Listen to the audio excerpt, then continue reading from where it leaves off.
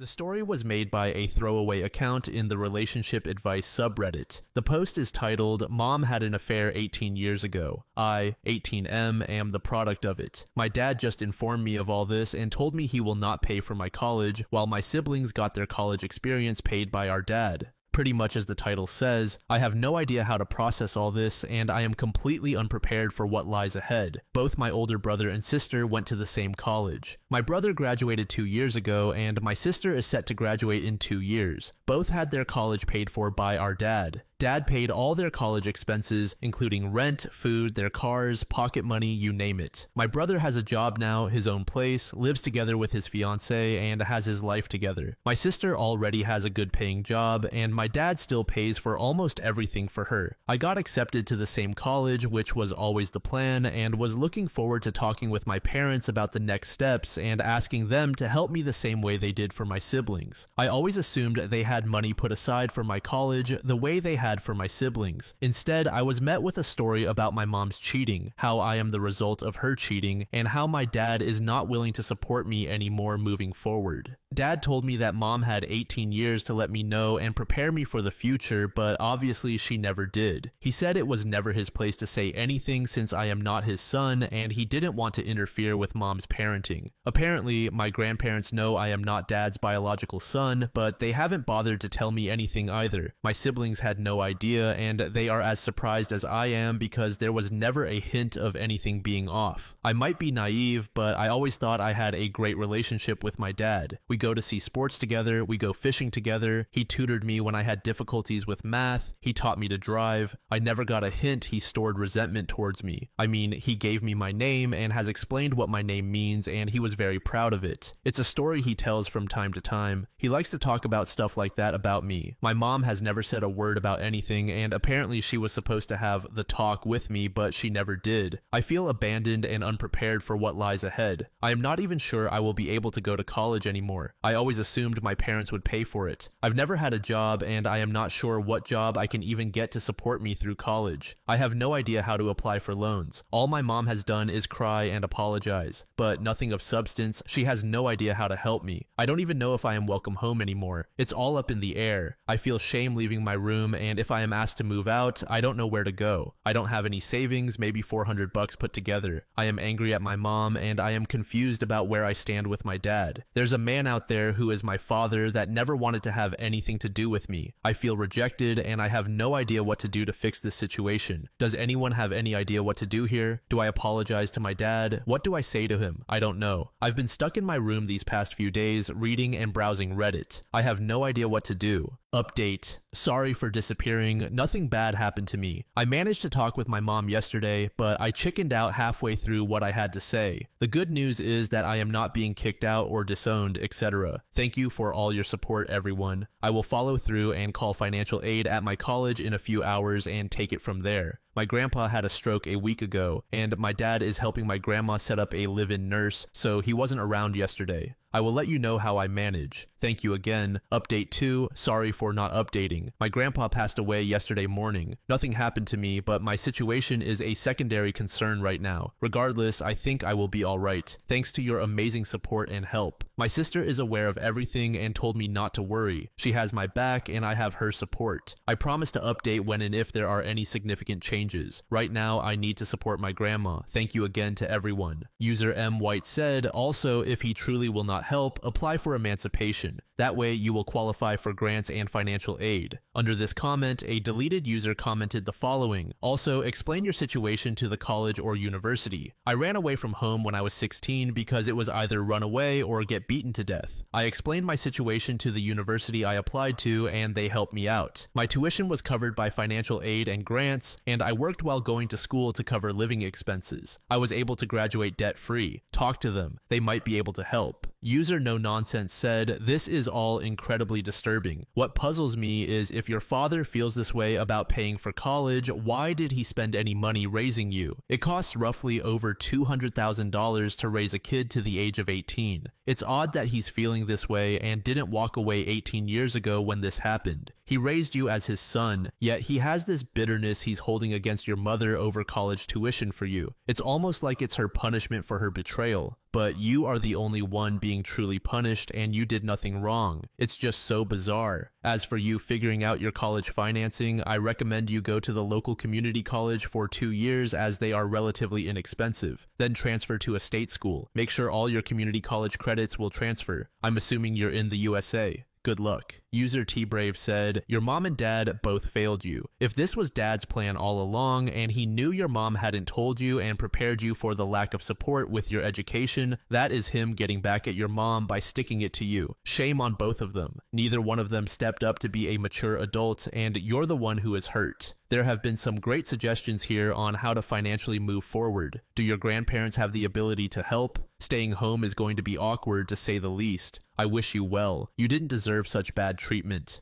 A few days later, OP provided an update post. I am not sure if this is what you want to hear, but things are more or less back to a normal state considering other events. Unfortunately, my grandpa died at the beginning of this week, and I am still processing it. I did manage to talk with both my mom and dad, and I now know where I stand in relation to them as well as my siblings. I am not sure I would have had the courage to say what I needed to say if it weren't for the amount of help and advice in the comments. I think it is safe to say that both my parents love me, and what happened 2 weeks ago was an overreaction to a fight between them. It makes me uncomfortable knowing I was unaware of my own environment, but a stranger in the comments could tell me what was happening in my life with only a few lines of text from me. Many comments were spot on about what is happening in my life. So far, I have gone through about 40% of the comments, but I have given up. There are too many for me to keep up with. The conclusion is that I am definitely going to college. It will be the college I have always wanted to attend, and I will have the same experience as my siblings. The money to pay for all this already exists. My family is not going bankrupt as suggested. My dad just had a mental breakdown due to all the issues surrounding my grandpa's passing and his fight with my mom. Even if my dad had gone through with his decision, my grandma let me know that my grandpa left me and my siblings a sum we will have to split between the three of us, enough to put me through college. What started the entire scandal was poor timing on my part. My parents had just had a fight when I showed up saying, "Hey, pay for my college." My parents were talking about us, their children, and mom said something along the lines of, "To think you wanted to split up when I came back pregnant," or something like that. I wasn't there. This is what she told me. I guess dad was talking about how proud he was of his children, and mom wanted to express her gratitude for dad raising me as his own. Dad took it as the affair was the best decision I ever made, or something like that. Their fight escalated from there, and mom told dad something like, "What makes you think any of them are yours?" Yeah, it went downhill from there fast.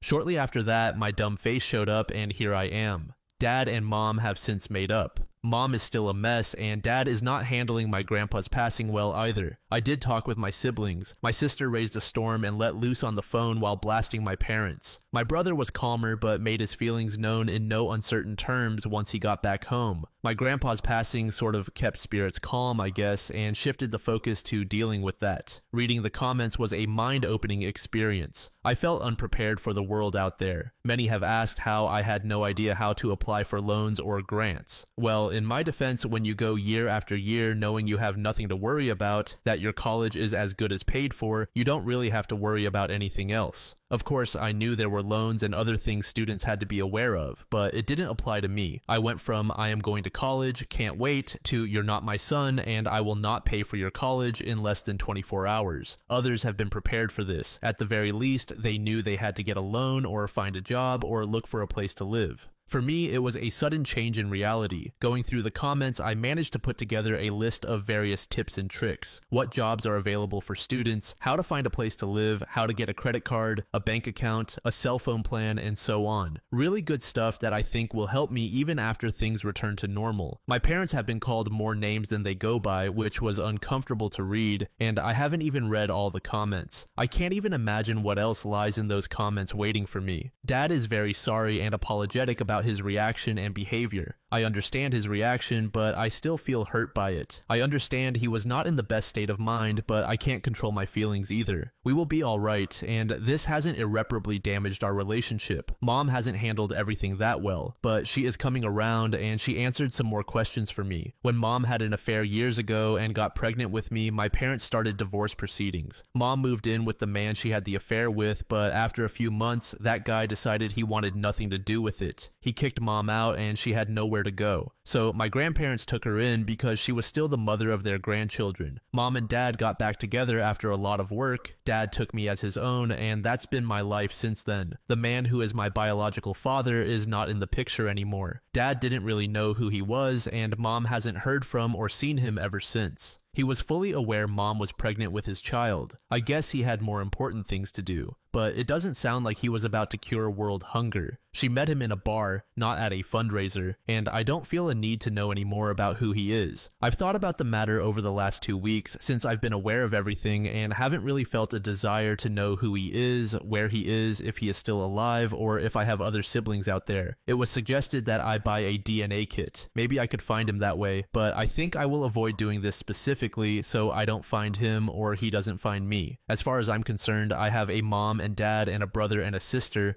and that's my family. Moving forward, I do plan on getting a job and becoming more independent, but not in an attempt to distance myself from my family. Rather, it's to feel like I wouldn't be lost in the world if my family suddenly disappeared. My mom admits I've been babied way more than my siblings and that they should have prepared me more for what's coming next. I did learn where I stand with my family, and it's safe to say that I am loved and I have options. I thought I was isolated, but my world is wider than I thought. Grandparents, siblings, my aunt, my cousins all have my back. I think my parents are human and they make mistakes. Even though this was not their greatest moment, I think I will look at everything as nothing more than a weak moment in an otherwise wonderful relationship. Thank you. Edit. In my family's cultural background, grandparents call their grandkids nephews as well. Please stop calling me names, it was not a mistake. User Panicked Poodle said, sorry OP, but a big part of becoming an adult is learning that your parents are just flawed human beings. It sounds like you were collateral damage because your parents could never resolve your mom's infidelity. You will all get past it. Let your dad know that you understand this week has been horribly stressful and that people say things they don't mean. I'm so sorry about your grandfather. Under this comment, another user said, meanwhile, my dad knew my brother wasn't his when raising him, though us kids were raised to believe he was. When it came out, my brother basically turned on my dad. His biological father popped up, and my brother was essentially like, no, this is my dad, not the dude who raised me. It hurt my dad something fierce. He doesn't care about blood. That was his kid. To further flip scenarios, the biological dad is wealthy, while our dad worked hard to provide a middle-class life in an upper-class area. College was always questionable for us, but all of a sudden, not for my brother. Despite us having grown up on the West Coast, he turned East Coast elite like his dad. He went to Phillips Academy like many really well-off high schoolers and rubbed shoulders with the children of those who pull the strings in this country. He decided on NYU after, has been mulling law school after just barely missing a Rhodes Scholarship, and currently works as a legal aid pulling in $30K a month. So I guess good for him, but he basically abandoned us for himself. He's shaped up some in recent years and talks to our dad more. He straight up cut him out for the first few years, but just calls him by name,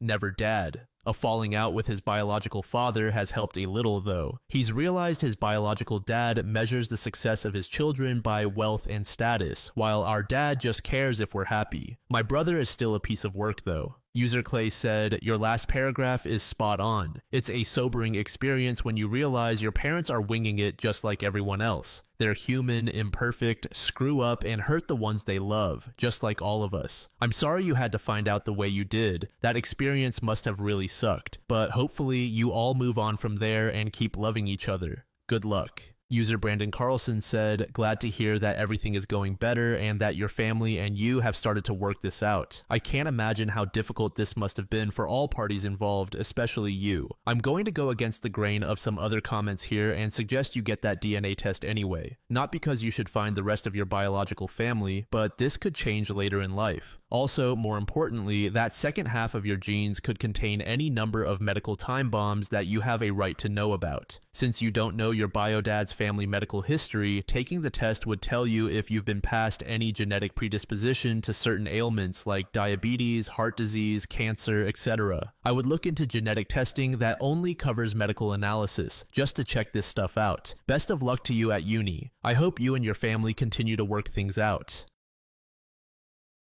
This next post was made in the same subreddit by a throwaway account. The post is titled, "Told my husband, 34M, that I wouldn't have children in the USA. I gave him the ultimatum that we would either move or divorce or be child-free. I am a dual citizen in the USA. My husband is American. We have been talking about having children, but the unrest from the election has really changed my mind about having children here ever, no matter the outcome. This is not a financial issue either. I am decently well off from my work. I am an engineer. The issue is, this country literally terrifies me right now. It's not the country I moved to in college. It's horrifying, and every day when I talk to anyone or walk down the street and see someone talking about their political affiliation here, it makes me seize up. I feel like I'm my great-grandma watching the Austrian painter come into power. She described the realization to me once, and man, it feels eerie, and honestly, it doesn't matter who wins. It's that we're surrounded by people whose views disturb me at this point. We're in a red state. I've already begun looking at houses in Canada. I've been telling my husband for a while that I don't think I want to live here anymore. But tonight I put my foot down and told him I don't want to have children here ever. It is honestly a deciding factor. I don't want to raise children here. I don't want to be here. I don't want to be pregnant here. He just kept saying, "Why are you being like this?" But I don't know how to explain it better. User Tossout said, "You don't have to explain it better. You are a dual citizen and you can leave easily. He doesn't have to come with you. He may never agree with you, but this decision isn't for him. It's for you and your hypothetical children." Plenty of my family members left America during the Vietnam era for obvious reasons, and no one questions this. History made it obvious. You can leave a country for any reason you want. If he doesn't get it after 3 years of you telling him and he doesn't get it at all, I don't think you're compatible anymore, and that's fine. Under this comment, OP said, "He's always understanding until he isn't when I tell him it's time to leave. He thinks these are all serious issues, but not serious enough to leave for. I love him. I stayed here for him. We've been together for almost a decade." User Apostosaurus said, "I typed out all of the below, but wanted to add this at the top, where you may have a chance of seeing it. Run. Do what I wish I could do. You can work there, but my job wouldn't transition to another country. I also have dual citizenship. My parents moved us to the US when I was a kid. I'm in a blue city in a sort of purple county within a very blue state in the Northwest, and I'm terrified. Washington State has done a great job of providing for residents and in protecting our rights, but there's only so much a state can do. I have 3 kids. Thank God they're all boys. I'm terrified women will lose the right to vote bit by bit, or have to have a man on their bank account, loan, or mortgage, or face mandated dress codes. I had 2 very wanted pregnancies miscarry within a few months in 2020, but both needed medical intervention because they were killing me. One was pills to finish what my body couldn't on its own over several months, and the other was emergency surgery since I was bleeding out. Neither would have been legal in Texas. Will they look up my records and come after me? Will it matter that I'm still heartbroken, or that I can no longer have more kids? Please, please run. Help others once you're gone if you can. Just go now." User Easy Distribution said, "At this point, you need to explain that it's a boundary. It's a boundary because you don't feel safe in your environment anymore, with the whole country being your environment. Tell him it's not anything you will change and he needs to decide accordingly. He understands you perfectly, but he doesn't want to deal with it and hopes that the more he puts it off, the better his chances will be that you'll change your mind." User Dietrich said, "If you have a pregnancy complication, you'll most likely die, and he'll go replace you with some impressionable, naive, and really young woman. It's like the 1800s for women and our healthcare all over again. It's basically now illegal for us to get life-saving medical care. There are Republican politicians now trying to make it illegal for women to get treated for cancer. Do you all realize how messed up that is? So my advice is for you to get your important personal documents together. get your personal property together and ghost him. Just leave him. He won't go with you, then leave him here. If he refuses to take you and your safety and emotional needs seriously, then go dump him and find a better husband in another country. The world does not revolve around the United States of America, and American men need to wake up to that reality. Just pack up what you need and go. Don't tell him. Ghost him. And when he asks why later on, you tell him why. Get a divorce. He treated you like your concerns are not real concerns because they were your concerns and not his. Do you realize how egotistical and self-centered he was to do that to you?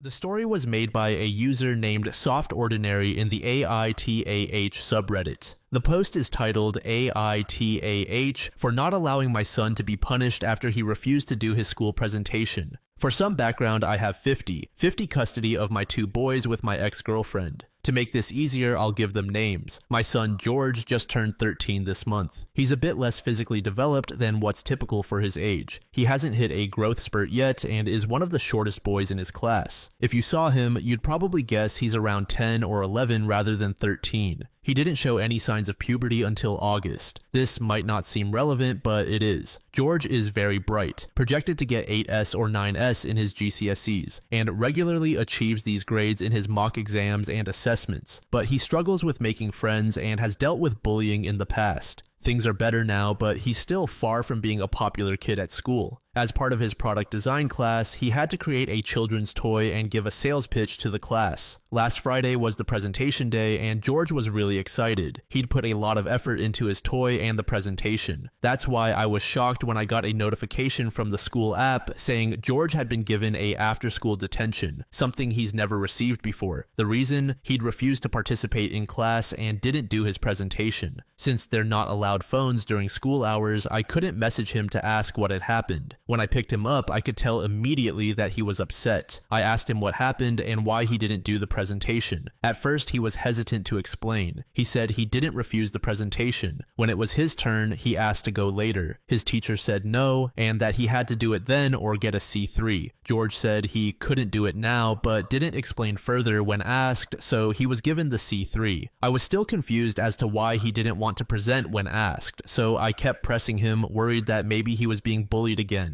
Eventually, he told me the real reason. He had a random erection just before his turn, and no matter what, it wouldn't go down. With that information, I think George's request was perfectly reasonable. He didn't refuse to do the presentation, he simply asked to do it a little later. Obviously, he didn't want to explain the reason in front of the whole class when the teacher asked him. His mom was really angry with him for getting the C3 and confiscated his Xbox. I tried explaining what happened and said I didn't think George was wrong. Since it was my week, I decided I wouldn't support the detention and would pick him up at the normal time. When I told his mom, she looked disgusted and said something like, "Why did he even have one in class to begin with?" I explained that random erections happen, especially in early puberty, and they don't always relate to sexual thoughts, which is what she was assuming. She replied, "Well, I'm not sure that's true," dismissing what I said. So I told her, "You might not be sure, but I am." She insisted we needed to present a united front, along with the school, and that by going against her, I was sending George the wrong message. I asked why her way of handling it was automatically right, and why I should be the one to concede. It escalated into a big argument, which we haven't had in years. We aren't friends, but we usually get along fine, and she's usually reasonable. She's saying she is going to punish him for refusing when it's her week with him next week, and that I am being an AH for going against her. Her mother texted me saying I was setting a bad example for George by letting him get away with being disrespectful to his teacher, which he wasn't even, just asked to do his presentation later. I respectfully told her she should mind her own business and that George was my son, but now I'm worrying whether I've done the right thing, and I need some outside perspectives. User South Karen said NTA. George's request was perfectly reasonable given the situation. It's important to support him, especially during such a sensitive time in his life. Random erections are a normal part of puberty, and he shouldn't be punished for something beyond his control. User Gorilla Boy said, "Poor George. All these adults talking about his boner. How embarrassing. You're doing the right thing." His mother is being stubborn, and she is disregarding George's feelings. It stinks that he's going to be punished for something that was out of his control. Maybe you need to buy her a Puberty for Boys book so she can learn about what happens to a boy at that time of life. Perhaps give her a little more understanding. Also, that teacher is mean.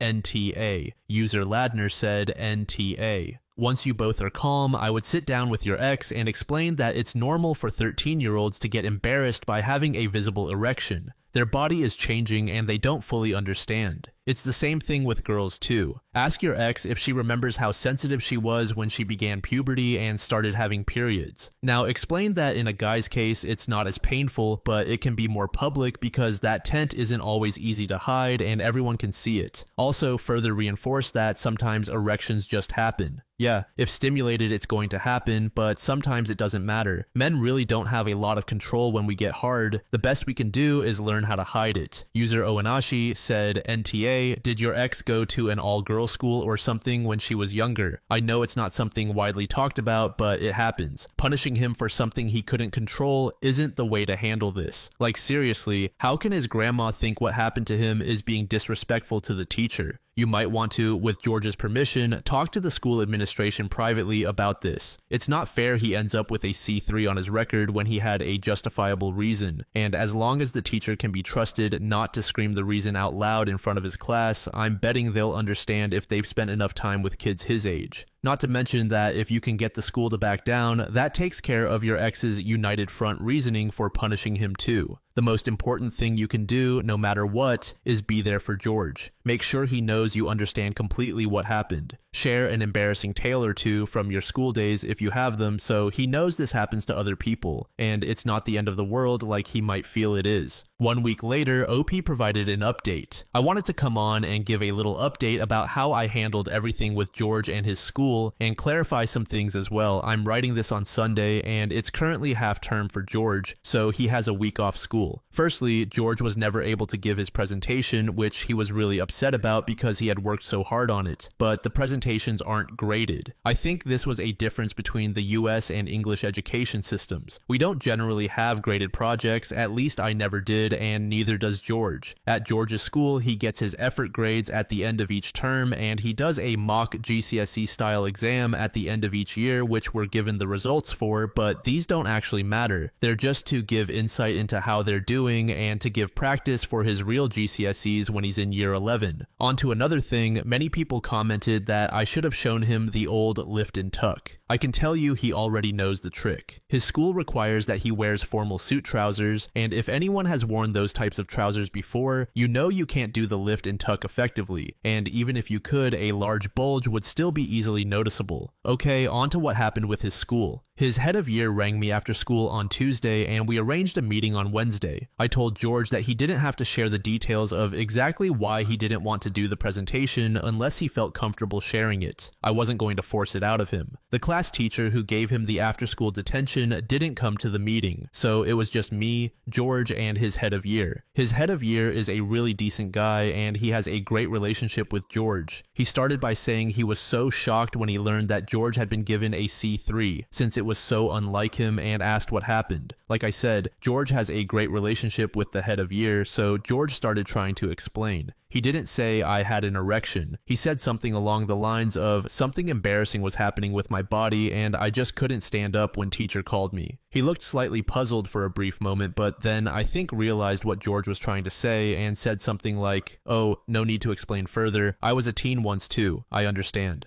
I went on to say how they're aware he has a history of bullying and he struggles with friends, and how I felt the teacher could have handled the situation differently. Head of year agreed, said he would discuss it with the teacher and he would cancel the C3 for George. I thanked him and he encouraged George to come to him with any problems in future instead of just getting upset and staying quiet. I thanked him again. Now on to George's mother. I wish I could say things went as well with her as they did with the school. I'm honestly not sure what's up with her, but she isn't usually like this. A lot of people were commenting that she sounds very unreasonable. In that moment I do agree with you, but normally she is not like that, and we have a great friendship even though we are not in a romantic relationship anymore. She ended up ringing George to tell him that she wanted him to go to the C3 whether it had been cancelled or not. George rightfully said that was ridiculous and that he wasn't going to do that. They both ended up having a huge argument. She sent me a tirade of messages about how disrespectful I am, how I was raising him to be entitled, how he'll end up in prison because he doesn't understand consequences. I turned off the notifications for her messages and just left her to it. I am meant to drop the boys off at her house tomorrow for her week with them, but George has said he doesn't doesn't want to go. At this point, I am of two minds on whether to support that decision or not. On one hand, I wouldn't want her to ever encourage either of the boys to not spend their week with me, but on the other hand, it should be his choice. I feel like I'm walking on thin ice here, and I am honestly not sure how to navigate it. I could stay out of it completely and just let him make the choice, but maybe encourage him to spend his week with her, because I think that's how I would like her to handle it. I do feel really conflicted. If you read all this, thank you. User Samarkand said, you might want to check if she's gotten into the sort of online groups that encourage tough love or authoritarian parenting. It sounds a bit like the sort of situation where someone was a normal conservative before suddenly starting to spout off about the storm and how vaccines are mind control enabled by 5G cell phone signals. Something might have gotten into her mind to cause it to rot. User Tired Unicorn said, I am so glad you got to have a good talk with the head of year and clear things up with the school. That had to be a huge relief for your son. As for your ex, since her behavior is so out of the norm, I would recommend sitting down with her and having a discussion about what is going on with her before you send your son back to her house.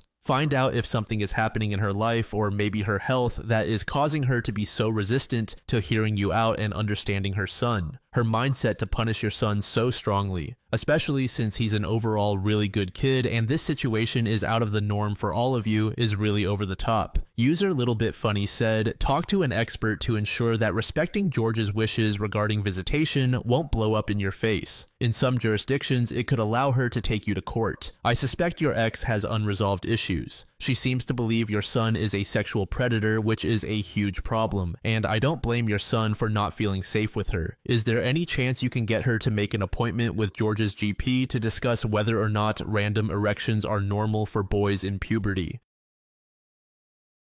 This next post was made in the relationship advice subreddit by a throwaway account. The post is titled, My 38F ex-fiance ghosted me 39M before our wedding. It's been 16 years and now she wants to talk it over again. Should we open closed wounds? I was never given an explanation. She just left and told nobody. It was literally right before our big wedding ceremony. She didn't leave a note, nothing, just left. Even her family was left baffled. She just up and left. We had dated all through high school and all through college. She eventually returned, but not to me. I had to learn via a third party that she had no intentions of coming home. She wanted nothing to do with me and told her parents to avoid having me around. I never got a choice in the matter. I respected her wishes. I never understood why she did it. My only guess is that she had a mental breakdown because she cut off all contact with everyone. We were both young and still growing. I don't know, but I've struggled with it since. Out of the blue, she messaged me on Facebook after all these years and wants to meet up. I'm feeling a mix of emotions right now. Angry, nervous, hopeful, sad. I still have feelings for her. I don't know if I could take her back, but looking at her Facebook makes me miss her. She's even better looking than she was before and single. I'm conflicted. She won't talk about anything regarding why she left. She said it's best to do so in person. The only thing I can tell from her Facebook is that she's posting about feeling weak and living a life full of shame, regret, and loneliness. This is dumb. She ghosted me and I should want nothing to do with her, but damn it, I still have feelings for her. I never stopped thinking about her. What should I do? Ghost her in return? Call her out? See where this date takes us? 2 days later, OP gave us an update. Well, that was something. I got closure at least. We met at a cafe and sat outside to talk. The first thing I noticed was how badly scarred her arms were and how much pain was in her face. Long story short, she wanted to break up long before the wedding. She was too weak and cowardly to speak up for herself. She had a complete nervous breakdown over everything. She had been tired of being forced into doing things she never wanted to do and never had the guts to stand up for herself. She was mad at her family for pressuring her to get married and have kids, mad at them for forcing her into a degree she didn't want, and mad at herself for not being able to speak up. Nothing she did was justified, which we agreed on. When I first proposed to her, I did it in a public area. I put her on the spot, and she wanted to say no, but couldn't bear to see me hurt. She was right. I made all the choices for her. I was a very different person back then, and she was very meek, just going with the flow and lacking a backbone. I often drowned out her voice and never gave her the chance to grow as a person. Back then, I was focused only on myself. Well, everything came to a climax, and she had a complete mental breakdown. She ran away from her problems at the behest of her best friend, the only person in the world that she ever trusted. As she said, it's the only thing she knows how to do: run. She never had the spine to speak up. Her life spiraled downward. She spent a few years homeless after her best friend's husband kicked her to the curb. The rest of that time was spent in prison, although she didn't specify what she did. She was released about a year ago and has been turning her life around. She has a job, she's reconnected with her parents, and she's finally reconnecting with me. She never stopped trying to get in touch with me. As for our future, we have none. We both agreed to end things and go our separate ways. We are both changed. Two different people. We have nothing in common and don't live near each other. She doesn't justify what she did, nor does she want forgiveness. She thinks it's repulsive and is ashamed of her actions. I wanted to be angry, but I couldn't. I just forgave her. With that, we shook hands, said our goodbyes, and that will likely be the last time we ever see one another. It's bittersweet. I got the closure I wanted. We both did. It feels like a burden has been released. I know now that we never had a future together and never will. But on the other hand, I'm sad because it's over. All these years of hoping something would happen were for naught. In the end, this is an ending and I finally have closure. Not many get to say that. Do I believe her story? Yes, I do. And even if she's full of it at this point, does it even matter? I've always known her to be very weak-willed and meek. She often just does what everyone tells her to do and runs when things get too difficult. She avoids her problems because she is too weak to stand up to them. It makes sense why her family wouldn't talk to me about her. They were typical tiger parents who disowned their problem child. TLDR. All's well that ends well. Our relationship has finally come to an end and we can move on. User MDM said it's looking like her parents lied to him about what happened to her, most likely because they didn't want anyone to know their daughter was in prison. He absolutely brushed over that part. Why do I get the feeling that a meek, weak-willed woman who never made any decisions for herself was pressured into an engagement she didn't want and then later left OP at the altar because her best friend convinced her to? But then the best friend's husband kicked her out, so she became homeless because her parents wanted her to marry OP. While homeless, she falls in with a bad crowd because she is bad at making decisions and ends up an accomplice to a serious felony, like drugs, larceny, or homicide, and ends up incarcerated for an extended period. When OP asks her parents about her whereabouts, they lie and say that she's not coming back and isn't contacting OP. Her attempts to contact OP through the years could have been through her parents, who might have been lying right back to her. It's a hypothesis, but it's a solid one. User Canada Kate said, sounds like the OP had no problem with her being weak-willed and meek when he benefited from it. He sounds like a jerk who ran roughshod over her like everyone else. That poor woman. User Mindless Top said he was very clearly deeply abusive towards this woman and even now calls her weak. I am glad she got away and I honestly understand why she had a mental breakdown. I hope she's in a better spot and that she'll be happy. I also hope that he is better and understands his past abuse. The story was made by a user named Make Bueller Proud in the Relationship Advice subreddit. The post is titled, "My stepfather killed my mother and took his own life. I don't know what to do. I know this doesn't sound real. I have my boyfriend and my best friend here. I've known this for about 2.5 hours. It still doesn't seem real. I don't really know what I want to accomplish with this post, but I swear it is real. It's 3:51 a.m. in Berlin right now. We were trying to finish watching the movie that we started before the police rang my doorbell. I don't know what to do. Edit, the police just called me. My stepfather killed himself. I wish I could destroy him. Right now, I just feel empty. Edit 2, I don't even know why I'm posting here. I'm usually just a lurker. I guess I just want somebody to know. I feel like the whole world should know. My mother is the most amazing person and she has always been my idol. I don't know how to feel. I'm in our apartment and it feels like everything I see is her. My evening started so differently. Everything started so differently. I haven't slept yet, and I don't know how I will, though sleeping is usually my talent. Mom wakes me up every afternoon if she feels like I'm sleeping too long, since I moved back in during the COVID lockdown. My last post got capped, so I made a throwaway account. It's been about 24 hours since the police stood in front of the door to my mom's in my apartment and told me that my mother is dead. I've cried so much today. It feels like an ocean of tears. So much that I just feel empty now. I miss her so much. It still feels like a bad dream. This can't really be real. Her death was on the news and I saw a picture of a body in a blue body bag being rolled into the back of a wagon. That is my mother, in that bag. Oh my god. I'm going to run down what happened again. Maybe this will make it more real for myself. I don't know. My boyfriend and I were in the park playing speedminton on Wednesday evening when my mom called me and told me she would be coming home. I asked her if everything was okay and she said yes, not to worry about it, and that my boyfriend was still welcome to come over if he liked. I told her okay, I would see her in a moment. apartment. We both went home and she wasn't there. I wasn't worried. My stepfather and my mom have been together for a while, and they're very much in love, but they can fight a lot sometimes. They always make up very quickly. I tried calling her several times to see if she wanted dinner and sent her text messages as well as texting and calling my stepfather. They didn't answer. This wasn't so unusual either. I thought they just made up. I'm guessing by this time he had already stabbed her. I feel sick writing this sentence. The police showed up at 3 in the morning, informed me, and stayed in the apartment while my boyfriend called my best friend, who rushed over with a taxi. Everything is kind of a blur from then on. I remember sitting down to write this Reddit post because I didn't know how to feel or what to do, and I guess I wanted to scream my pain into the internet void. At that point, my stepfather hadn't killed himself yet. He had taken his car up into the countryside where my mother has a tiny little house by the lake, which is her pride and joy, with her garden. Both of them went up there every weekend together. He killed himself there. The fucking bastard. I've never been so angry in my life. I loved him. He was part of my family, and we got along really well. Some part of me wishes I could strangle him or scratch his eyes out. I just want to scream in his face about how he could do this to me, to her, my lovely mother. She is such a light. She is such an incredible person, and we were so close. I told her everything, and not just because she's my mother, she is truly an amazing person. Everybody who met her loved her. I stayed awake until about 6 a.m. I smashed a few glasses. I cried a lot. We finished watching the movie. Today, I had to call all of the people. My grandparents, her brother, her friends. I had to call my stepfather's children in the UK and tell them what happened. I can't imagine how hard it must be for them. My mother was the victim. Their father was the murderer. I feel so bad for them.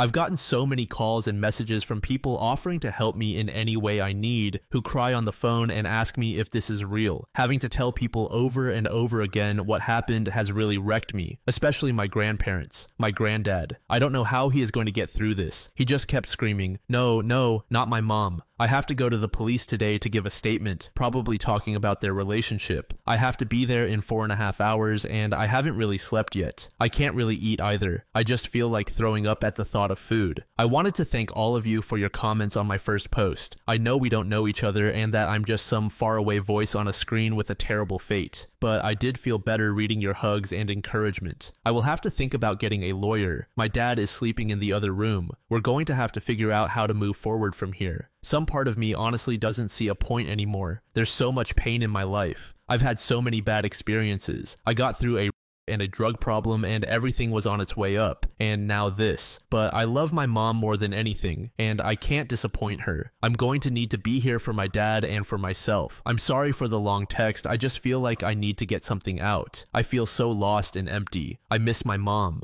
A month later, OP provided an update. Fair warning, this might be quite a long post and it might trigger someone. I've been writing this over several days as more information keeps trickling in and the picture of that night is becoming clearer and clearer. I think I'm also mainly writing this for myself. What happened that night is still so surreal. I'm sitting at my mother's desk right now in her little office in our apartment that I grew up in Berlin. Her presence is all around me in some way. It has been 23 days since the police showed up at my door at 3 in the morning and asked if they could come in, since my stepfather hung himself. Everything has been so confusing. It's all sort of a mixture of crying, screaming, yelling, throwing things, and just emptiness. I go through phases and it's really hard to cope. Since that night, I haven't ever actually been alone. This is somewhat exhausting for me in some ways, but probably also very important. I'm going to go through the series of events and facts because I want to set things right. Since some of you found the articles online and connected the dots, there is so much false information in the media that it's hard to believe.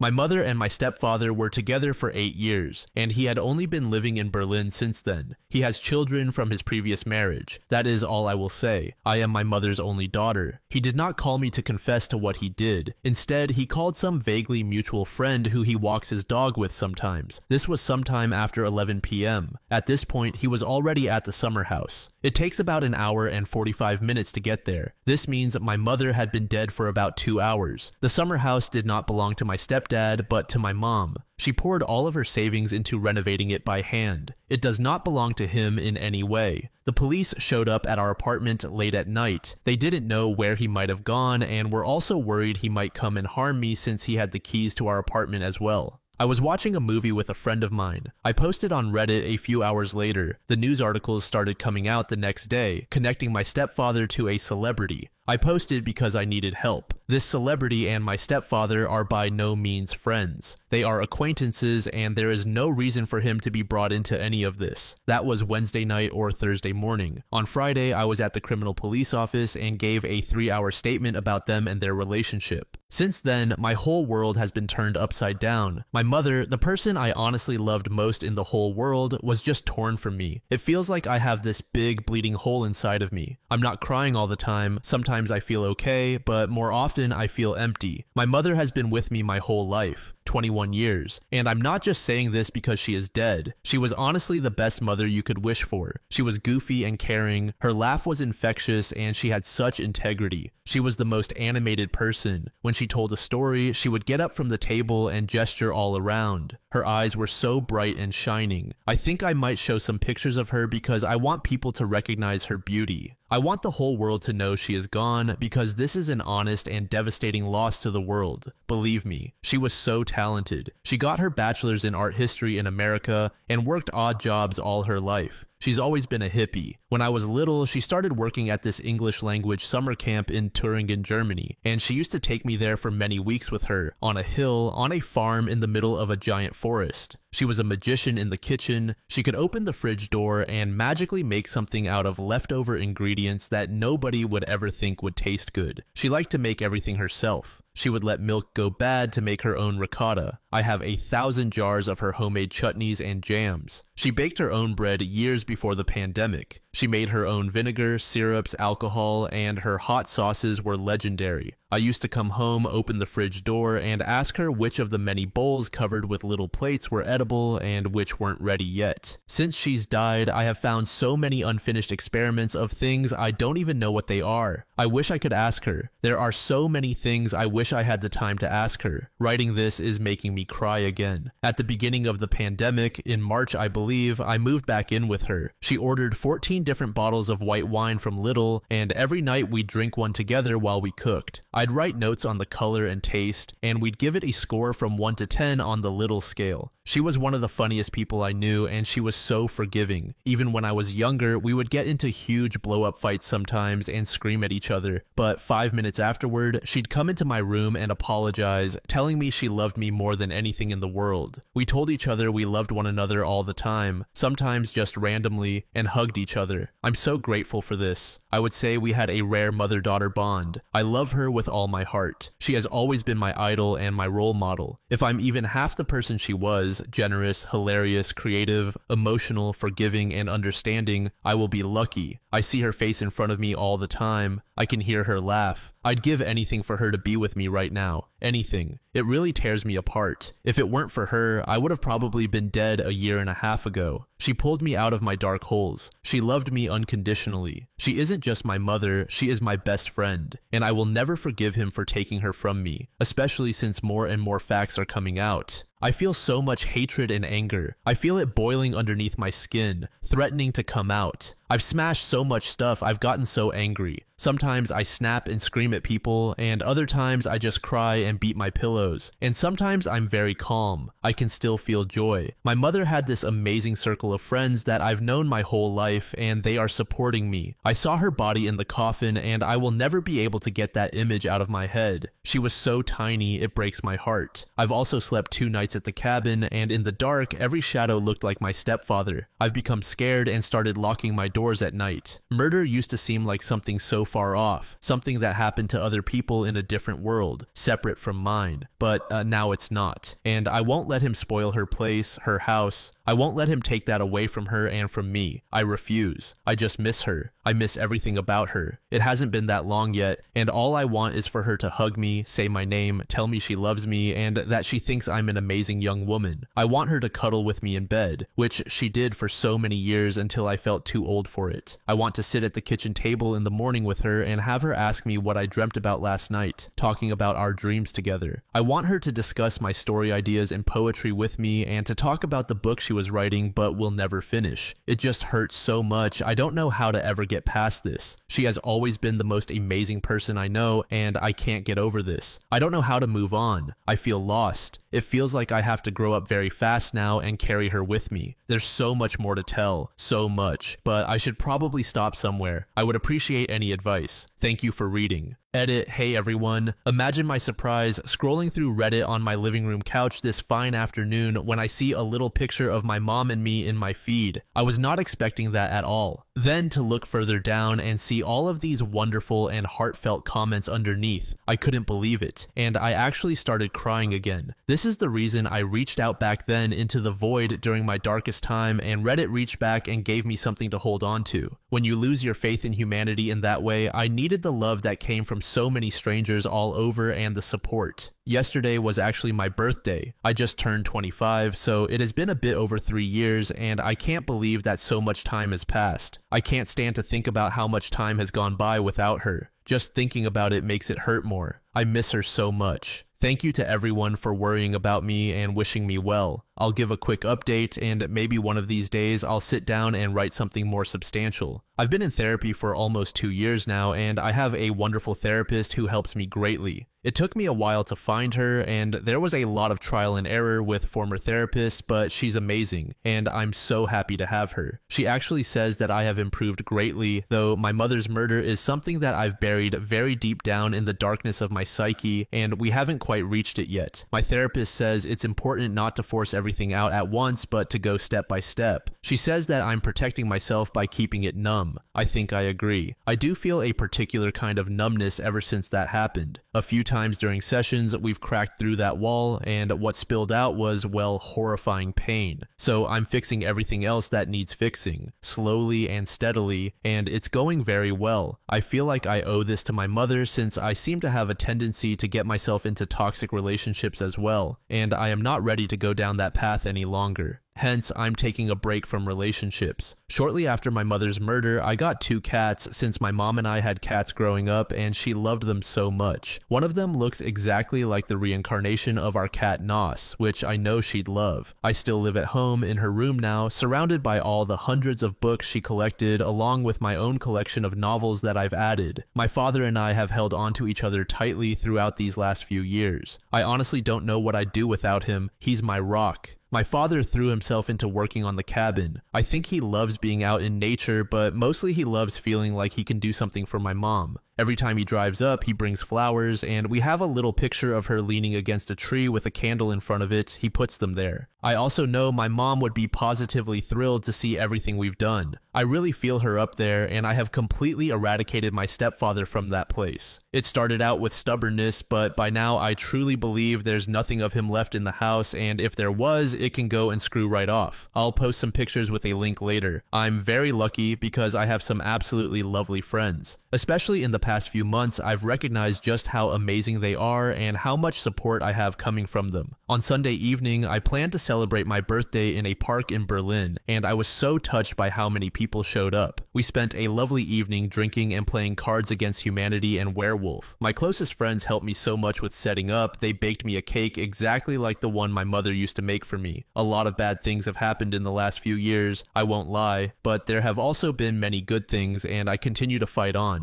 If you guys are interested, I can give an in-depth report on what else we found out back then, but I should probably get up off this couch and go enjoy the last rays of sunshine in Berlin. This also got way longer than I expected. Thank you all for your lovely comments and well wishes. User Tychosis said, I probably read too much real-world drama and consider myself pretty salty, but this one's rough. Under this comment, user Pammy Head said, it was really rough for me too, but also a little eye-opening in one way. My mom was married to someone I initially thought was wonderful. It wasn't until I became disabled from a brain injury and had to move back home, going from golden child to scapegoat, that I saw his true abusive nature. His turning on me opened mom's eyes to the fact that it wasn't just him being moody sometimes, and she finally kicked him out. He got violent at the end, just once, ostensibly in the heat of the moment, but it happened. As much as part of me doesn't want to believe he could have devolved so far as to kill her, in all honesty, I know it was possible. I still struggle with my disability, of course I do. It sucks so much to lose cognitive abilities you used to have. but this post finally helped me see that bright, shining silver lining. If I hadn't had my accident, Mom would most likely still be married to him. I would do it again 100 times. I would lose more as long as it kept my mom safe. User Luckyworth said, "She was so young, so radiant. I can't imagine what OP is going through. She sounds like a strong young woman, the kind that a brilliant woman like her mother raises. As for the case, it reminds me of a murder here in Italy. A boyfriend killed his girlfriend out of the blue. It turns out he is a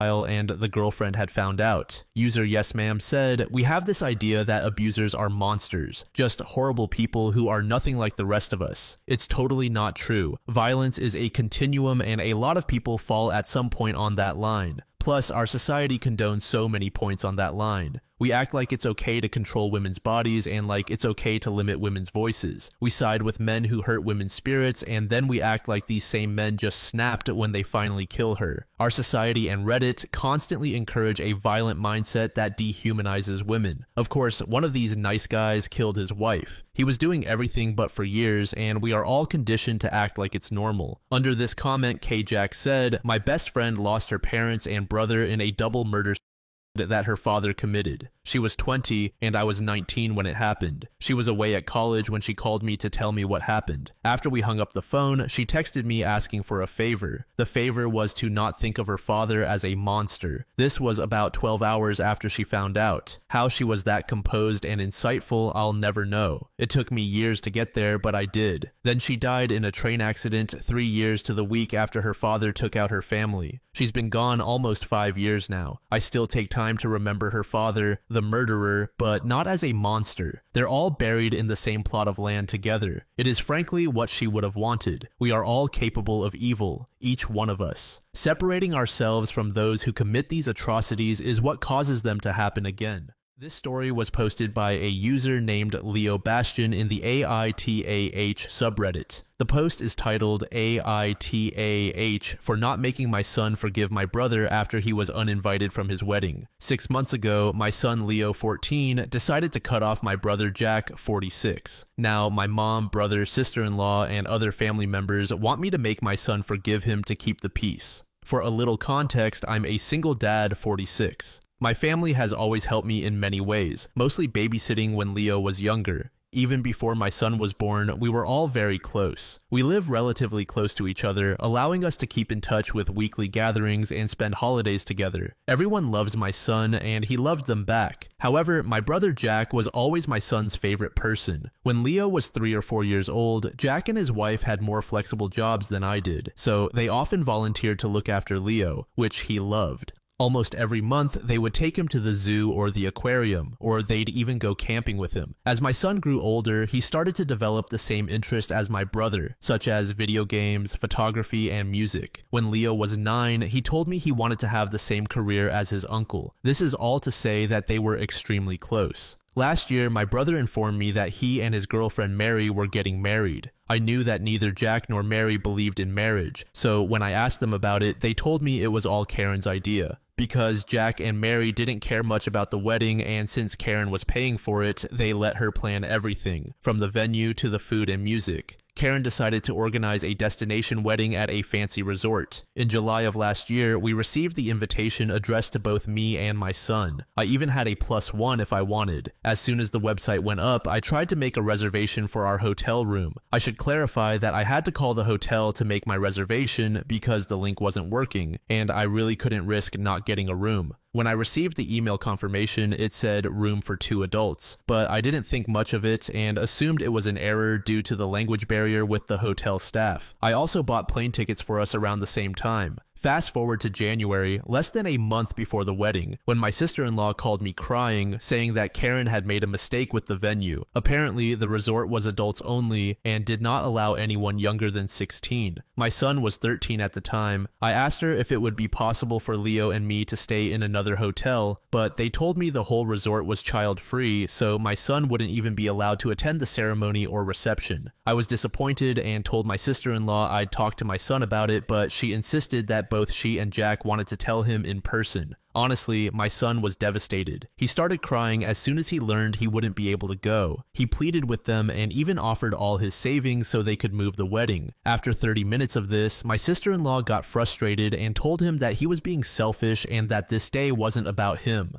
Eventually, Leo apologized and went to his room. After the wedding, my son stopped talking to my brother entirely. If Jack sent him a message, Leo would ignore it unless it had something to do with me. During family gatherings, Leo would only respond to small questions like, "Can you pass the salt?" or "Help grandma with the plates." But he would ignore my brother if Jack or Mary tried to start a conversation or ask about school. A month after the wedding, Jack and Mary offered to take Leo for a special vacation during spring break to make up for the wedding, but my son just ignored them and later told me he didn't want to go with them. It was heartbreaking because I knew how much he wanted to go to that place and I wasn't able to afford it yet, but he stuck to his guns. Something similar happened on Leo's birthday. He asked me if I was planning to throw him a party, and when I said yes, he asked me not to invite his aunt and uncle. I tried to convince him to invite them because they're family and they were really sorry, but he just said that if they didn't want him on their special day, he didn't want them on his. My brother was crying when I told him he wasn't invited. However, things came to a head this past weekend. We were at my mom's house and the conversation of Leo's university came up. My mom asked Leo if he was still planning on going to the same university as Jack and said that he should start planning for that, but my son replied that he wasn't interested anymore and he had chosen to study something else. Then my mom said, "I thought you wanted to be like your uncle," and my son just said, "Why would I want to be like him?"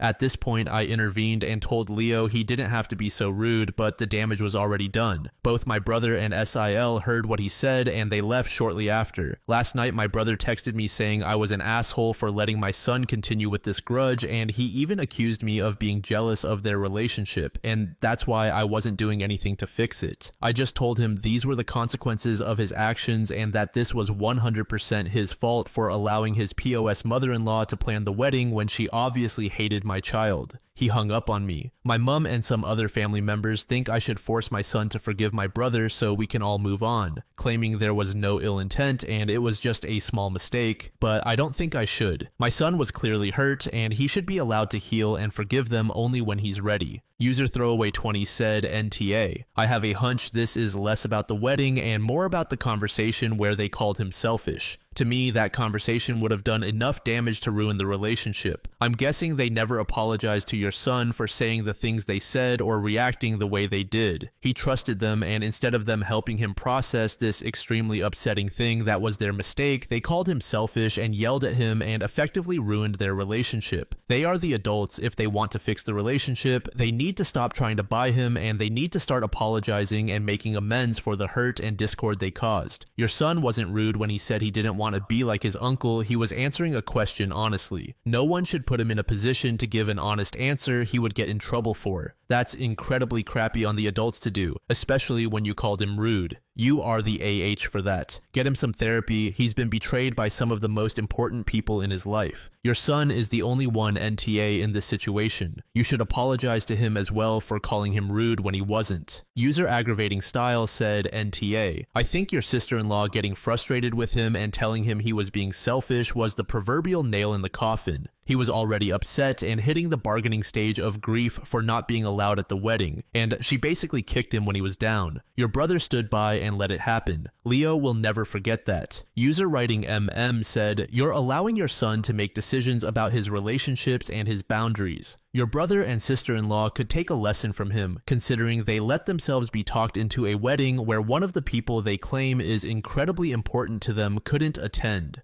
The only reason they are getting upset is that their guilt is becoming too much to bear. They need to grow up. 1 month later, OP gave us an update, so I've received some messages asking for an update. I appreciate everyone who took the time to comment and send me messages. Some may have been a bit harsh, but I deserved it. Thanks for slapping some sense into me. The short version is that we'll stop going to family events for a while. I talked to my brother and he will respect my son's boundaries. Above all, Leo is doing much better now. Here's the longer update in case anyone's interested in the details. Mom and sister.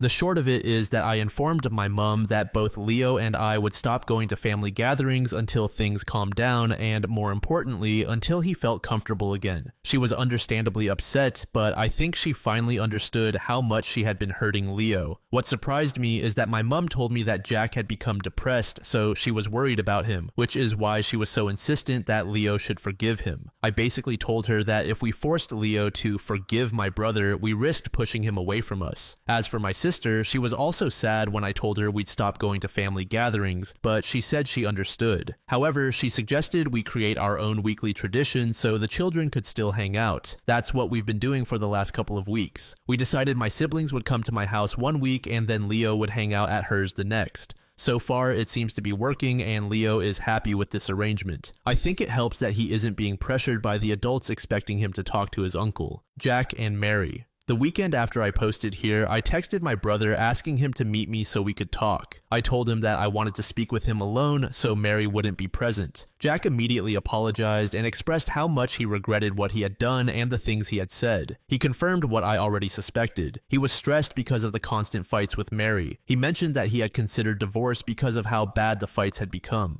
I may seem cruel here, but I basically told him that I didn't care about that. What I wanted was for him to tell me the truth about what had really happened. Jack maintains that he didn't know about the venue being child-free until last November. However, like many of you suspected, Mary had known for quite a while, maybe even the whole time. Apparently, this all started a few years back when Jack and Mary took Leo to the beach. While they were playing, my son accidentally called Jack Dad before quickly correcting himself. From what Jack told me, it was a small mistake, like when you call a teacher Mum. Leo was embarrassed, but Jack just laughed it off. The catch, Jack's mother-in-law and father-in-law had joined them for that vacation and overheard Leo when that happened. When they came back from their vacation, Karen had gone ballistic, claiming she was triggered by some random kid calling Jack Dad, knowing that Mary can't have children. Mary had tried to explain it was just a misunderstanding, but Karen became extremely toxic and abusive towards Mary, and she started making demands like not inviting Leo over when Karen visited, etc. So when Jack and Mary decided to get married, and since they initially just wanted to elope and not have a party at all, Karen manipulated Mary and convinced her to let her plan the perfect wedding for her only daughter. Mary gave in because she was sick of several years of emotional manipulation and she just wanted to keep the peace. So Karen hijacked the wedding and she chose the child-free venue on purpose. Mary discovered this when the venue was booked or shortly after, but she didn't say anything because every time she tried to argue, Karen would play the victim and stuff. Mary claimed that she had tried to negotiate with the resort that an exception be made so the children could attend the ceremony or reception even if they stayed in a different hotel, but the manager stood firm on the policy. But the closer they got to the date, the more anxious she got until she finally admitted the truth to Jack in November. According to my brother, Mary exploded to Leo because of all the constant bullying and manipulation from her own mother, and she also felt extremely guilty by letting things get that far. For his part, Jack said that if he had found out before, he would have stepped in and canceled the wedding rather than exclude Leo and my sister's children. But by that point, a lot of people had already booked their flights and hotel rooms, so canceling wasn't an option. In the end, I told my brother that none of that excused the way they had behaved, especially his wife. She was a 40-year-old woman picking a fighting with a kid. She had yelled and called him selfish when all Leo wanted was to offer the 2,000 pounds he had saved so he could be part of Jack's special day. I reminded him that Leo looked up to him and considered his hero, and he had let him down. He had shown Leo that he wasn't important to him the way Jack was important to Leo. I also told him that I would keep supporting Leo on going no contact, and I'd be going low contact with him myself. He asked me for a chance to apologize to Leo, but I told him he had already apologized. All he could do now was wait to see if one day my son would accept his apology. Jack seemed hurt, but he told me he would respect our wishes and give us time and space. As for my son, I apologized for not standing up for him and forcing him to meet with the family every week. I told him that he could decide what he wanted to do with that part of the family going forward. He seemed reluctant to stop going, but I let him know that I would support him no matter what and that I wouldn't be upset. What made me happy was that Leo suggested we could stop going to the family every week and instead spend more time together, just he and I, doing some of the things he used to do with my brother. Last week we went to a vintage car show and next week we're going to watch Wicked. I'm I'm not a theater guy, but it sounds fun. I also told him I was worried he had stopped doing things he liked and that he shouldn't stop just because he had a falling out with someone he cared about. Basically, I told him it was okay to still enjoy things by himself or with someone else. He admitted he actually wanted to do those things, but stopped just to spite Jack. I decided to give him an early Christmas gift and bought him some games he had been excited about, but that he had refunded after the fight with my brother. He even convinced me to play some Final Fantasy online game with him on his PS5 while he plays on PC. I admit I have no idea what I'm doing on that game since the last Final Fantasy game I played was still in 2D, but he seems to enjoy watching me fail. Any advice here is welcome. Finally, we decided to take a trip to his dream destination for my birthday. I was a little bit sad because it's going to be the first time in almost 50 years that I don't celebrate a birthday with my brother, but I've got my son and that's all that matters. So yeah, Leo is happier and less stressed about the family. Speaking of which, I think the family is finally respecting our boundaries, so that's good too. I just hope my brother can work on his marriage. I may hate what they did, but I do want him to be happy. User Julia X said, "It's ironic that this is what people pleasers do, hurt people. Mary sacrificed the happiness of so many to please a woman who didn't deserve it, and your brother sacrificed the same to please his wife. Neither of them has ever been satisfied with the trade-off. Well, they decided that keeping Karen happy was most important. Now they can live with the consequences." A deleted user said, "I am so proud and happy for you. Seriously, you are doing everything right by choosing Leo. I'm the one who called it that Karen didn't like how close Leo was to Jack, but Jack deserves the consequences of his choices. You were absolutely spot on when you said Mary is a grown adult and that she passed the bullying on to a child who was upset because he thought the people he loved him back. She too is a coward and a bully and deserves the consequences of her deliberate choices. I'm going to call it again. Whether or not Mary and Jack get a divorce, Mary will either blow up her life or go no contact with her mother. She should have gone no contact before the wedding, but she chose to destroy her husband's relationship with his nephew. If I were Jack, I don't think I could forgive her. It doesn't even make sense that she would isolate them both from a child who loved them, especially given that she can't have kids. Regardless, not your monkeys, not your circus. I'm glad your mom stopped trying to sacrifice Leo in the name of pushing everything under the rug. You are absolutely right to remind everyone that Leo gets to feel betrayed because he was. Leo will always remember that you were in his corner. You can find cheat codes and moves for video games on YouTube. That's how I learned enough about Minecraft and RuneScape to play with my son when he was young. From one parent to another, losing to your kid in a video game and hearing them giggle because you just suck so badly will end up being some of your best memories. Wicked is pure greatness. User Phantom Angel said, "Unfortunately, your brother killed the last of Leo's boyhood innocence. It was a betrayal and it cut deep. So yeah, I don't expect Leo will ever get over it, especially if your brother stays with his wife. It's disgusting that she let her mom get in her head like that, and that she then took it out on a little boy who just wanted to be there for such a momentous occasion. But he has an awesome dad in his corner. Keep showing him every day that you will always have his back. From your description, you're raising an amazing human." This next post was made in the same subreddit by a user named Apprehensive Where. The post is titled AITAH for basically going NC with my daughter after she betrayed me. For some background, I uploaded a more in-depth post on my page about what occurred, but basically my wife cheated on me with a coworker. She begged for my forgiveness, so I accepted, but I've been secretly cheating on her as a type of revenge or closure that ended up becoming an addiction. I know I'm an idiot, but onto the title. I will keep this as short as possible. A couple of days ago, my daughter, out of the blue, confessed about her mother cheating on me as she couldn't handle the guilt. She told me that for the past 5 years, she had been aiding her mother in cheating on me in exchange for gifts. She also confessed that she knew my wife had been in affairs with 6 guys and was currently in contact with her coworker. Her old phone, which her mother bought her, was the device my wife used to cheat on me, and she was the one who was supposed to hide it away from me and delete conversations. She also purposely hid the phone beneath my wife's pillow so I would discover the affair. At this moment, I snapped. I realized it was she who put the phone under my pillow and unlocked the passcode.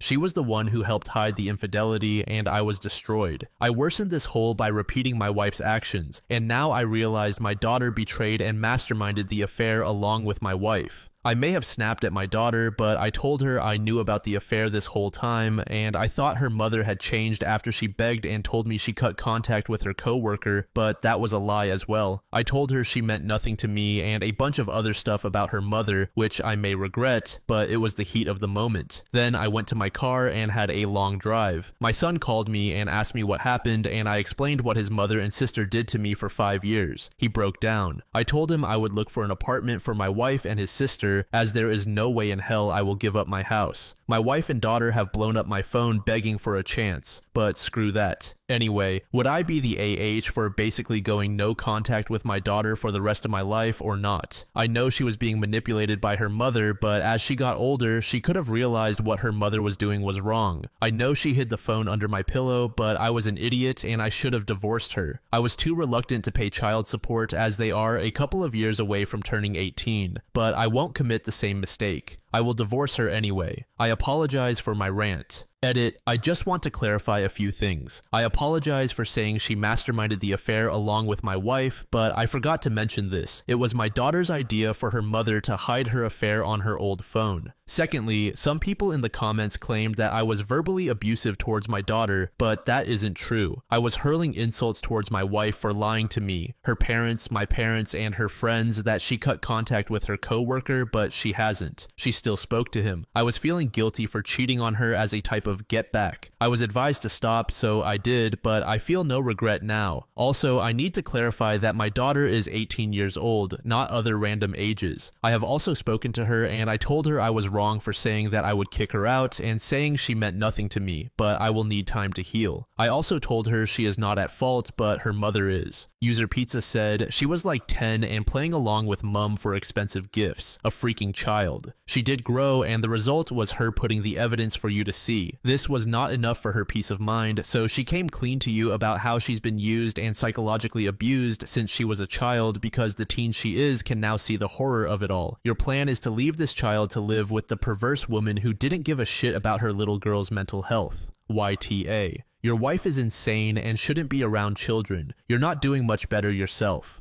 Get therapy. Be a dad and recognize the courage your kid mustered for you because she loves you and the pain she has been put through. Get therapy for your kid. Kick your wife out and sue for full custody. She's a monster. Make up with your kid. She really loves you, and you're letting your dumb pride get in the way of seeing that. Unlike your wife, you're not that far gone and have an opportunity to make things right. User Dachshund Mom said, so this literal child has two parents who care more about their sex lives than her. Two parents who treat her like crap. One parent who used and manipulated her, and the other who just emotionally and verbally abused her. Wow, AH just isn't bad enough. She's a child. I really hope you're a troll and there isn't some kid out there suffering because of you and your wife. User Wonderful Woman said, YTA and trash. And so is your wife. Your daughter is innocent. Why are you getting mad at a child? Your child. When her mom started manipulating her when she was 10 years old. Can you imagine being 10 years old and being forced to help one of your parents cheat on the other and thinking that if you didn't, you would be the reason their marriage failed? What the hell is wrong with you and your wife? Why are you blaming your daughter for your wife's mistakes? Why aren't you fighting on behalf of your daughter? Jesus Christ, are you selfish?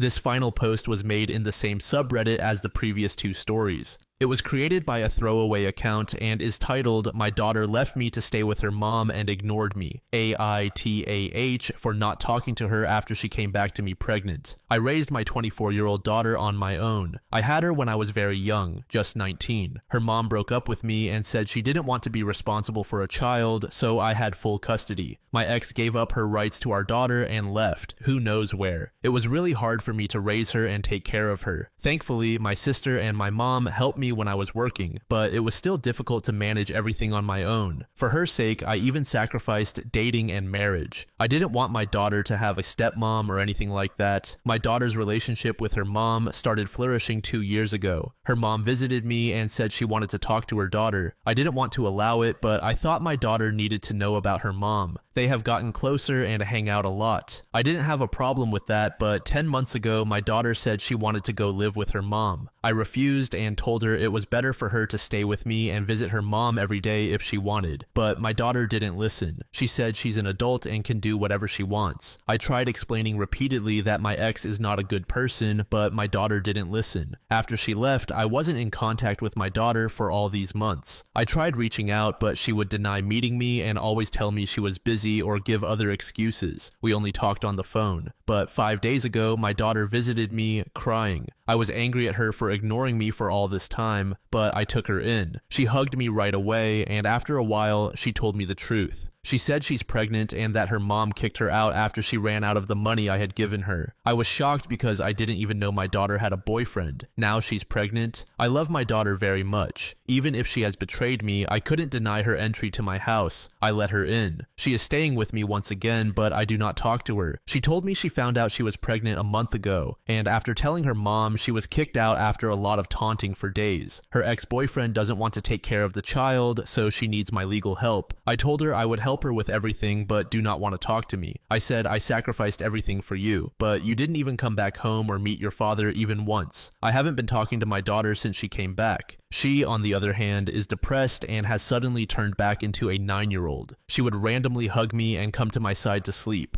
While sleeping, she hugs me and cries. I feel like she wants her father's comfort, so I hug her back and let her sleep. My daughter begs me to talk to her and says that she needs her father, but I think I should punish my daughter for abandoning me. That's why I'm giving her the silent treatment, though I will help her with everything else. Am I wrong for being upset with my daughter? User Nerdy Swamp Witch said, I am not going to give you judgment, but I am going to give you some advice. Your daughter likely spent her whole life building up fantasies of her mom in her head, and then when her mother showed back up when she was an adult, you tried to treat her as a kid and forbid things. Meanwhile, mom is there probably acting more like a cool friend than a parent. She's still young and she made mistakes. Being upset about that is normal. We are often angry at our families when they screw up. The silent treatment is ultimately not going to make you feel better. What I would suggest is that the two of you do some family counseling sessions together. Frame it less around "I told you so," and more so you can communicate how much she hurt you by doing what she did. Use this opportunity to fix your relationship. Otherwise, as soon as she is stable and on her feet, she's going to be gone again, but not to her mom. Just gone, and with your grandchild. I assume you don't want that.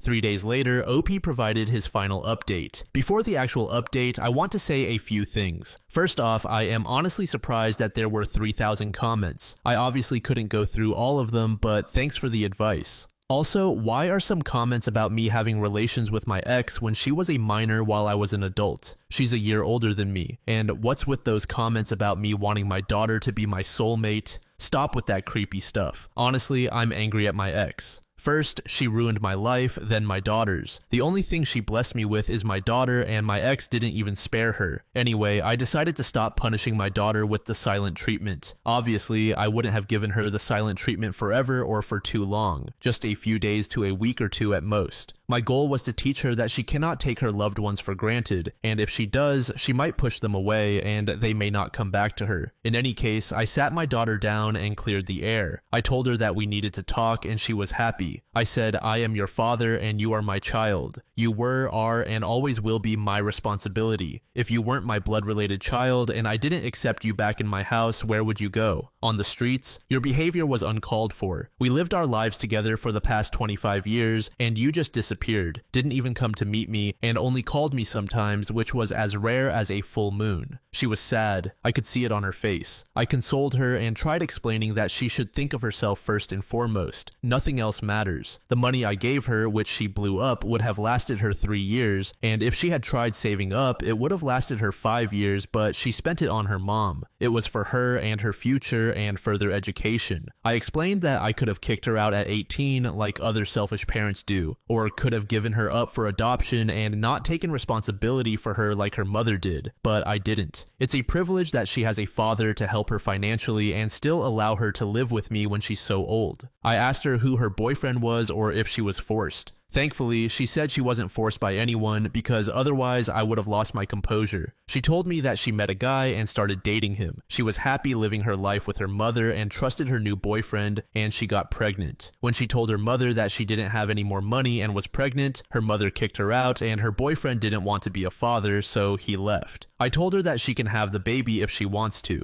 I'll support her, but I explained that her life will become just like mine, except unlike me, she has a family member to support her. When I was raising her, my sister and mother only helped me take care of her during my absence, but since she's living with me and she's my daughter, I'll help her raise the child if she wants. She told me that she wants to terminate the pregnancy and started crying. I hugged her and said she should think hard. Taking care of a child is difficult, but abortion is just as much so. She might regret it in the future. She started crying again. I consoled her and said I will support her until I die. I'm not upset about the money. Whatever I have is hers. This whole house is hers and she shouldn't worry about the money. I'll give her twice as much as she spent. My daughter said she's sorry for ignoring me and not listening to me. I said I didn't want to tell her, but her mother is difficult to deal with. But she wanted to know her mother, so I kept quiet. I added that she's no longer 16. She can't just snuggle into me and cry. She said she's hurt by her mother's and boyfriend's betrayal and thought she might lose me as well. I told her I'll support her, and if she chooses to keep the baby, we'll seek child support. It's time for her to focus on her life, get her master's degree, get married, and stand her ground. We decided to go to counseling, and my daughter said I should find a woman and get married, but I'm not interested in that. My focus is my child and her well-being. I want her to be happy and out of this toxicity and for her to get married and live her life. User Salt Finding said, she's immature and irresponsible. You don't help by promising to give her double the money. That's just ridiculous. Instead of helping her become financially responsible, you're spoiling her. She'll never learn. Under this comment, user Tfue said, and to this great advice, he does not respond. He is actually the cause of her being like that. A spoiled kid who cannot take no for an answer and will do anything to get her way, because precious daddy will always be there to bail her out, until he is not there and she will be in deep trouble as she is now. This guy does not want to take responsibility for her shortcomings. He has some blindfolds that he only took off for a bit because the ex he hates was involved. User Corpuscular said, you are stepping up, but too much. She is 24 and she can't be hearing what is mine is yours and I will give you twice the money. She needs to stand on her own 2 feet. She needs to be held accountable for her mistakes. You are setting her up to be her mother. You are also putting your thumb on the scale of her decision about what to do about the child. You need to be rational and realistic about her options here. She is not mature enough to be a mother, and with the way you coddle her, she never will be. This is the way generational trauma is perpetuated. You can't do the same thing over and over and expect a different outcome.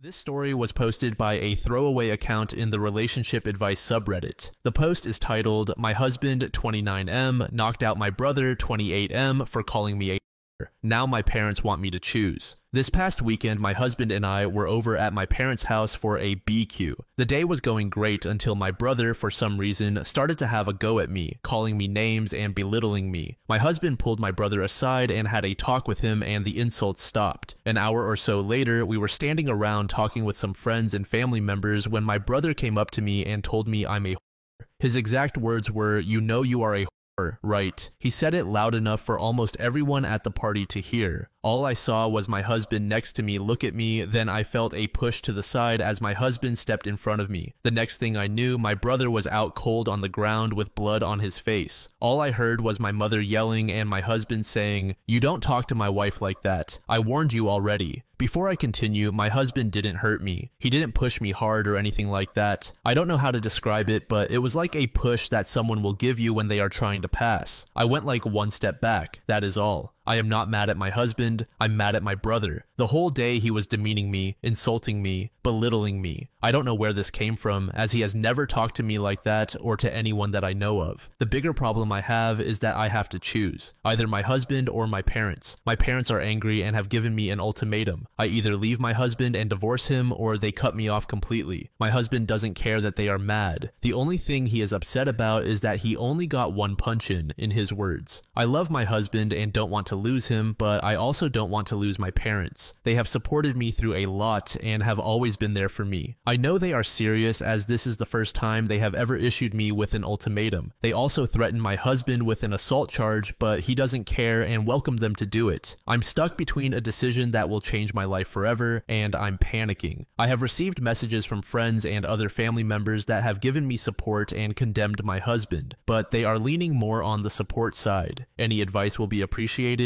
Edit to clarify. I am choosing my husband. I have never questioned that, but I also don't want to lose my family. I am very family oriented, and family to me is everything. I want to find a solution where I can keep both. User Cultural Shape said, ask your parents why they think you should choose them when they've already made it clear they'll choose your brother no matter what he does to you. User Square Minimum said, choose your husband, he's the one who stuck up for you. Your useless parents let your brother speak to you that way. Under this comment, User Tight Shift said, respond to your parents that they already made the decision for you when they decided it was okay for their golden child son to denigrate you in the presence of many others and then failed you by not defending you and your honor. The only one who defended you was your husband. The rest of them can go to hell. User Spare Door said, is this a real question? Your husband just decided to defend you and take on your family issues and fights. Not many would do that. You have to ask if you even care about him if you're not going to back him. Family will come around eventually. You just have to give it time and probably a little distance first. For some, it could take a long time for grudges to heal, but again, be patient until cooler heads prevail. Talk with your husband and make decisions together. I'm sure it will resolve eventually. Later that day, OP provided an update. First, I would like to thank everyone, and I want to apologize as well for the way I worded my post. It's no excuse, but my emotional state isn't the best. I'm unable to link my previous post. Just look on the account. My husband is my choice, and I have no intention of leaving him at all. I never have. I know it's early for an update, but I'm more confused now about what is going on. My parents invited me over to talk with them, but they wanted me to come alone as they didn't want my husband at their house. My husband refused to let me go alone and said that if he wasn't going, then he wouldn't allow me to. He basically said that if I went alone, they would just pile on me and he wouldn't let that happen, so we went together. My parents weren't happy to see him, and my mother wanted to say something until my husband told her he wasn't there for them but for me. He said that if he was forced to leave, I would leave with him. I agreed with him. Reluctantly, they agreed. My brother was there as well. He has a broken nose and chipped teeth and refused to look at me or my husband. He just kept looking at the ground even while talking. Apparently, what happened with my brother is that he broke up with his girlfriend a month ago. It's more like she broke up with him. I don't know the reason and don't care. I wasn't aware of this since we aren't close like that. According to him, the reason he lashed out at me this weekend is because my perfect life with my husband kept popping up on his feeds and he got jealous. Everything on my social media is about my husband. I don't really use it for anything else, but his feed was full of my posts, which set him off because I had something that he didn't. It got worse when he overheard me talking with my mother about children. My husband and I are currently trying to have a baby, and that just made everything worse in his head. His life was falling apart while mine was going perfectly, and I had what he wanted with his ex. He said he didn't take my husband seriously when he pulled him aside and warned him. I seriously don't know why he went after me since nothing he said was true in any sense. I asked him why he made those comments, but he refused to answer me. I asked him about the comment because he knows my husband was my first in everything and that it has only been him all these years. He still refused to answer. I asked him if trying to have a baby with my husband makes me a since it involves sex, and then he just left the room. I asked my parents why they didn't step in and tell my brother to leave or stop. My dad said he wanted to, but my mother told him to leave my brother be as he was not actually hurting anyone. The same went for the ultimatum. They wanted to protect my brother. I asked what about me, and they were silent. All my father said was that the ultimatum was my mother's idea and that he went along with it. This is basically where we are at the moment. A lot more was said, but I don't think it matters. My husband did apologize to my parents for what happened, but refused to apologize to my brother. When my mother asked him to apologize to my brother, he outright said no. He won't apologize for standing up for me, and my brother got what he deserved. He was warned and didn't listen. My mother said it still doesn't excuse him for hitting my brother. My husband asked my dad what he would do if someone called his wife a My father said, I will have a talk with that person, but I will never hit someone. My husband laughed and told my dad he was a weak-willed, spineless man if he allowed someone to demean his wife like that. That made my mom turn red in the face. I could see her getting angry. That's when I told my husband it was time to leave. I told my parents that I would be going low contact with them and that the ultimatum they gave me broke the trust I had in them. I understand they wanted to protect my brother, but in doing that, they hurt me. This seemed to take all the anger out of my mother. They asked if I would be cutting them out completely, and I told them that was up to them. I don't want anything to do with my brother at the moment, as he can't even apologize for what he said to me. I told them if they could respect my wishes, we would see. When we got up to leave, my husband went over to my parents and actually greeted them politely, but told my dad it's time to grow a backbone. I don't know what I saw, but I think there was shame on my mother's face because my dad looked at her and she looked away from him. This is where we are at the moment. On the way back home, my husband apologized for possibly escalating things, but told me it was time someone told my dad the truth. He said whatever punishment comes, he will take it and deal with any fallout. I don't need to worry or stress about anything.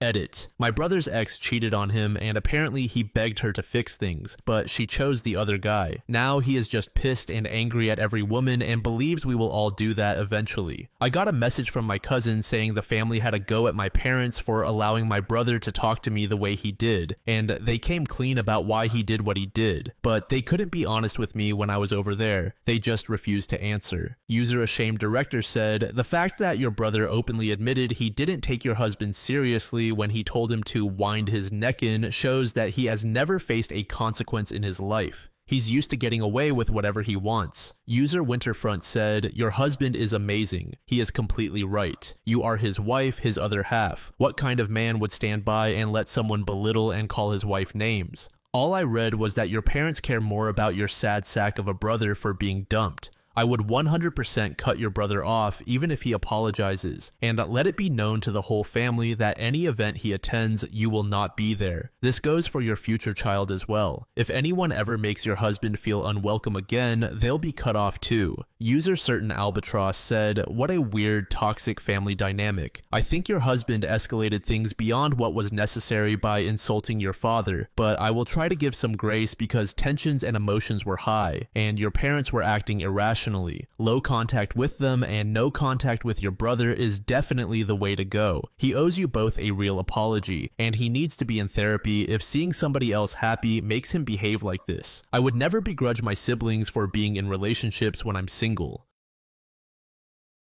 This next post was made by a throwaway account. The post is titled AITAH for being upset at my wife after she invited her ex to my birthday party. She didn't even ask me. I'm a 29-year-old man and my wife is 30. We have been together for 5 years. We met each other during a seminar, clicked immediately, started dating, and eventually got married. My wife had already told me that she was in a very serious relationship with her school friend, who was the brother of one of her female friends. They were planning to get married, but she fell out of love with him and they broke up when he went abroad for education and a job. She hasn't seen him in the past 9 years. Enough backstory. 5 days ago was my birthday. We wanted to do something special, so we had been planning for it for a month. We were on a tight budget as well, so we discussed who we were inviting. Essentially, we agreed to invite both our families, including extended family, as well as some of our neighbors and friends and colleagues. Only those we know though. On that day, I didn't know if my wife had invited her ex as well, which was a shock to me when I saw him. I called my wife to meet me upstairs and asked her what he was doing there. She said he came with her sister. I told her we would discuss it later. At my party, I saw him hugging my wife and he greeted and hugged me as well. We talked just out of formality while my wife spent time with her friends, and he also joined them because he was part of the friend circle. Anyway, after the party, I confronted my wife and asked her what she was thinking. She asked me what I meant. I asked her why her ex was there when I had never met him before and why she hadn't told me. She said he came back for a few months on holiday and her friend urged her to invite him. I told my wife that she should have discussed it with me. It's my birthday party and I should have the right to decide who joins and who doesn't. This isn't just some random guy, it's your ex. She said it wasn't that big of a deal because it was only for a few hours. She claimed she didn't tell me because she knew I would object, because she knows me, and she wanted all of her friends to be invited. I completely lost my temper when she said that. I asked if she had any idea how it feels to see your partner's ex on your special day, especially when it's the first time. Would she be okay if I invited my ex to her birthday party without telling her? What if my ex was hugging me and laughing with me? It was supposed to be my special day, and she ruined it by inviting her ex. I couldn't stop thinking about their past together and what he might have done to her. Would I be thrilled to see a man who had been intimate with my wife on my special day? It would be one thing if we were on friendly terms and knew each other. She started sobbing and said I was blowing things out of proportion. It wasn't that serious, and I I was hurting her with my words. We haven't talked to each other for the past couple of days. She told her parents and sister about our argument, and they said I was overreacting and that it wasn't a big deal. I simply told them that if I invited one of my exes to her birthday party without telling her, would she like it? They said that I would just be taking revenge. I explained that I wouldn't hurt her intentionally. Rather, she should have thought about how this might affect me. So, am I the AH here? User Damsel Kitty said NTA. It's your birthday and your wife should have discussed inviting her ex with you, especially knowing it could be uncomfortable. Her dismissive attitude toward your feelings further compounds the issue. Under this comment, OP said, I thought the same. I would have agreed to her demand to invite her ex to my party, but she didn't even tell me. I believe that for a healthy relationship, proper discussion between couples is essential, and it's important to respect each other's boundaries. I never had the chance to set a boundary regarding her ex because he wasn't around at all. He was in God knows which country. However, my wife clearly didn't consider my feelings when she decided that a proper discussion wasn't necessary. At this point, I am doubting my marriage. It seems she doesn't want to communicate with me about something this significant, and when I asked how she would feel if I did the same, she clearly disagreed with the idea. A deleted user said, the fact that she told you why she didn't tell you about it says everything. She knows she shouldn't have invited him without asking you. User Jackson Love said NTA. Even if you take your birthday out of the equation, it was still absolutely inappropriate for her to invite her ex anywhere without discussing it with you first. She has clearly prioritized his and her friend's feelings over her own husband's. It was inappropriate and wrong. I bet she would be just as livid if you did the same thing, which is why she won't give you a straight answer to that question. Now she's trying to sweep it under the rug and act like the victim because you're upset. She is completely dismissing your feelings and taking no responsibility for her foolish, inappropriate decision.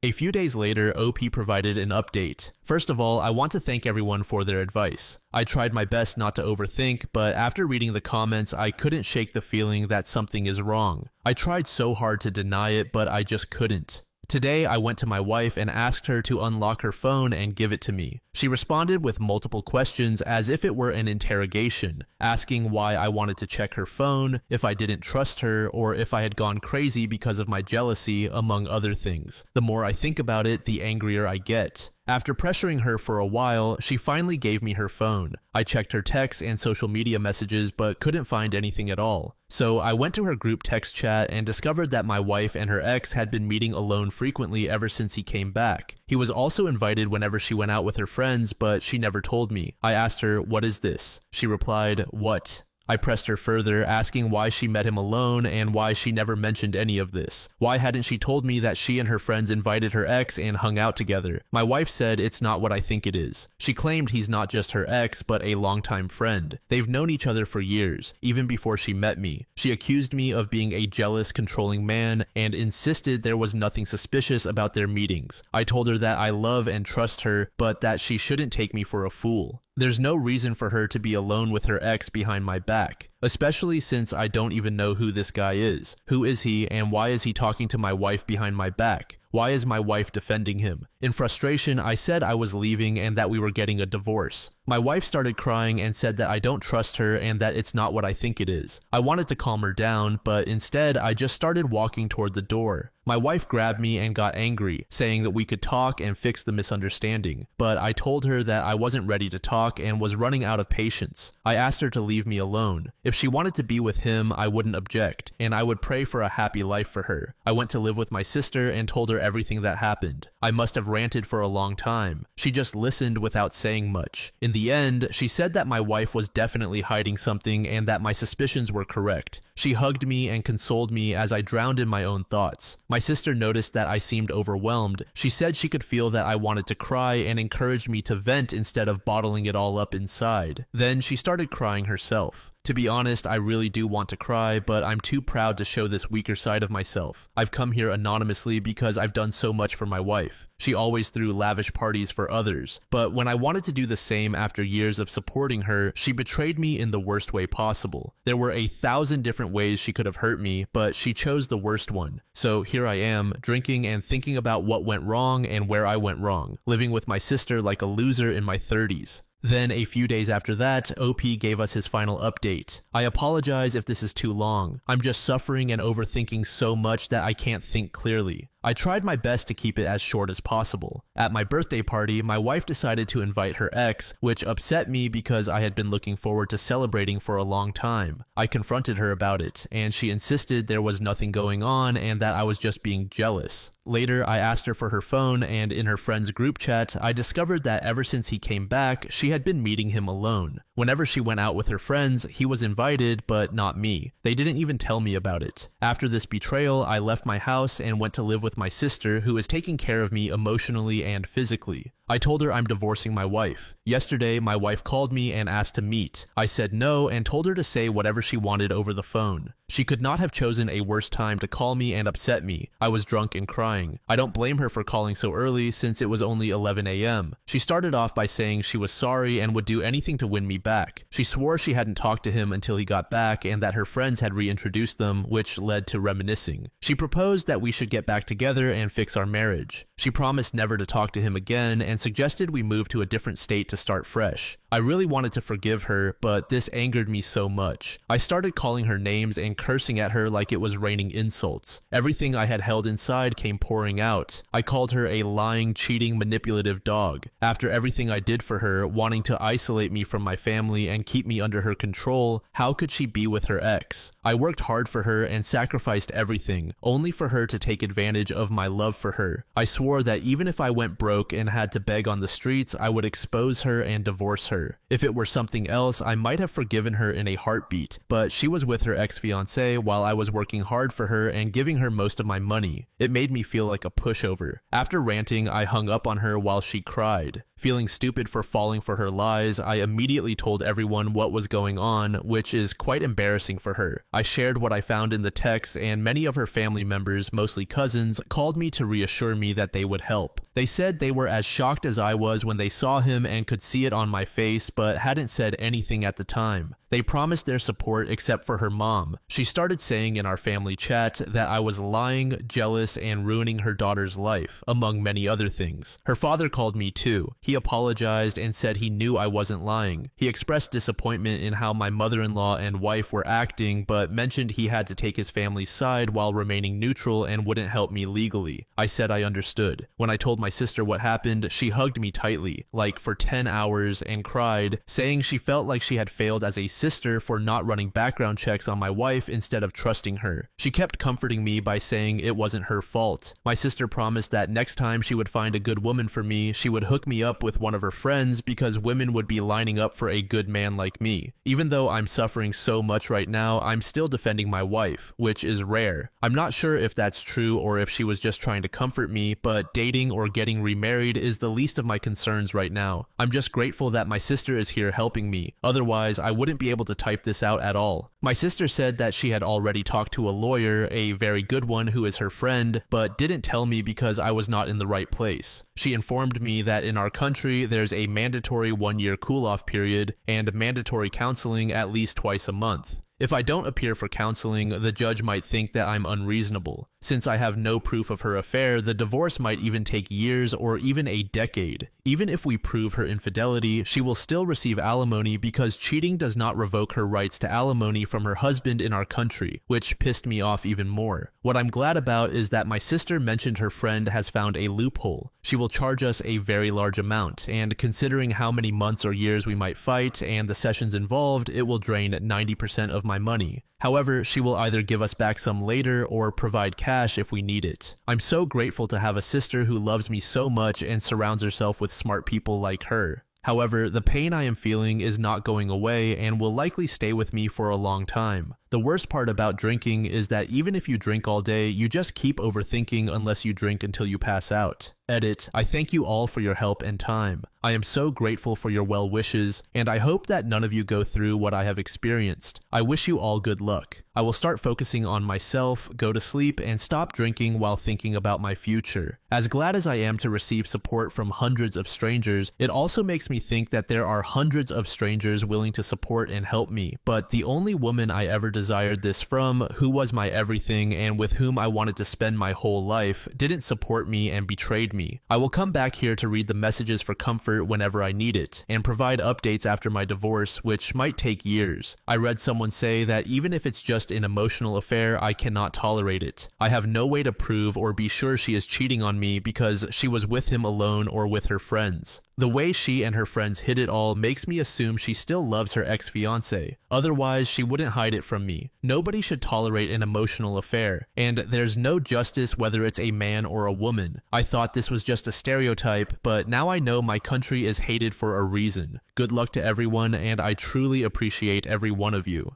User Still Actuator said, I'm so sorry you are going through this, and I wish you the best. I'm glad you have made the choice to divorce. And follow all of the lawyer's advice. That will help you even if it sucks. Under this comment, OP said, I will do so. I would rather die than have someone like her as my life partner. If they are bad, even if you do everything for them, then they are still bad. What was the word cuck, right? I guess I got cucked. I just didn't know. It's as funny as it is disappointing. I will never again give my all and trust blindly in another woman. User Taiwan Bandit said, I feel your pain, OP, but stop drinking and pull yourself together. Get outside for some fresh air. Listen to your sister and her lawyer friend. I would recommend getting that agreement in writing about paying all that money up front though. Take it day by day for now, OP. You will get through this. Go for long walks, biking, hiking, or to the gym. Anything to keep your mind off her. Take care, OP. You will be a survivor too. Under this comment, OP said, I will stop drinking because I need to be able to think straight if I'm going to be at war with her for years. I just wanted to share this somewhere. I might post again, but most of you who supported me might not be here because the proceedings won't start until we reach the 1-year mark after filing. It might take half a decade or more. I don't know. Most of the people who call my country a shithole say that for a reason. Now, even I agree that I was born in a shithole. There's no justice, just pain for a victim.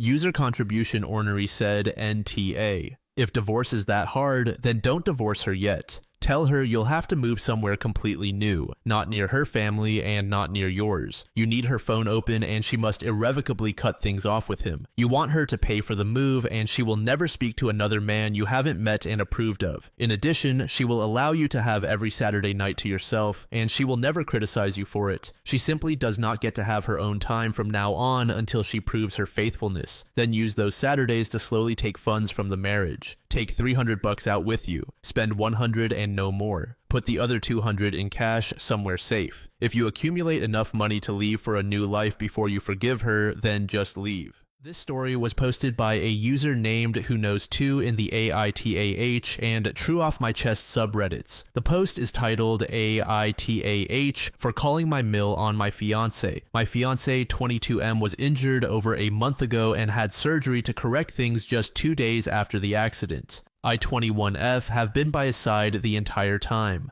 I have more or less become his caregiver. In the last month, I have taken over the role of keeping our house together. I cook all the meals, take care of the pets, and stay up all night to tend to his endless needs. I take him to the bathroom and have been working remotely. I haven't left the house for more than an hour since the accident. I am not saying this to complain. I am grateful that my life allows me to support him in this way. My problem is his attitude. He was given very strong painkillers for the first 2 weeks after surgery. He had to extend his time on them and recently stopped taking them in the last week. When he was on medication, he thanked me, told me how much he loved me, and apologized at every step, though he didn't need to. Without the meds, he doesn't seem to recognize that I am helping him. Every dish I bring him is the wrong one. He yells for me, and when I come, he tells me to F off. If he's in pain, he expects me to fix it. I am exhausted. I can't do anything right, and it is wearing on me. I haven't slept in weeks and haven't seen a friend or family member in way too long. I can't even be on the phone for more than 10 minutes without it becoming an issue. After days of what turned into verbal abuse, I called my mother-in-law. I told her everything as soon as I saw that he was asleep. I cried for about 15 minutes. I felt terrible unloading on her like that, but I had so much built-up frustration that I just couldn't stop. She was very supportive on the phone, letting me know that I wasn't wrong to feel this way and allowing me to cry. After hearing everything, she was furious and ended our call to talk to her son. I heard him trying to defend himself through the door, but it was mostly just stammering. She flew up yesterday and put me up in a nice hotel. I haven't heard much from my fiancé since I left, but as I was leaving, he yelled at me for calling his mom. He said he didn't want to marry someone who couldn't be there for him in sickness. I told him I loved him and that I was sorry. I'm just so tired. He didn't care and just told me to go, saying his mom could do a better job for him than I ever could. So now I'm in my way too nice hotel room feeling like a major asshole. I need to know if I'm wrong here. Edit. He began weaning off painkillers 2 weeks ago and became fully dependent on over-the-counter medication this week. He did not stop taking them cold turkey. His doctors were heavily involved due to previous drug abuse. Edit 2. My mill is taking him back to their hometown once they can get flights together. I'll stay in this hotel until then. My fiancé doesn't want to talk yet, and honestly, I don't blame him. He knows what's coming and that I'm upset. I'll go visit him in a week, so I have until then to decide how I want to move forward. My mother called last night about a venue she found in my hometown, and when I told her what's going on, she said she doesn't want to spend a bunch of money on a pending divorce, so we are stepping back from planning. Not much more to add. I'm excited to see my pets and be able to sleep in my own bed. I'm going to try to get my sister to fly out here so I can have some company. That's pretty much it. I'm in serious awe of how I've let my life get like this, but oh well, today will be better. User Dragonfire Lettuce said NTA, but you've gotten a glimpse of your fiancé's lack of empathy and compassion. Please strongly reconsider if you want to marry a man capable of talking to you like this and treating you like he did. Under this comment, OP said, being away and able to process the last month of my life has been eye-opening. I couldn't imagine trying to care for a child under conditions like that. I can't imagine how frustrated I would be. His injury is in his arm. He can walk and use his left hand. I understand that he is in pain and that it's awful, but I have had a friend with much worse injuries help us move. I'm thinking about returning my ring. User Dartully said NTA, this man doesn't need to be your fiancé. Leave him as soon as you can. Accidents are what they are. Accidents. They happen all the time. Who is to say this is the last accident he'll have? If you feel like you can't do anything right with a person you want to spend the rest of your life with, then you should leave. Your fiancé is mentally mature enough to avoid abusive behavior. There's only so much a mother can do about her son's behavior once he is out of the house. Your mother-in-law won't be there forever. I hate to say it, but it's true. If she weren't there in this scenario, you have to ask yourself what you would do. You haven't slept and you haven't had time for yourself. User Jai Renee said NTA. Just because you're a caretaker doesn't mean that you have to neglect your own needs. Even live-in nurses get breaks. I'm glad you called his mom, and I'm especially glad that she came to your rescue. Take your well-deserved rest and don't communicate with him. Let his mom keep you updated until he's willing to apologize for his behavior and show you that he won't do it again. To this, OP said, she is amazing. She is not updating me at all, so I can assume it's a shit show over there. I'm trying really hard to relax and sleep, but all I feel is guilt, so it's hard. Update, I went home 2 days after posting. Things were sad. My mother-in-law had cleaned, but the energy in the house was a bummer. The first thing he said to me when I got back was, I'm glad you're back. Can you make me a snack? There was no apology, no accountability, just a task. He only talked to me when he needed something, and his attitude was worsening. My mother-in-law took the rest of his prescribed opiates, so I knew he wasn't using. The weekend following the mother-in-law debacle, my wonderful fiancé told me he had friends coming to stay for the weekend. 2 hours notice. He didn't ask. I sighed and made up the guest room. His friend and his friend's girlfriend came to stay. During their visit, my fiancé bought me flowers, got out of bed daily, took me out, and let me call my parents unsupervised. The day they left, he was back in bed with a terrible attitude. I wish I could say I am in my own apartment with my pets and a bottle of rosé that's just for me or with my girlfriends that I haven't seen in months. Unfortunately, I'm writing this on the couch while listening to the music of his endless demands. However, I do have a light at the end of the tunnel. I'm scared to leave him in person, but he's leaving the country for a month in April. My sister lives abroad, and I'm working on getting to her during that month. It's a process, especially with pets. I look forward to getting there. My mother hasn't spoken to me since I told her I was returning the ring because that's not what we do. We clean our messes. But I have my father's unwavering support. I'll miss my mother-in-law, but I deserve that kindness and understanding from my partner, not his mother. I have stopped forcing myself to find joy in his presence, and it's helping fuel my drive to get out of here. I may update again when I get to my sister, but don't be surprised if I do my best to put this chapter behind me. Thanks for the kind words. I hope you all get the love and hugs you need. And a few weeks after that, OP provided another update. It's been some time, and I finally feel comfortable enough with my situation to update you all. My pets and I are safely with my father. We've been here a couple of weeks, and things are going well. I'm working remotely, but also searching for a new position closer to my hometown so I can still have a social life. My animals are adapting to life without their dad, and I'm doing my best to join them. My ex and I were high school sweethearts. I have been through most major life events with him. There is only a small fraction of my adult life that I have experienced without him. Leaving was really hard, and I am still second-guessing myself. However, I realized recently that by not enabling his behavior, I am truly helping him. He went on his planned trip, and I took that opportunity to get everything I needed from our shared home and make arrangements for my lease going forward. He used his trip as an opportunity to reflect on his behavior within our relationship, specifically over the last year. He is pretty disappointed in himself. It seems that the company he was with on vacation helped hold a clear mirror to his face, and he was really unhappy with what he saw. I feel bad that he's having such a hard time with this self-awareness, but I do appreciate the accountability that has accompanied it. I'd like to add that I don't hold any resentment toward him. I am hurt and disappointed in the way he felt he could treat me, but I don't hate him. I was sad to hear how upset he was with himself, though a little relieved that I wasn't being painted as the crazy ex I was sure he would portray me as. Since getting home, he has started therapy and is looking for a new sponsor. We talk about once a week so he can see his pets. I also don't mind the positive updates. When we talk, it's respectful. There is still a lot of love, but I've set boundaries that keep him from hounding me about our relationship. I have also started new therapy. This is my first serious breakup, and the aftershock is real. It's hard to lose your best friend, future husband, and father of your fur babies all at once. However, I am confident that this is essential for both of our growth. I'm happy that we can maintain a respectful, albeit small relationship. Who knows what the future holds? For now, I'm doing my best to be content with this new independence and grateful that my life can go through roadblocks and that I can get through them easily thanks to my amazing support system. I still haven't spoken with my mother. That will be much later, and I will be requiring a serious apology. I love my mom, but I'm not going to stand for her demanding that I make unhealthy choices to appease her so she doesn't have to be embarrassed by my broken home.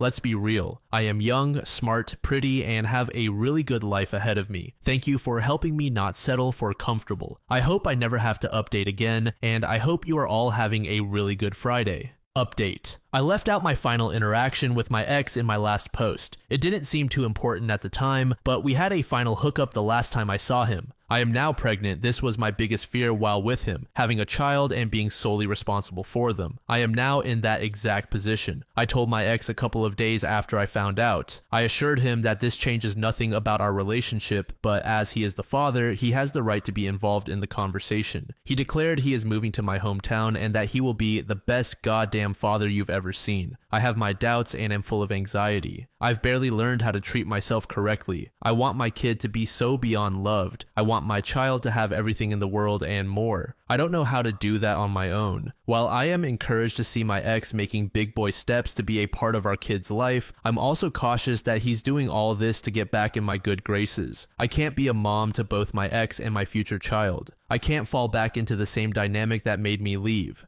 I am doing what I can to stay strong and hold my ground, but then he sends flowers or a massage certificate or a bump box. Every gift, every check-in text, and every mention of our baby gets me closer to going back to him. I don't really know why I'm posting this. I guess it's cathartic to get this all down in my own words. It's hard to write your own narrative in a small gossipy hometown. It's hard to be pregnant and single. But the hardest thing is telling your father that you're expecting no matter how old you are. I know we will be okay. I am already trying everything in my power to be a good mom. I am trying to be respectful to everyone regarding this situation, but damn, it's tough. Anyway, that's my ramble. I doubt anyone reads these anymore, lol, but I'm glad I said it. A few months later, OP came back with another update. My mom and I have always had a rocky relationship. I went to live with my dad as soon as I could decide and kept my contact with her minimal. After high school, I moved away for college and a good job with my ex. My mom followed me to my new city and we tried to rebuild our relationship. Unfortunately, I got scared of the choices I made while I was with her, so I went back to low contact and she moved back to my hometown. Recently, my life turned upside down. Long story short, my boyfriend and I broke up. I moved home and got a new better job. Then I found out I was pregnant. My dad has a full house, so I made the decision to move to my mother's guest house for my pregnancy so I can save more money for the baby and move out once they are around 2 months old. The timeline works for my finances, and I figured that since I'm just on her property and not in the main house, it might be easy to keep a low profile. How naive of me. After work each day, she comes over to check on me. She hasn't failed to offer me an alcoholic beverage, not once since I moved in. She chain smokes right outside my bedroom daily and stays late. I know it's her home. I know that she's very kind to have me here, but I'm growing a person right now. I am preparing myself for motherhood, single motherhood. I work long, demanding hours. I am stressed and isolated. I would love a drink, but I'm pregnant. I can't drink. The one time I brought it up, I was screamed at and she asked me to leave in the morning. It was really upsetting and stressful. I feel like she comes here to bait me into picking a fight so she can pull every power play to make me feel small. So anyway, Mom, I love you. I am trying to give our entire family a healthy new member. I am trying to reestablish myself as an adult in the town where I was a child. I am trying to do better for myself and my baby. Please respect that for me. Please respect that enough for your grandchild. I love you. Please try to love me back. And thus, another few weeks after that, OP provided us with another update. It's been a while. My life has flipped in every direction, but I am finally in a place where I am happy and confident enough in my situation and decisions to loop my internet friends in. I started a new job several months ago. It was right up my alley and offered amazing pay. I was living with my mother in order to save up during my pregnancy, but once I started my job, I immediately moved out. Besides the pay and the career boost, I have found very meaningful relationships within the company. I met a group of coworkers on my first day that I was immediately attracted to. They are adventurous, kind, and outgoing people. I started building my relationships with them, and eventually they became some of the closest people to me. They have been supportive of all my struggles this year, and I would not have been able to get through my miscarriage without all the love they had to give me. I miscarried in my second trimester. It was hell. I have never been more upset with my body. I felt I had failed my child. There was nothing I could do to take that pain away. It still breaks my heart on a daily basis, but I have been getting through it and becoming a little stronger every day. My ex lost his mind when he found out. He said I took his family from him and that he would never forgive me. He threatened to sue for emotional distress that I had caused him. It was unbelievable.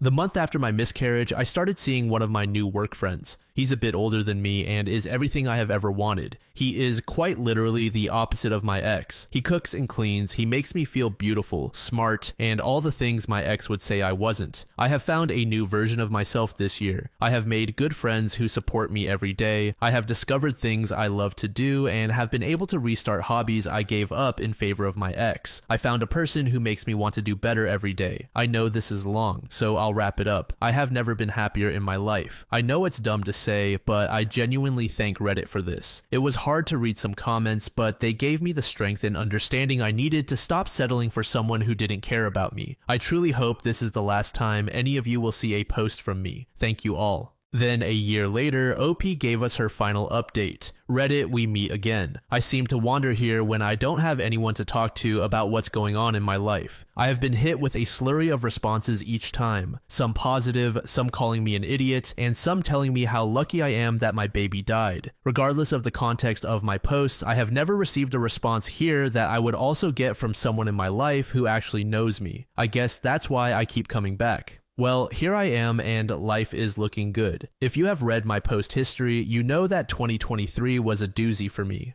I ended my engagement, moved back to my hometown, found out I was expecting, and prepared myself for motherhood. Then I found out my baby no longer had a heartbeat and prepared myself to deliver a child I would never get to know. I was let down by my family. Most importantly, I fell in love. I met my ex-fiance in high school. We grew up together in many ways. During the darkest times in my life, he was there, as well as during happier moments. However, I never felt complete with him. I was always looking for more stimulation. I wanted more. I always thought it was because we had different love languages and attachment styles, but I later learned that we were simply incompatible people. My ex was always miserable, and you know what they say about misery. I left that relationship with nothing but fear. He fought me tooth and nail for all of our joint assets. We are young, but he came from money while I worked hard to buy us a little townhome in our old city. He now has sole ownership. While pregnant and living on my mother's property, when my lawyer told me how cutthroat they were playing, I resigned. He could have anything he wanted, I just wanted peace. He tried to get my car too, but I had enough evidence to prove that it was mine and only mine. I also realized that I had given him everything as well. I had not been honest about who I was or what I wanted since high school, and who the heck knows who they are and what they want at 15. Certainly not me. I found myself back at square one. I was home, watched over by my parents and siblings. I was learning who I was again, but this time I only had to think for myself. It felt like I had just restarted life. I got a job in my field and set out to take life by the horns and create a new reality for me and my baby. When I started my job, I knew on the first day that I would be friends with my co-workers. There was a group of them that were just so attractive to me. They were everything I wanted to be. Beautiful, bubbly, charming, adventure-seeking. I could go on. I remember feeling super intimidated the first time I interacted with them. We worked in different departments, so there wasn't a ton of overlap, but every time I talked to one of them, it felt like being in middle school again when a popular girl complimented my top.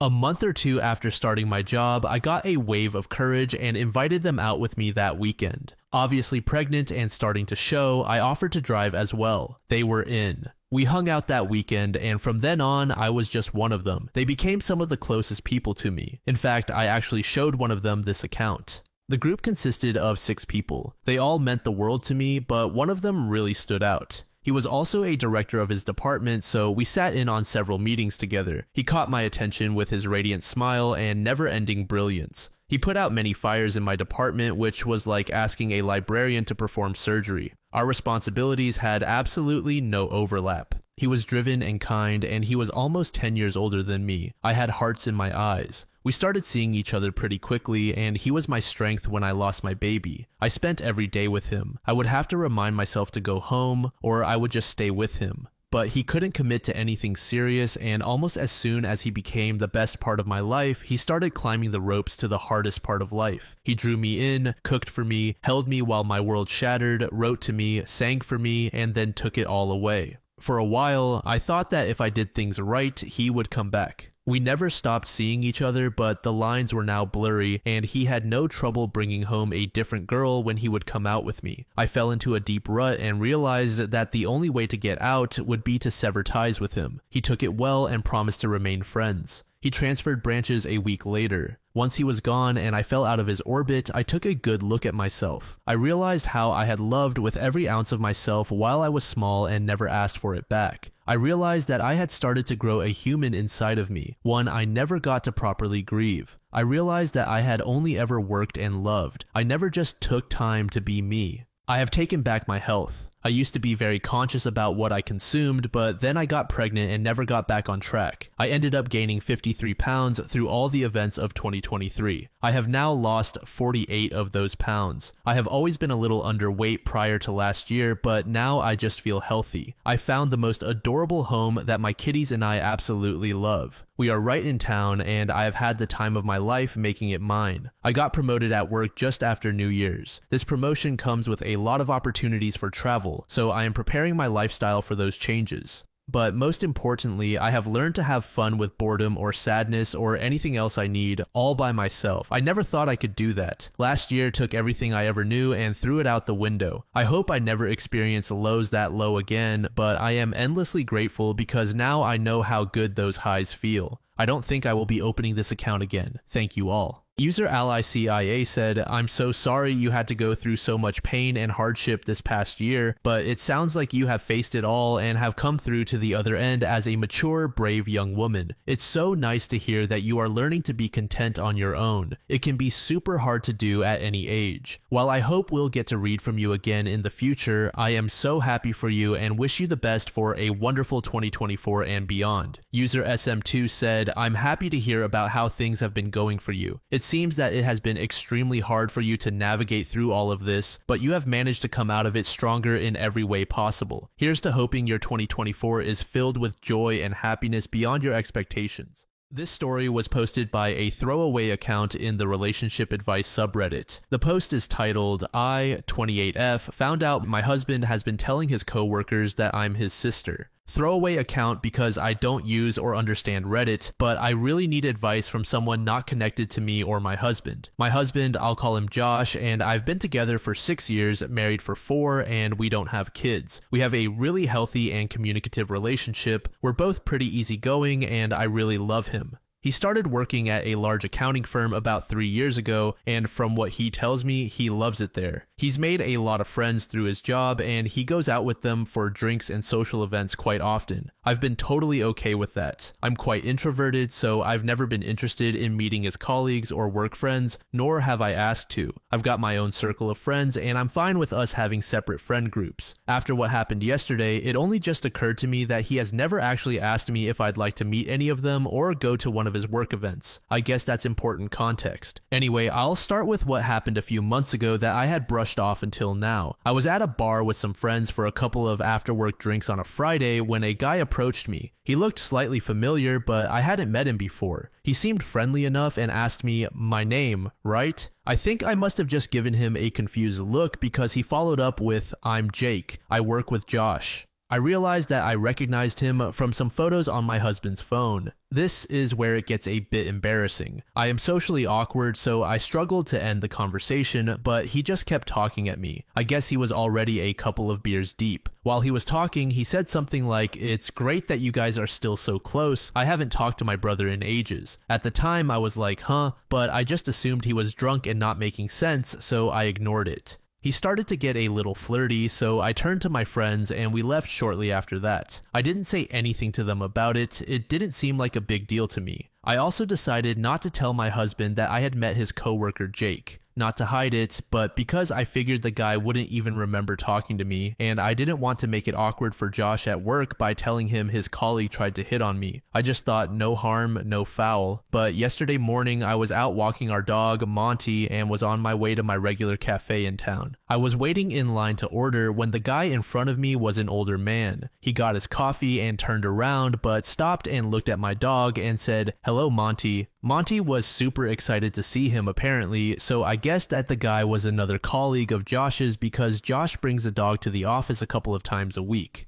I thought it was sweet to be honest, so I smiled at him and said hi. He introduced himself, but then he said something like, "Aren't you a good sister?" walking his dog for him. I was so confused that I didn't even know how to react at first, so I stumbled over my words and just said, "It's my dog." I regret it, but I genuinely couldn't bring myself to correct him and say that I'm Josh's wife and not his sister. It was just too awkward and I wanted to leave because I think it was suddenly dawning on me what might have been going on. He asked me something about sharing a dog, but I was able to escape the conversation by being next in line to order my coffee, and he left. I seriously don't know what to do because what the hell? Do I even ask my husband about this? Part of me is just assuming or hoping that it's a mistake, that he doesn't talk about me much at work and they assume we are related because we both have brown hair. But the thought that he has been telling his coworkers that I'm his sister makes my stomach churn. I don't even know how I would broach the subject with him. I need some help. What would you guys do in this situation? I have only told one friend what happened because it's so weird and embarrassing, and she has jumped straight to time to plot his downfall. But I don't want to immediately assume the worst or ruin my marriage over something that could be nothing. I'm sorry for the long and rambling post, but I would really appreciate any and all advice. Edit Holy, thank you to everyone who commented with some advice. I haven't read all of them yet, but I really appreciate the suggestions from you guys.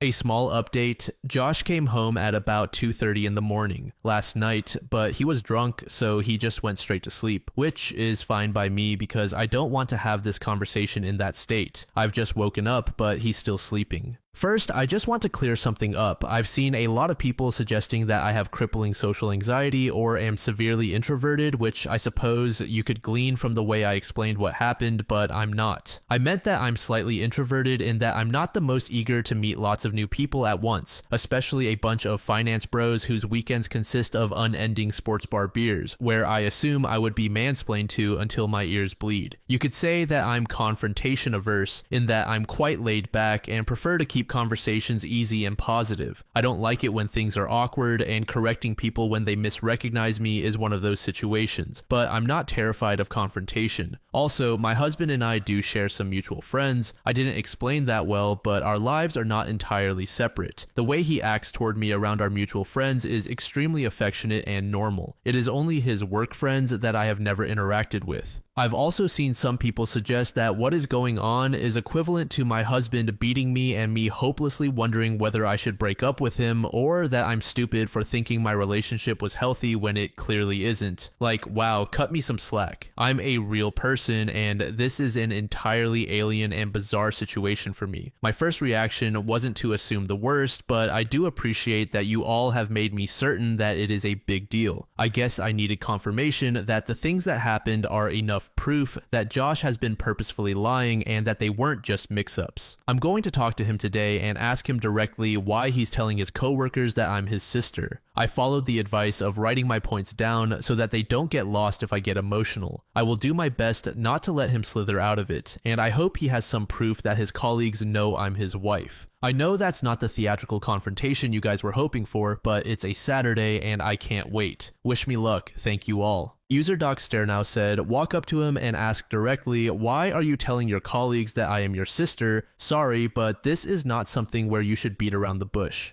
Under this, Curious Penguin said also, it's only awkward because you think you own some shame in this, OP, but you don't. Just be frank, I'm his wife, not his sister. This is my dog. It's not awkward to tell the truth. It will be for Josh because he is a lying jerk, but that's not yours to manage. This would not make me feel safe with my spouse. He set you up to be hit on by his co-workers this way. It's not okay at all. User Winterfront said, I'd surprise him at work and give him a big romantic kiss in front of everyone. Then I'd tell him not to bother coming home. There are two reasons he is saying what he is saying, and neither is good. He's either embarrassed to be with you or he's acting like a single man and cheating. Either way, I'd embarrass him at work with a nice kiss and tell everyone you're his soon-to-be ex-wife as you no longer want to be married to your brother. Under this, OP said, I really wish I was the kind of person that could do this, but the thought of having everyone looking and judging and laughing is just too much for me to handle. I don't even know them, and the thought is making me dizzy. But I think meeting him at work could be a good idea, just to see how he reacts. I just don't know if I can wait the whole weekend without talking to him about this, User Sore Consultant said. I think you're about to find out that he's socializing regularly with other women. He will also be desperate to keep this lie hidden at work because it could affect his career. As an introvert, you might feel better doing some research first. Get on his social media and find out what's happening. There will be pictures posted by other people that will show who he's dating. I'm so sorry for your pain.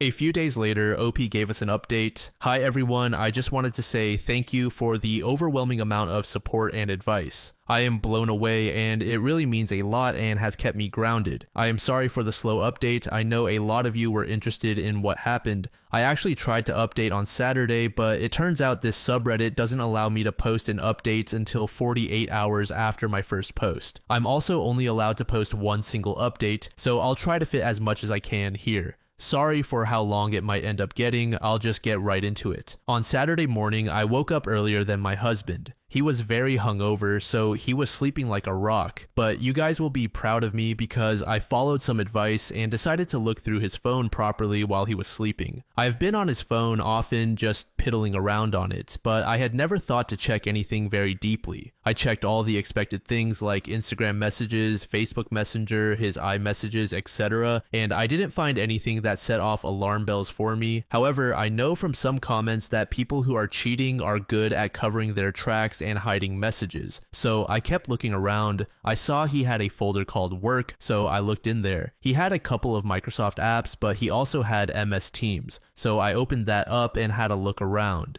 It did feel like I might have been breaking laws by looking at his work messages, but I obviously had to. Anyway, I was already upset to see that he had a bunch of one-on-one chats with several female co-workers. At first glance, this is obviously not an issue because everyone works with people of the opposite gender and is required to communicate with them. However, a couple of the chats were vaguely flirty, nothing I would call egregious, but there were occasional messages between them with some playful innuendo or a wink emoji. These upset me, obviously, and they did send me into a bit of a spiral, but I didn't find anything that suggested he was having an outright affair with any of them. Still, I followed someone's suggestion to screenshot the messages and airdrop them to myself. I still wanted some evidence of the lie though, some proof of Josh telling someone that I was his sister directly. A commenter suggested that I go through his messages and search for the keyword sister, so I searched for sis on his MS Teams, hoping to find results for both sister and sis. A bunch of messages from all hands group chats or one-on-one chats came up from other people, all unrelated and about their own sisters or whatever, but my heart dropped out of my ass, lol, when I saw there was a direct message from Jake to Josh from a Monday a few months ago. Jake's message said, ran into your sis at the bar on Friday. She's single, right? And my husband had the gall to reply, no, she's married. I literally almost burst into flames on the spot when I saw that. I can't even describe how much I was shaking after reading those messages. Firstly, I could have confronted Josh about this months ago. I was, and still am, so furious with myself for that. Josh would have been praying I didn't remember meeting Jake or that I wouldn't mention it, and he would have been counting his lucky stars that I never did. He probably thought he was hot shit for getting away with that, and I nearly burned a hole through the floor thinking about it. But secondly, I was just in shock that he had the balls to tell this guy that I'm the one who is married because he doesn't want anyone hitting on me, but he is allowed to flirt with every woman in the office. Anyway, I kept going back through the search results on his MS Teams and eventually got as far back as 2 years ago. I did find a message from Josh himself to a group chat. It said, me and sis in Nusa Dua.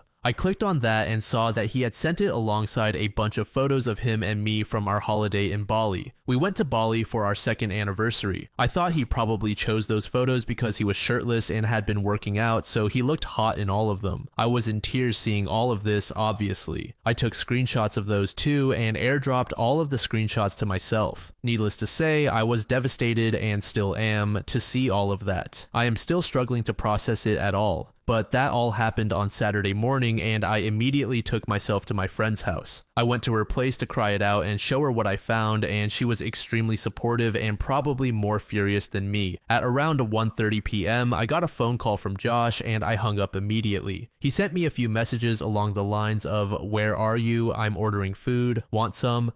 Sad to not wake up next to you this morning. Guys, I have to reiterate how much I loved this man and how heart-wrenching it was to see him still acting like nothing had gone wrong. It took so much willpower not to pretend none of it had ever happened and go home to him. I know a lot of you will yell at me or accuse me of being terrified of confronting him about this, which is not true. Please have some empathy. It takes me time to process my emotions, and I wouldn't have even been able to form a sentence if I tried to confront him immediately after seeing those messages. I needed some time away with Sophie to recollect myself, so I stayed the night at her place. She ordered us Chinese food and helped me plan how I would confront him. As the evening progressed, I got a bunch more texts and calls from him, and eventually I put my phone on Do Not Disturb. Sunday morning, I woke up feeling more angry than sad, so I opened my phone and finally replied to his messages. Coming home now, need to talk. I kept it cryptic to make him squirm, to be honest. Because I was and am fraught with emotions, I can't remember the entire conversation word for word, but I'll try to replay it as best I can.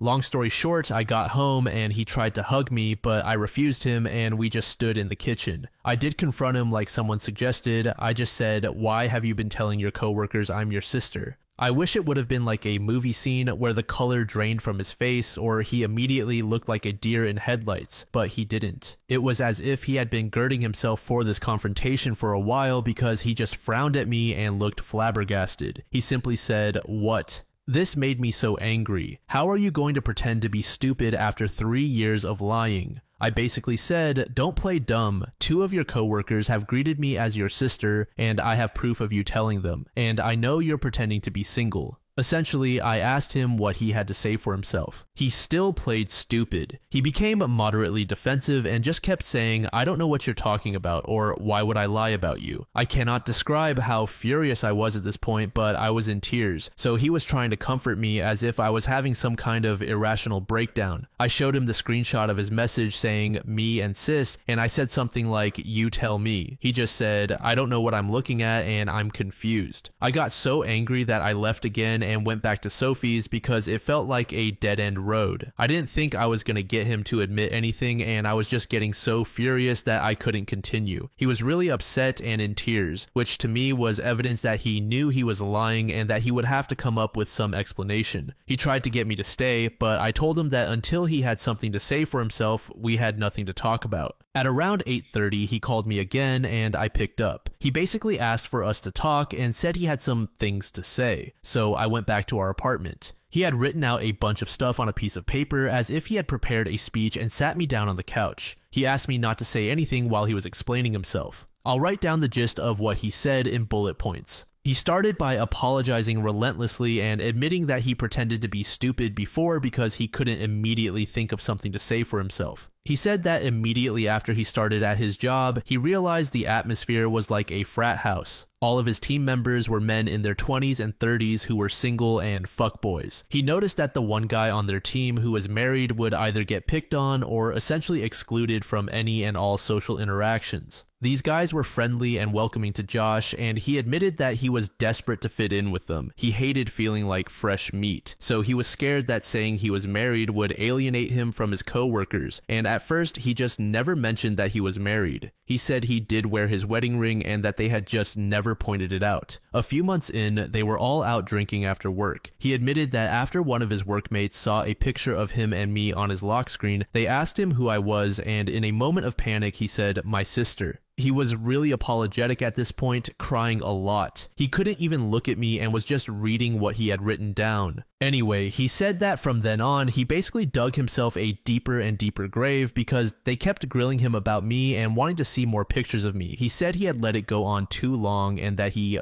didn't have the balls to admit to the lie. They would always bring me up and ask things like, "Did you give her my number yet?" or joke that they had slept with me, etc. So when he got that message from Jake, he essentially thought it was just him taking the piss, but didn't like the jokes they were making about me. He said that when he mentioned I was married, it was in hopes they would stop. He also said this wasn't the first time he told them I was married. In fact, he'd said so pretty much immediately after saying I was his sister. He said that those pictures of us in Nusa Dua were the only ones he had purposefully sent them and deliberately lied about, after what he called an endless barrage of pestering from his colleagues to share the pics from his holiday. He said he was really ashamed that he did that. He told me that he had never had an affair or even considered it, that the messages between him and his female colleagues were just banter, and that it was commonplace to talk to people like that in the office. He also said he knows how disgusting it is and that he is embarrassed to have been acting like a fuckboy. He concluded his speech by apologizing again and said that he was disgusted with himself and ashamed that he had lied for so long, but felt like he had trapped himself and couldn't find a way to get out of it. He said he knows he could have confessed the truth to either his coworkers or to me at any point, but that he didn't because he was a coward. He said that he'll confess to his entire office that he lied and that I am his wife and not his sister if I want him to. He added that he would quit his job without a word if it would make me feel better, and that he hopes I can forgive him, but understands if I can't. Anyway, I couldn't really think of anything to say at that point. He went to lock himself in the bathroom and I just sat on the couch crying. I still don't know if I can trust what he said, and a lie that extreme is just baffling to me. If he can lie like that for so long, what else could he be lying about? But his explanation and apologies seemed so sincere and genuine, and I guess to an extent what he said is believable. He has always been extroverted but very susceptible to peer pressure, especially from other guys. If nothing else, to me, it's a sign of shocking immaturity. Anyway, I packed up a bag and went back to Sophie's, and I'm still at her place as I'm writing this. She said I can stay as long as I need to. I told Josh that I needed time away from him to think about everything, whether or not I believe him or whether I can ever trust him again. He told me to take as long as I needed and that he will still be there if or when I get back. He said, even if it takes a year. Right now, nothing feels real. I'm still dealing with the emotional whiplash from all of this, and I can't keep food down or think about anything. I've taken the day off work, and Josh told me he's going to take off the whole week. Sophie and my other friends have advised me not to make any decisions until my head is clear.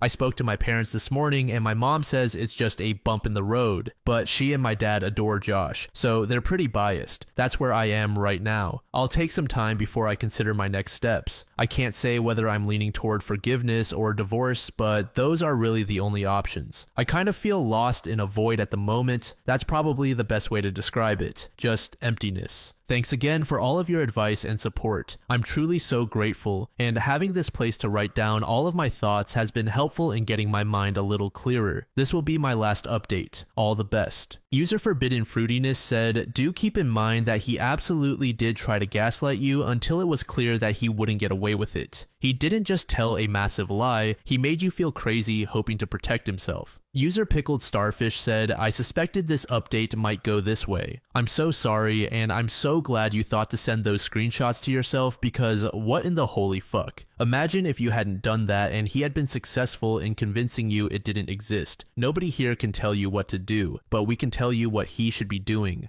Lying to your face for years and then acting that way when you confronted him isn't it. Shushing you to read off his list of excuses, then telling you to take all the time you need like he's doing you a favor, isn't it? If this man wants to save this relationship, he needs to earn your trust back, and that means not just apologizing, but doing actual work. Has he offered you ideas on how he plans to fix this beyond just coming clean to his coworkers? How does he plan to make it up to you? Like maybe therapy to work on his apparent peer pressure problem? Because that fuck up is big, but how he chooses to take responsibility and fix it is even bigger.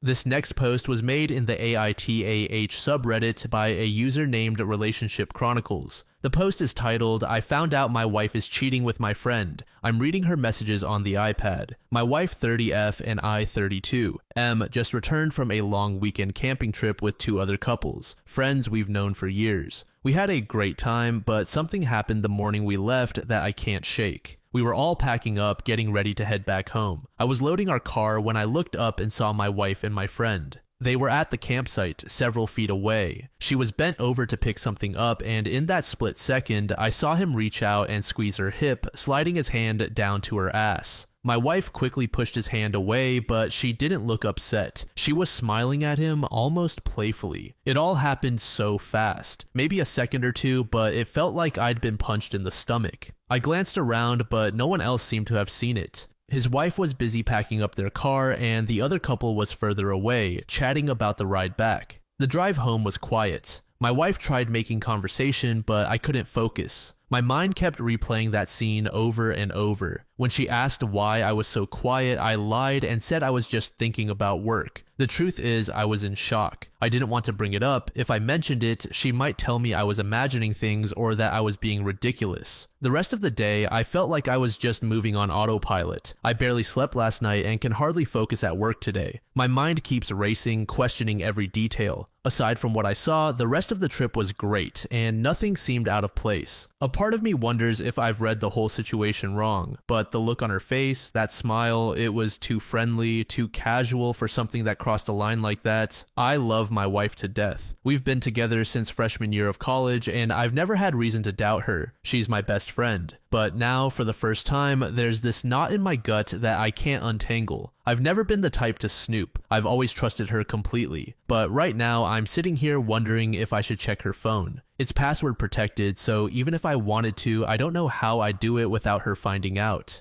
This is eating me up, and I know I need to do something about it. Would I be the AH to go through her phone? And even if I wanted to, how can I if it is password protected? Update, found her iPad. It didn't have a password, so I got in and it is still connected to her phone. She has Telegram on it. They've been chatting on there. I am still going through the messages, but she is cheating. I am not falling apart yet. I'm trying to keep it together to make the correct next move without messing this up. What do I do? Do I confront her when she gets home? Do I go to his house and confront him? Please help.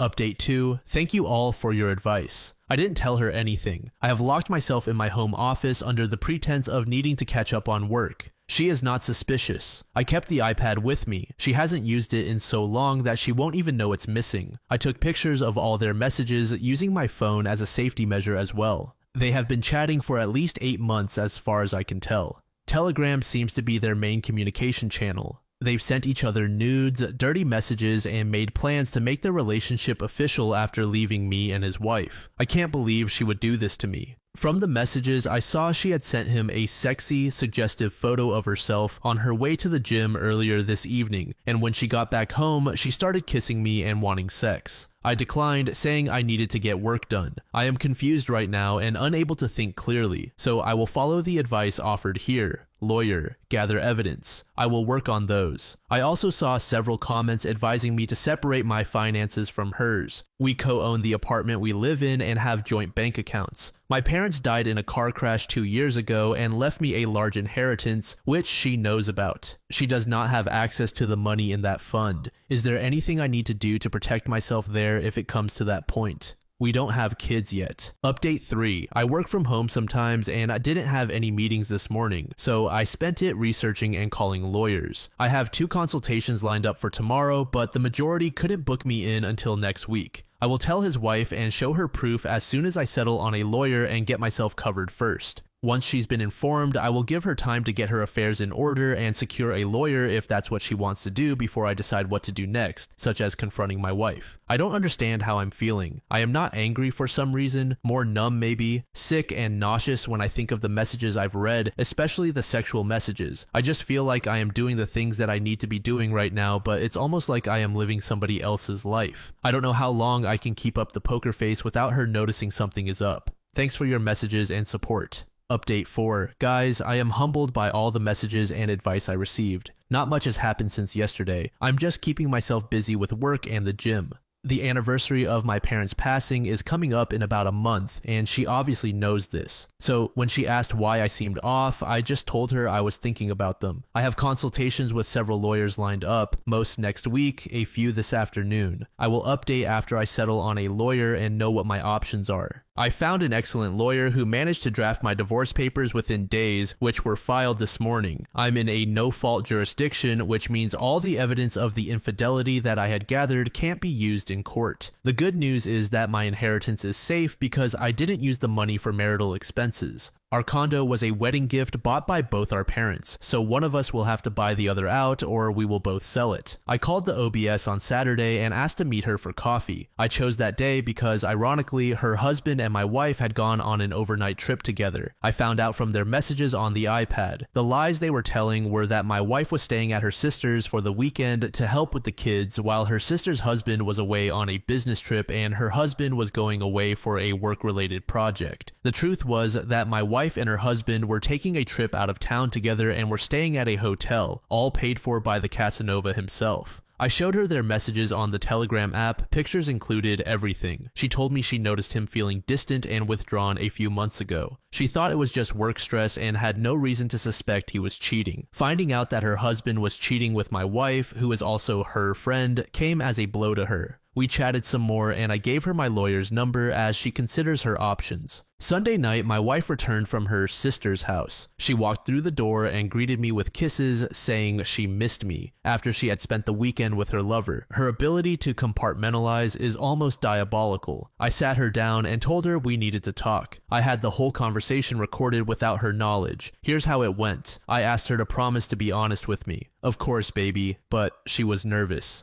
Then I asked her a series of questions. Do you love me? Yes. Are you happy with me? Yes, of course, baby. Have I been a good husband to you? Do I treat you right? Yes and yes. What the hell is going on? Please humor me. Okay. Have I ever done anything to hurt you, whether physically or emotionally? No, of course not. What the hell? Okay, so if you're happy with me, then why are you cheating on me? She stared at me in shock for a good minute and then immediately started denying it. This went on for a little while and then I just told her to drop the act because I found out the truth. Eventually, she broke down and admitted to kissing a guy who had been hitting on her at a bar during a night out with her girlfriend a few months ago. I don't know why, but at this point I started laughing because the whole thing was just absurd. She not only cheated on me, she had taken every opportunity she could find to cheat on me. I asked her if that was the only time she cheated. She swore up and down that it was the only time and that it was a moment of weakness, that she was drunk and it had meant nothing. I said nothing. I gave her my lawyer's business card and said I filed for divorce and that if she wanted to reach me, she should call my lawyer. She cried, begged, apologized, and then when I started packing a suitcase, she shifted to gaslighting me, saying I was throwing away everything we had over a mistake. The worst part of what she said was that I had no one else in the world. Why would I leave the only family I had left? This stung because I had told her she was my only remaining family after my parents died and there was no one else I could depend on, only for her to throw those very words back in my face. I left that night for a hotel where I am staying until I find a new apartment. Yesterday, I officially filed for divorce. I didn't tell her that I knew about the affair after she said she kissed some random guy at the bar. She ended up finding out from the OBS. The OBS confronted him and called her up as well and gave her a hard time. The OBS was really upset when I told her and couldn't keep it in. I don't blame her, he really did her dirty. Her mom is sick and she has been going out of town a lot to be with her, and instead of supporting her, he had been using that time to be with my wife. I didn't respond because I was blindsided by her telling me she kissed a random guy at a bar. It may sound insignificant compared to the double life she has been leading with my friend, but in that moment I started realizing how badly she wanted to cheat on me, and it came as a shock. I was too angry to say anything to her without blowing up in her face, so I just left. It's hard to explain why. It just made more sense to leave than to try and find out why she'd been sleeping with my friend after hearing that from her. When I left the house, she kept calling me that night and leaving me messages. When the OBS called her the next day and confronted her husband, she stopped trying to reach me. It's been crickets from her since then, and him too. I put two and two together because around the time the OBS messaged me to tell me she confronted him and called her, I stopped getting calls from my wife. 9 days later, OP provided his final update. Here are some updates from the last time I posted. My wife was served the divorce papers last week. I am still at the hotel and am close to finding a new apartment. Last week, when I left, I forgot to take the iPad with me. I picked it up when I went back a couple of days later to grab clothes and other things. Apparently, my wife had a fallout with her friend who was with her at the bar, accusing her of being the one who told me about her kiss with that hot guy. Her friend is no longer speaking with her, it seems. After everything went down, his wife threw him out and he's been staying at his sister's place. She and I have been talking. She found a lawyer and is filing for divorce. She has informed our few mutual friends about what's been going on, and they've all cut off contact with them. Also, the asshole came by my place and spent the night with my wife twice last week. She has also been messaging her sister, who, it turns out, knew about the affair. My wife apparently found a lawyer and was complaining to her sister that her lawyer explained the asset division and confirmed she has no claim on my inheritance, which she thought was unfair. Now, here's the gut punch. All those conversations about finding an apartment together and becoming official have significantly cooled since my wife's visit to her lawyer, which I found odd. A few days ago, I got a message from her asking if we could put a pause on the divorce proceedings. She said she loves me, thinks we're being crazy about this, and that everyone deserves a second chance. She even hit me with the "I can't live without you" BS. If I didn't have the iPad, I might have thought she was genuinely remorseful. But knowing what she's been up to all week, I knew this only came after she realized she wouldn't be entitled to a cent of my inheritance. Honestly, that fucking hurt. I am following my lawyer's advice, who told me not to respond. The more I think about it, the more disgusted I am by her, my friend, and her sister. The fact that her change of heart seems to stem entirely from her discovery that she won't touch my inheritance is beyond disturbing. I always intended to use that money for a trust fund if we had kids, something I told her countless times. I didn't touch it because it reminded me of the trauma of losing my parents. The level of disrespect she has shown not only to me but also to my parents, who loved her and treated her like a daughter, is heartbreaking. I'm just glad they're not here to see this. I met up with his wife over the weekend. She's my friend too, and she's been going through a rough time, especially with her mom's health issues on top of this whole mess. I told her about the messages. Long story short, she had been reconsidering the divorce after her husband tried to reconcile with her, but once I showed her the messages about my inheritance and pointed out how their messages had cooled, she saw things differently. She also shared something that struck me. Apparently, a few months after my parents passed, her husband made a comment about how I was a lucky son of a gun for inheriting their money. She confronted him then, shocked that he would call me lucky after losing them, and he backtracked, claiming he didn't mean it that way. At the time, she brushed it off, but now she is second-guessing his motives. It seems far-fetched, but it's starting to sound like she thought she would get her share after divorcing me and start a new life with him. Either way, their behavior is despicable. I have been trying to look after myself. I started therapy. I've been going to the gym almost obsessively, and I'm trying to stay away from alcohol. I am trying so hard to put on a strong exterior. Some of my friends have said it's a little scary how cold I've been, but it's the only way I can go about my day-to-day without losing my mind.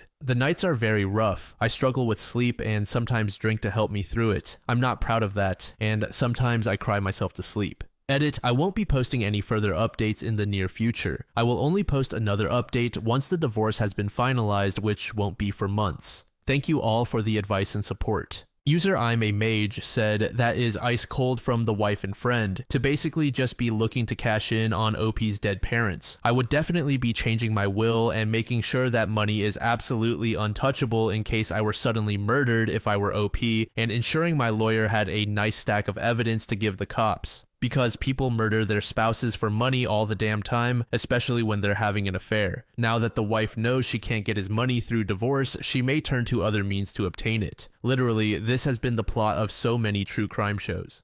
This story was posted by a throwaway account in the AITAH subreddit. The post is titled, "My friend told me she loves me 4 weeks before her marriage. My 35M friend B 35F just told me she loves me 4 weeks before my marriage, and I am not sure what I am supposed to do here. I want to know if I am doing the right thing. To give some context, I lost my wife 2 years ago. I have a 5-year-old daughter. I have not dated in the last 2 years because I have major trauma from losing my wife. I still love her a lot and don't think I'm ready to move on. I invested all my time in my daughter and my work to keep my sanity for the last 2 years. I have been friends with B since we were in elementary school. We lived in the same neighborhood growing up and were best friends. She is an awesome person and we were inseparable growing up. The weirdest part was we had completely different personalities. She was very outgoing and always had a lot of friends. I am a big introvert, and B, along with a few friends, was all I needed. B was a serial dater, and I don't remember any time since middle school when she was single. B and I never dated though. B and I also went to the same college. She never had a stable boyfriend, but just jumped from one relationship to another. I, on the other hand, did not date seriously until I was in my junior year. When I met my wife, she was a freshman and we hit it off instantly. We fell for each other and spent all our time with each other. This strained my relationship with B, as I would generally hang out with my wife instead of her. That was the time B and I slowly started drifting apart.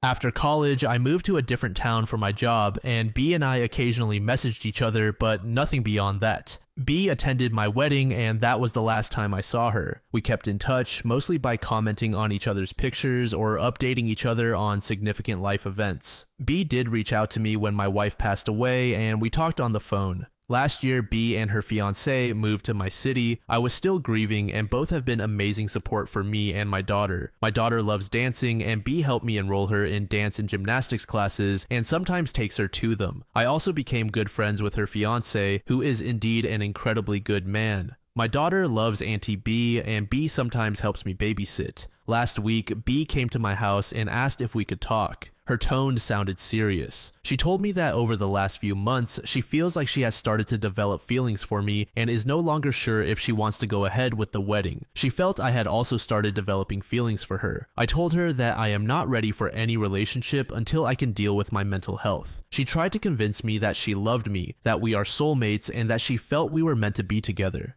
However, I do not have the same feelings for her. I love her as a friend, but nothing beyond that. We were both emotional, but she said she was glad we talked about this. She left after that. B called me that night and asked me not to talk about our conversation with anyone. I thought a lot about it and decided that I would not tell her fiancé about our conversation from last week. I feel it's their relationship and I do not have the right to ruin their moment if B decides to go ahead with the wedding. However, I feel guilty that her fiancé does not know anything about this and is entering a marriage where B might not be fully ready. Can you give me suggestions on what I should do in this case? Am I an AH for not telling her fiancé about our conversation? User 410 Writer said, look, you're definitely not an AH for not spilling the beans to her fiancé. It's her mess to sort out, and you've made it clear that you're not interested in a romantic relationship. However, it might be a good idea to have another heart-to-heart with B, emphasizing the importance of honesty and communication in her relationship. Encourage her to talk to her fiancé about her doubts and feelings before they take the plunge into marriage. Your support as a friend is valuable, but it's ultimately her responsibility to make decisions in her relationship. Drama aside, keep your focus on your healing journey and being there for your daughter. User opening ad said NTA. Let her figure out what she needs to do. Like you said, she's a serial dater and jumps from one relationship to the next. This is probably one of those times. I'm guessing she's an avoidant attachment person or something like that. Not sure what it's really called. You're just the next branch she's grabbing before leaving her fiancé. A month later, OP gave us an update. Again, for context, I lost my wife 2 years ago, and we have a 5-year-old daughter. Bree and her fiancé, Jason 33M, moved to our town a year ago, and we have reconnected as friends. They have done a lot to cheer me up during this year and help bring my life back to normalcy. After Bree told me that she loved me, I told her that I was still not ready to move on as I still miss my wife.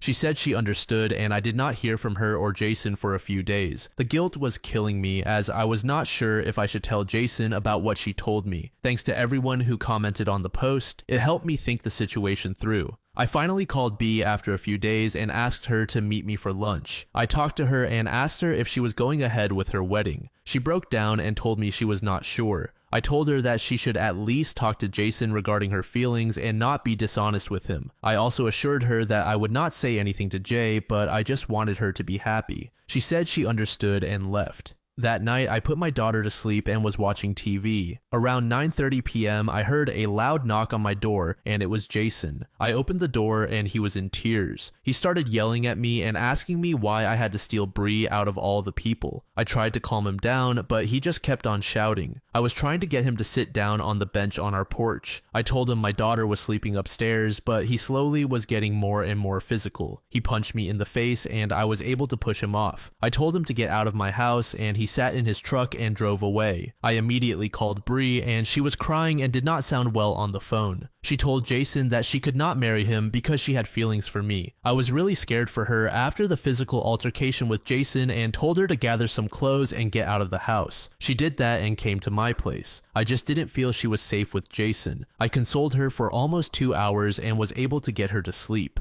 The next morning, we had to call her parents to let them know about what had happened. Bree kept a brave face, but I could see how much she was hurting. Her parents asked her to take a few days off and come back home immediately, so she took a flight in the evening to go home. Over the next 2 weeks, the wedding was called off. Bree and I talked every day, and she was very exhausted. She spoke to Jason a few times, and he kept asking her to take more time to think. However, I think Bree just wanted to get out of it and decided to break it off with Jason. Currently, Bree has been staying with us for the last 2 weeks. She still has a job here and started going back to work last week. I have talked to Bree in detail about what happened. She told me that she and Jason had been dating on and off for the last 4 years. Jason is not very career-oriented, while Bree is very good at her job. She felt he was a nice and reliable person, but was unsure about him from the start. She felt that she was not getting any younger, which is why they decided to get married. When she heard about my wife passing away, she felt really bad and wanted to be around me to comfort me. When she got her big promotion, which meant she could work in a corporate office, she immediately chose my city and moved here. Jason also moved here and got a new job. At that time, she never had any romantic feelings for me. However, as she started hanging out with my daughter and me, she began to feel the bond we shared when we were growing up, except I was the broken one and she was taking care of me. She realized that she was enjoying her time with us more than with Jason. She understood that she had made a mistake with Jason and that what she wanted was right in front of her. Thus, she slowly started thinking about me in that way and finally told me about it. She knew her relationship with Jason was over the moment she confessed to me. It's a difficult situation, but I am glad that she realized this before getting married rather than after. As for Jason, I feel bad for him. He is moving back to our hometown closer to his family. He is currently in their apartment and will move sometime next month. I know many of you may be curious if we are dating. We are not dating. I don't think I can date anyone right now, nor should Bree. She is my friend and I am happy that she is staying with us and plans to be here until everything is sorted out. My daughter loves having Auntie Bree around too, so that's a bonus. Plus, it's really nice to see her slowly get back to normal. User Chaotic Good said, I don't blame you or Jason. I blame Bree only. She should have figured out her issues before wasting everyone's time and money. She shouldn't have put you in the middle of her nonsense. Jason literally had the rug pulled out from under him and you got a fist to the face. She needs to be alone and have a therapist on speed dial. And she owes a lot of people apologies. User Mace 1981 said, I know you didn't deserve to be punched, but for Jason, you, his friend, were the one who stole her, so I can't blame him. I'd honestly not be this supportive of her. It cannot do her any good in the long term to still be living this fantasy life with you. No matter how much you tell her, on some level, she's going to believe you'll change your mind. Those 2 weeks are going to stretch on. You're not exactly proving Jason wrong from his POV, are you? You are living together. 9 months later, OP gave us his final update. I wrote a post 9 months ago about my friend Bree telling me that she loved me a few weeks before she was supposed to get married. For context, I lost my wife 3 years ago, and we have a 6-year-old daughter. Bree and her fiance Jason moved to our town a year ago, and Bree confessed her feelings for me just weeks before her wedding. Things went south quickly, and Bree ended up breaking up with Jason and canceling the wedding. She was staying with us when I last shared an update. I think the story was picked up by some popular YouTube channels, and people have been messaging me to find out what happened afterward. I wanted to maintain our privacy, especially since many of our family members saw the video and recognized my post. They didn't know that Jason had assaulted me, and I had to assure everyone that we were safe and okay. I'm feeling particularly happy this week, so I thought I would share an update. Firstly, the reason Bree moved in with us while Jason was still in town was that I had a temporary restraining order against him. Bree also filed for one but was denied as he had never directly threatened her safety. She said she felt secure with us because of the TRO, and I agreed. Jason didn't cause any issues after that, though he continued texting Bree, asking her to work on their relationship. Eventually, he moved back to our hometown in February, and we haven't heard from him since. Bree got her own apartment once Jason left town, but she remained very much a part of our daily lives. I enjoyed having her around, and my daughter loves her. In April, Bree brought up the idea of us dating again. I explained that I wasn't over my wife's death and didn't want to be unfair to her because I still love my late wife deeply. Bree told me she knew she could never replace my wife, nor did she want to. She shared a beautiful analogy. She said, my heart is like a big pot. It holds a lot of love for my late wife, but it also made room for more love when my daughter was born. Loving her wouldn't erase my love for my wife or daughter. It would simply mean there's more room in my heart than I realized. I took a month to think it over, talking to my mom and mother-in-law who both encouraged me to give a relationship with Bree a chance. We officially started dating in May, and it's surprising how quickly we fell in love. I think the strong foundation of our friendship helped a lot. The last 6 months have been amazing, and I've never seen my daughter so happy. She's a big chatterbox now and insists that Bree comes to all her school events and recitals. Sometimes I feel a little jealous of their bond and even a bit left out of their little chats. The reason I'm writing this update is that I'm planning to propose to Bree this Christmas. It's not a surprise proposal. We went engagement ring shopping last weekend and finalized the ring. We also have wedding plans for next summer. I know it seems quick, but I can't imagine spending the rest of my life with anyone else. Bree deserves to officially be part of our family. My daughter is thrilled, and she and Bree are already shopping for dresses for the engagement photo shoot. Our families couldn't be happier, and we plan to get engaged at a small gathering of family and friends over Christmas weekend in our hometown. I know some people judged me for taking Bree in after she left Jason, and others judged her for leaving him at the altar. Life isn't easy and things don't always go as planned, but I'm grateful Bree found the courage to tell me how she felt back then. Thank you all again for your support on my last post. User Sweet Interview said, what a dupe. I knew when she told you she was leaving him for you, it was to deliberately make him think you were a part of it. Of course, you then jumped to the conclusion that she wasn't safe, the person who risked having her in his home with his child. Then she desperately told you, the person whose child she put at risk, that she was only safe in your home because you had a restraining order. Oh, she worked you good. You've been manipulated this whole way, and even when you said you weren't over your ex and needed time, she ensured you didn't have it. She worked on you that whole time, and I hate to tell you, but her ex, his family, and many others probably believed you've been in a relationship this whole time, that you did steal her and you were both already cheating on him. Who wouldn't think that when she was at your door the very night she left him? What a mug. This was never innocent. She moved her fiancé to leave their families and change his career to stalk you deliberately with the hope of being with you. She just didn't want to give up the boyfriend in case you didn't let her near. Then, when you did, she made sure he stayed long enough to cover half the bills until she could get in your door. All these red warning flags, and you expose and risk your daughter to that. Best of luck, I mean it. You will definitely need it with someone so manipulative and scheming. User That Sucks said, I don't believe in relationships built on betrayal. It may seem sweet and all, but she basically led on another man until you became available. People like that can turn around and do similar things again. This next post was made in the same subreddit by a user named Powerful Activity. The post is titled AITA for not letting my daughter invite her stepdad to walk her down the aisle. So, my 56M daughter, 25F, is getting married next spring. I've been looking forward to this for years, and she and I have always been close. Her mom and I split when she was around 12, and she mostly lived with me after that. I've been in her life full time, so I always figured I'd have that classic father-daughter moment at her wedding. Her mom remarried about 5 years ago, and let's just say I'm not a fan of her new husband. He's a guy who always needs to be the center of attention, loud and over the top, and just exhausting. He's pulled stunts even at family gatherings from my side, always making everything about him. I've put up with it to keep things civil, but it's been a challenge for me all the time. I still invite him for my daughter's sake. Fast forward to now, my daughter is wedding planning and told me that she'd like her stepdad to walk her halfway down the aisle with me. I couldn't believe it. I told her that as her actual father, it's a bit hurtful to have to share this big moment with someone who's only been in her life for a few years. I've been there through everything, every school event, every late night, every hard time. Her stepdad has just recently come into the picture, and it stings that she wants to include him in a moment I always assumed was ours.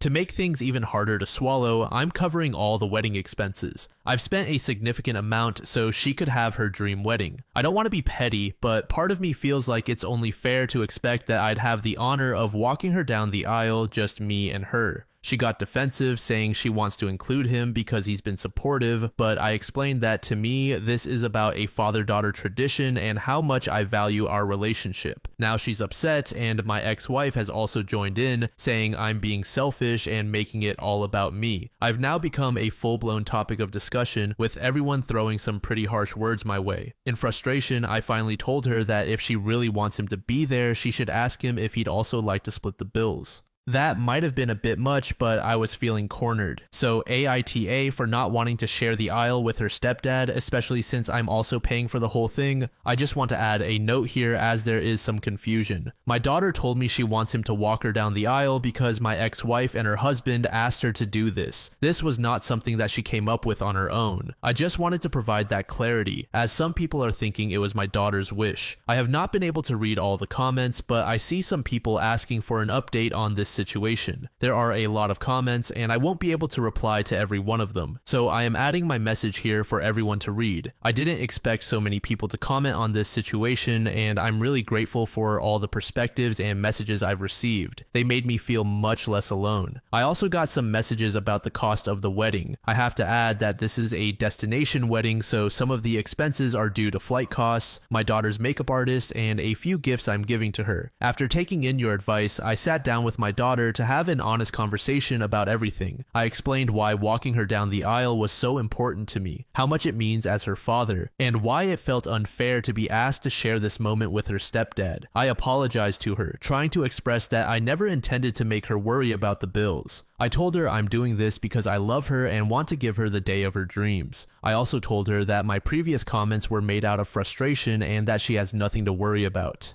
Unfortunately, the talk didn't go as I'd hoped. She got pretty upset and told me I was ruining her day and that I didn't understand the pressure she was under from everyone to keep the peace. She was worried about her mom getting angry, and when I told her I felt hurt by all of this, she accused me of threatening her and even called me a narcissist. I'll be honest, she used terms I don't fully understand, but it stung.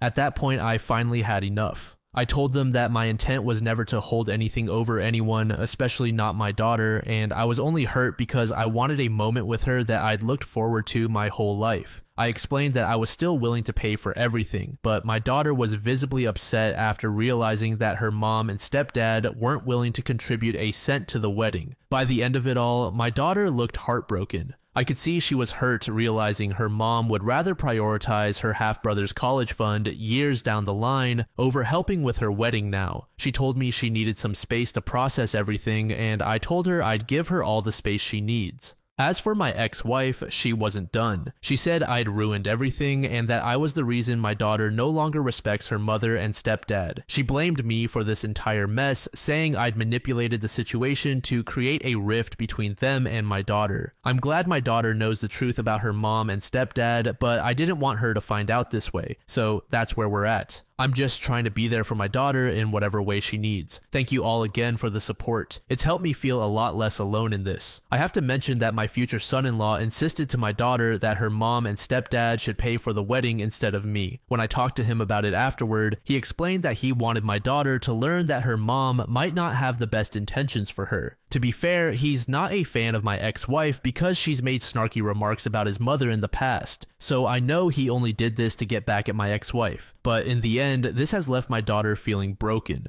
She has a very open heart and trusts people easily. I wanted her to know this was wrong, but not in a way that would make her feel betrayed by her own mother. She carries a lot of pain from the past. Thank you everyone for your kind words. I will end this message here. Wish you all luck. User Blackstarfish said NTA. As a consistently active parent, even into adulthood, this is a significantly special moment for you and your daughter. Whether you're footing the bill for the wedding or not, you alone should be the one walking her down the aisle. I have a feeling that the stepdad is the one who suggested this, not your daughter. She might have just been the messenger. User, if I were in your shoes, said NTA, and after reading your comments, this is one of those moments where you have them in front of you, including her fiance. You start to tear up and get upset and remind your daughter and your ex-wife that she cheated and left. Remind him that he is manipulating your daughter and the situation by involving himself at all, and it is disrespectful to you and what you have done and endured. I would look at your ex-wife at this time and say, I don't deserve this shit. Screw you. And then look at him and say, screw you too. Then look at your daughter and say, if you don't want me to walk you down the aisle, I will come to terms with that. But they can start paying for the remainder of this ceremony now. I want to be a part of your life as I have always been because I love you, but I refuse to be disrespected like this. He is an AH and created this whole scenario and is manipulating you.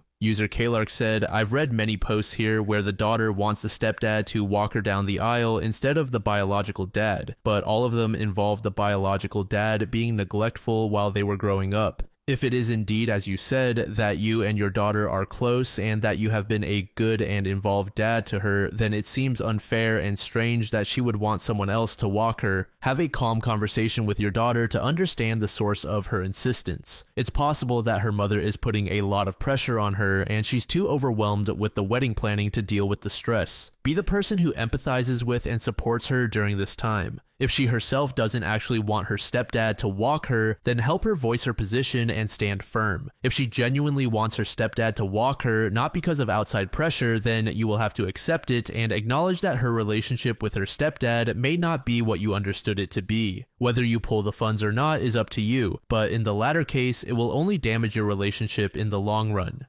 NTA. This story was posted by a user named Excellent Flower in the Am I the Jerk subreddit. The post is titled, Am I the Jerk for Disowning My Brother? When I was 12 years old, my mom and stepdad got married. My younger brother and I would go back and forth on whether we liked each other or not. He always gave me the impression that he hated not being the oldest anymore, and that feeling lasts to this day. He always tried to be in charge of us when we were kids. My mom would put me in charge when it was just us at home, but he would never listen. She had to stop leaving me in charge because he would not respect me. Even my older sister couldn't be responsible for us because he refused to listen to her. As we got older, we became a little more civil. I think he started liking the idea of having a big brother when I confronted one of his bullies. We grew closer over time. Then he started really being a snake. I would sometimes bring him around my friends, but when I wasn't around, he would trash talk me to them. He would push to hang out with them without me. Most of them would defend me and stop talking to him. Unfortunately, some wouldn't. I started having people that I considered friends disappear.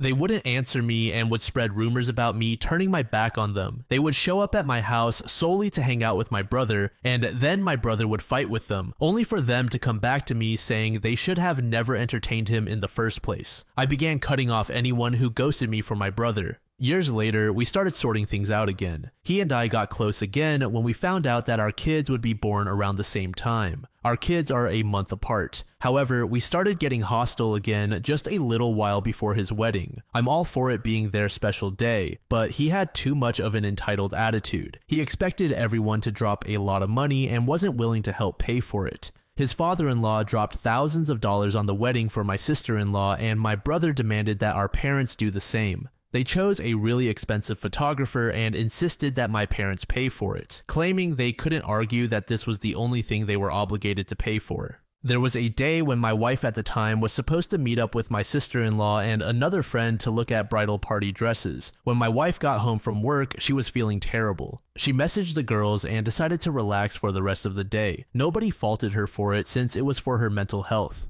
A few minutes later, my brother called her, flipping out that she had canceled. He was demanding that she get out there and go with the girls. I took over the situation since she was already feeling bad. It got to a point where he got off the phone and blasted her on Facebook. All of his little sheep jumped to agree with him and badmouth my wife, so I went off on all of them. There were people saying terrible things about my wife who weren't even at the wedding later on anyway. One person in particular, I personally messaged with a screenshot of my wife's conversation with the girls when she apologized for canceling. This person went off saying that she was with my sister-in-law right after the blow-up, claiming she was bawling her eyes out over it. I asked my sister-in-law and she told me that this person was never at her house that day and that she's more my brother's friend anyway. My brother even got mad that I was uncomfortable with my wife walking with a guy with whom I had negative history. My brother was never shy to tell me how his best friend was his only real brother to him. When I told him that I didn't like being blocked by this guy for no reason and that he was supposed to be walking with my wife, I just wanted to talk with him and settle things. My brother blew up saying that I was ruining his wedding again. After I finally got in contact with the guy, he even agreed that my brother was overboard with how he reacted. He said he understood where I was coming from. The wedding was fine, but it doesn't stop there. When my wife and I separated, she would still hang out with my sister-in-law. My brother would tell her terrible things to provoke us into fighting. We finally reached a point where we realized he was provoking us. Now that she has told him off, he tells our family that she's not welcome anymore. He's tried telling my parents that she's not allowed over during family functions when it's my parents' house. My ex and I are very close. We have a healthy co-parenting relationship for our son. She even had to stay here for a few days when her place had work done on it. My mother still treats my ex like her daughter and loves having her around. She comes over to help us get ready for parties or just to hang out. My brother had an idea for a birthday party for my mother. He told her that he and my younger sister would be coming over and bringing cake. He said he would come cut the grass and do some other things for her too. However, he never gave her a time frame for it. She canceled her plans to be here for the party, but he didn't show up until late that night. I was originally supposed to work that day and be off later that night. After the blow-up, he told everyone that he planned for it to be later so I could be there. The day came and my ex was dropping my son off when she saw us scrambling to clean. My brother wasn't answering and we had no idea when people would be there. My brother claimed it was supposed to be a surprise. My ex jumped in and started helping us clean. My mom actually invited her to stay for the party. When my brother finally called and found out that my ex was staying, he blew up. He said that my sister-in-law didn't feel comfortable with her there and that she wasn't allowed at family functions. My mom flipped back, saying that my ex was the only one who actually helped prepare for the party and that she was starting to become the only one my mom actually wanted there. My stepdad decided he didn't want anyone coming over at that point. He told his kids not to bother coming over. My ex left to keep the peace, but my brother and sister still came over anyway. When my stepdad saw on the Ring camera that they still showed up, he flipped out on them. They ended up leaving and haven't really spoken to us since. They both decided to keep my nieces from coming to my son's birthday party because they blame this whole thing on me. My sister and I have kind of resolved our issue, but my brother, on the other hand, hasn't spoken to me since. I'm tired of his attitude. I refuse to have a bad relationship with my son's mother just because he doesn't like her. The fact that he felt the need to take out his anger on our kids was the final straw. I would never let my issues with him come between me and my niece, and my son was devastated that his uncle and cousin weren't at his birthday party. Am I the jerk here? User Infamous End said, your brother is likely a narcissist. There's no way to have a healthy relationship with him. I feel badly for your son. Have a conversation with him in age-appropriate language. Best wishes. User Sleepwalker said, I do not blame you for disowning your brother and cutting him out of your life. I just feel sorry that you will lose contact with your nieces and that your son may never see his cousins again until they are all adults. Or possibly not at all, because your brother will most likely poison their minds against him and you as well. User Tinker Pro said, so be sure to protect your son from your brother, his wife, and their children. You and your ex should continue to co-parent well. And kudos to your mom for still communicating with your ex. This is the positive adult relationship your son needs to see. Don't bother calling your brother ever. If you see him at your mom's house, say hello or not. Don't engage, and when he tries to goad you, just give him the dead stare. This next post was made in the relationship advice subreddit by a throwaway account. The post is titled, My GF told me she was with a friend, but that friend was with me picking an engagement ring. How do I confront her about her lie? God, this is a doozy. I swear my life feels like a movie right now. Sorry for the weird formatting. I'm on mobile and this is my first time posting on a sub like this. I 28M am planning on proposing to my girlfriend of 3 years 26F. Now, I suck at picking out jewelry. I'm the type of guy who doesn't see a problem with heart-shaped jewelry, so every time I want to buy something for my girl, I usually consult one of our mutual friends. My girlfriend's best friends are all friends with me as well, and we all get along well, so asking them for help picking out jewelry is something I'm used to. When it came time to pick out a ring, I consulted my girlfriend's best friend, Justine. Justine and I are quite close, and she knows my girlfriend better than anyone, including me. So, when my girlfriend went out to visit her sister and baby nephew, I invited Justine over to the house to help pick out a ring. Justine and I looked through a few catalogs, but decided it was a dead end and that it would be better to go to professionals at a jewelry store. However, I didn't know when my girlfriend would be coming home, so Justine and I thought of a clever text to gauge how much time we had. I asked her when she'd be coming home as I was ordering takeout and wanted to know when to tell them to have the food ready. She responded by saying it would be a few hours because she had met up with Justine to go shopping. Now, obviously, this took me by surprise since Justine was standing inside my house. I showed Justine the text and she looked as confused as I was. It isn't out of the ordinary for my girlfriend to meet up with people out of the blue like that for shopping or lunch.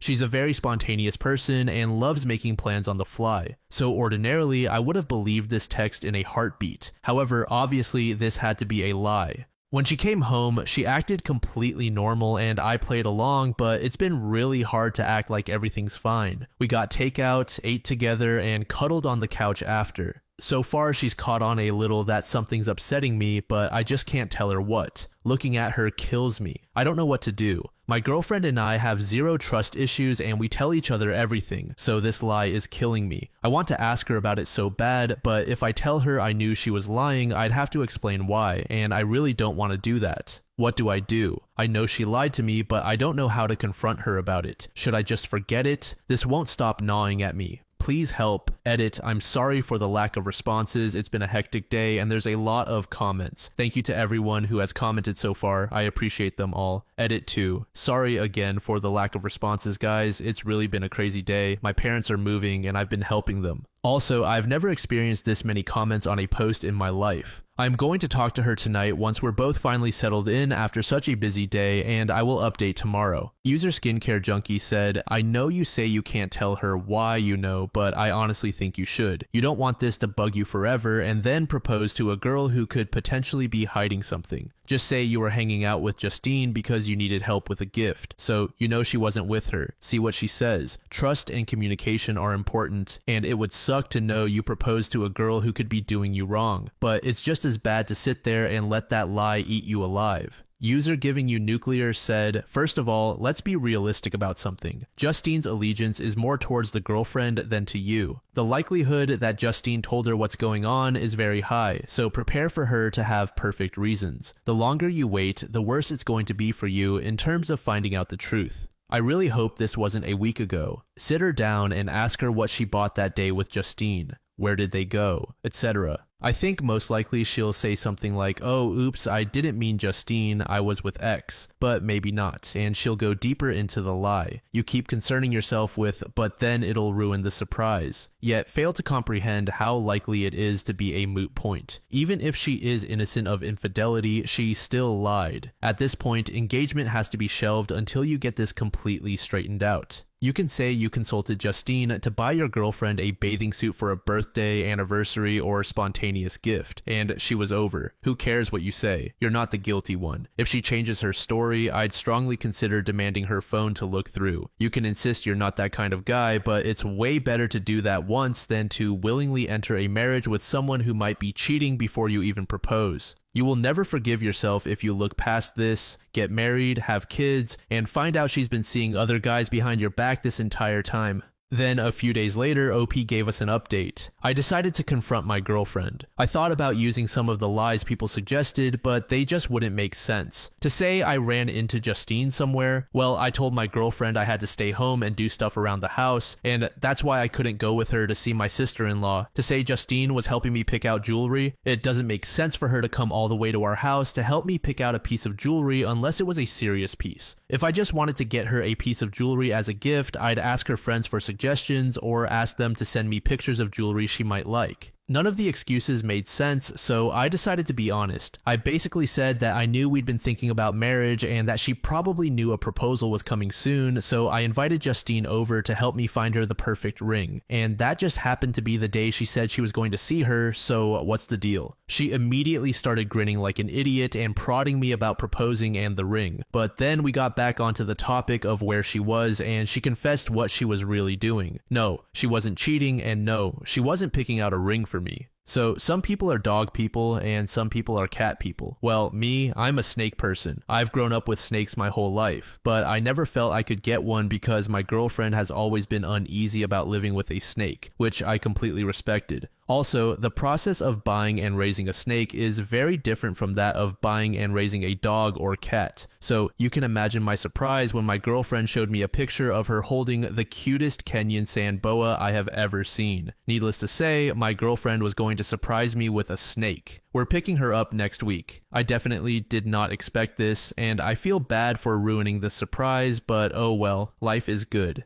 Sorry if this isn't the ending you guys wanted or expected, just a snake. Thanks for reading. User Kashinami said, imagine what would have happened if you had blown up at her. This just goes to show that it's better to talk things out with someone rather than jump to conclusions. User Failing said, I'm glad you communicated. I'm so happy your marriage is starting on the right foot, with both of you knowing you can just ask if something is bothering you. That's an extremely healthy way to begin a marriage. This story was posted by a throwaway account back in 2018. The post is titled, My boyfriend of 1.5 years just scheduled and paid for a cosmetic medical procedure for my lady regions without my knowledge or consent. My boyfriend and I have been together for a 1.5 years. Overall, things are good. Occasionally, he has been overbearing, but he's working on it and has made great strides of improvement. We've lived together for around 6 months. The background. I have a mole on the outside of my vagina.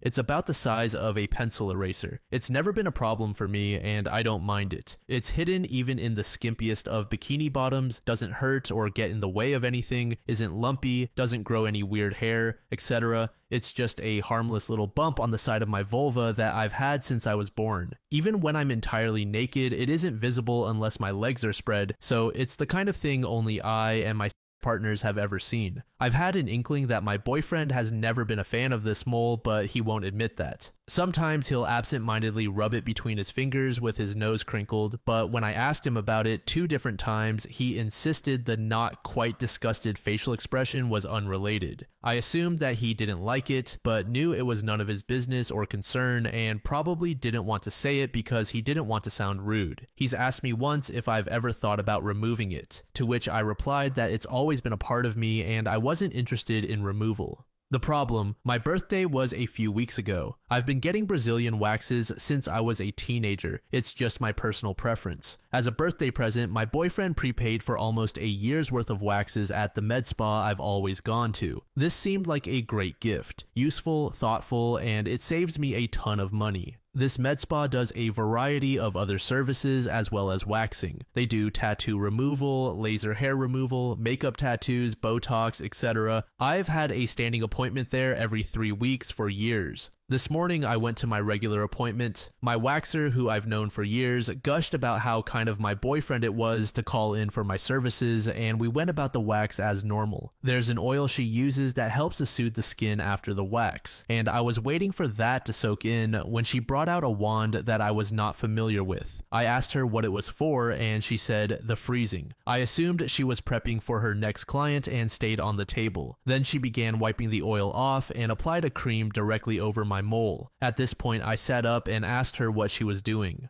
"Oh, this cream helps to numb the area before I freeze the mole. Then we'll cut it off and you'll just need a stitch or two and a bandage and then you'll be ready to go." We fumbled through the awkward conversation that followed, and the bottom line is that my boyfriend had paid for my mole to be removed as well without telling me. The receptionist who books the appointments assumed that I knew, and I signed a yearly waiver for all services from them, so it was basically just slipped in. The receptionist said that my boyfriend asked about the process over the phone, so he was aware that this procedure involved cutting something off my body and would involve anesthetic and stitches. Guys, I'm furious and cannot tell if my reaction is justified or if I'm seeing red for no real reason. This feels like such a breach of my personal boundaries, not to mention disrespectful of my bodily autonomy. I know it's small, but it's plastic surgery. There is no medical backing to having this mole removed. It would be entirely cosmetic. I obviously didn't go forward with the procedure, and now I'm struggling with whether my anger is appropriate to the situation. I have not talked to him about this yet. It happened this morning, and I will be seeing him this evening when I get home from work. Right now, I'm thinking of breaking up with him, but feel like that may be an overreaction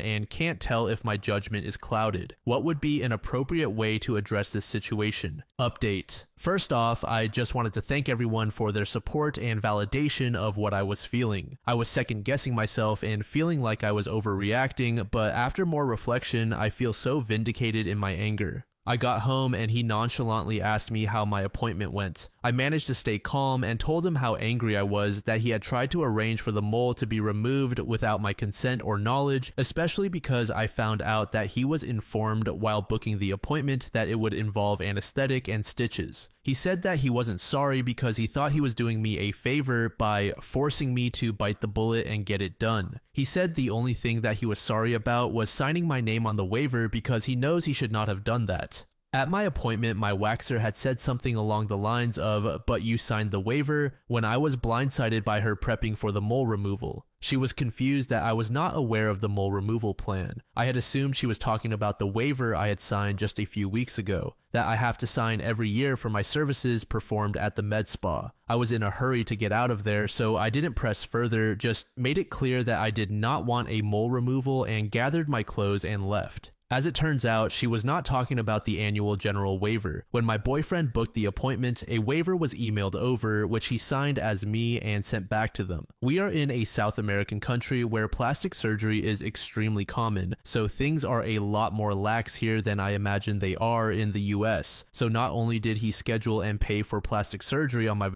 he forged my signature on a legal document giving permission for it to be done. There is no coming back from this, and I told him so. He started crying and saying that he just wanted me to be the most beautiful I could be.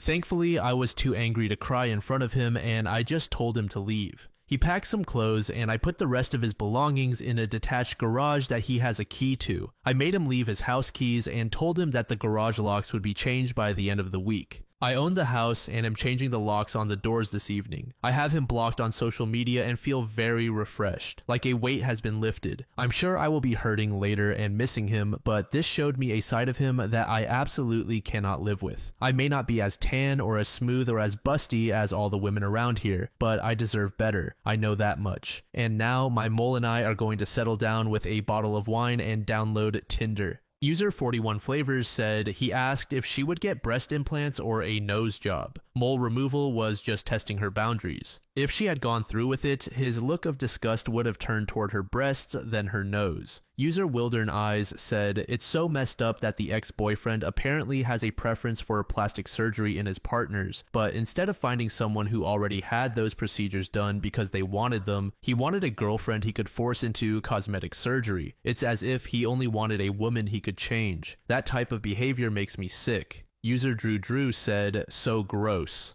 One of my previous long-term partners had two unusual warty exophytic moles that I wasn't a fan of for aesthetic reasons, one in the sideburn area and one in the groin. I asked him if he would consider removing them, and with his permission, I arranged for one of my colleagues to remove the facial one. He was happy with that because it made shaving his face easier. I brought up doing the same for the groin one, and he said, "I don't know, I don't think so." Just once, and I never brought it up again in the many years we were together.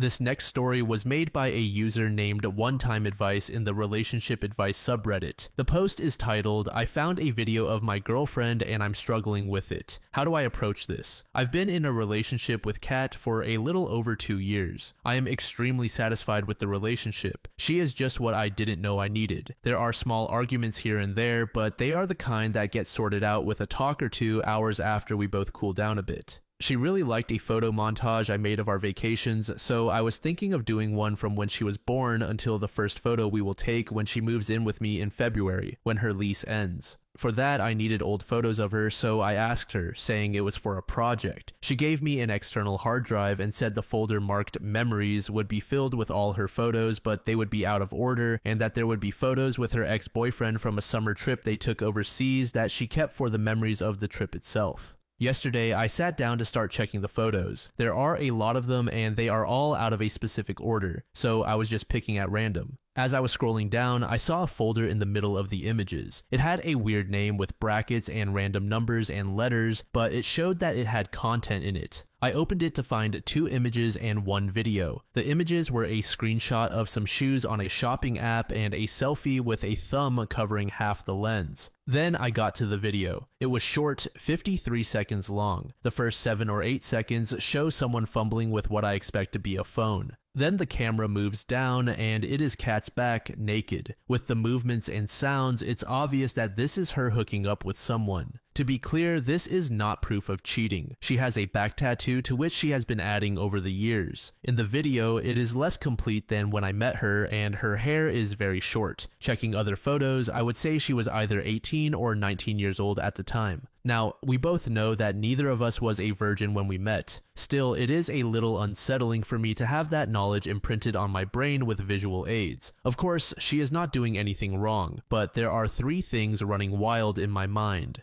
First, she was wearing what I can only describe as crotchless panties with a bunny tail to the side. At one point, I could see what looked like a small whip, similar to what jockeys use. She never showed any inclination for this kind of thing with me, but what really bothers me is that at one point I can see that her right wrist has a handcuff while the other handcuff is open at the side. This bothers me because she absolutely hates being held by her wrists in any way. The first time I did it during she literally tensed and froze on the spot to the point that I stopped what I was doing to check on her. She told me to never do it again. That night, I actually asked her to give me a safe word so that if I ever did something she wasn't comfortable with, she could just say the word and I'd stop. Now my mind is trying to make sense of it, and I'm getting concerned that she doesn't trust me for some reason, at least not to the point she seems to have trusted this guy. Second, the existence of the video itself. She loves taking photos, but nothing overly just some sexy outfits, but even those aren't what I would call too much skin. She is actually pretty flirty and sometimes inappropriate when texting or speaking over the phone, but she told me once to forget any nudes or videos. She won't send them nor let me take them.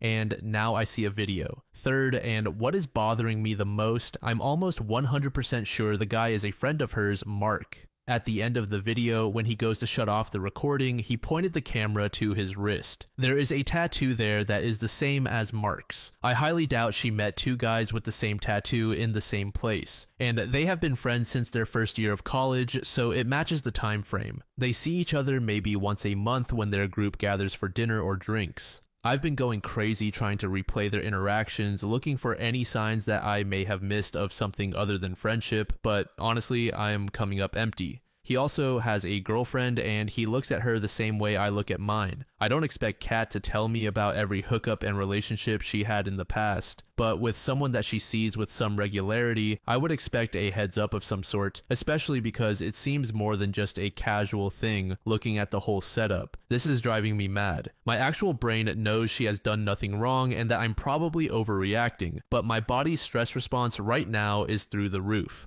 I know that I'll need to speak to her tomorrow before I let this build up more. I already had a bad night's sleep. Tonight I don't expect it to be better, and I'm concerned that having this conversation without a clear mind may actually cause issues that I really don't want to have, and honestly, I'm a bit scared to go deeper into this rabbit hole. Jesus, what a rant this has become. Sorry for the wall of text. It seems I had more to vent than I thought. How do I approach this conversation tomorrow? Edit. First of all, thank you to all those who gave their insight on the situation. Now, maybe my English isn't as good as I hoped because I honestly do not understand the number of people who think I want to do BDSM with my girlfriend and that I'm salty about her doing it with someone else. I never did, and it is not something I can see myself enjoying. I would only do it to an extent if I was asked. My issue is, if she is interested in this, why hasn't she approached the subject in our 2-year relationship? And it doesn't help matters that this doesn't seem to be an ex, but one of her friends, which either is in fact an ex that she hid from me when we talked about past relationships at the beginning of our own,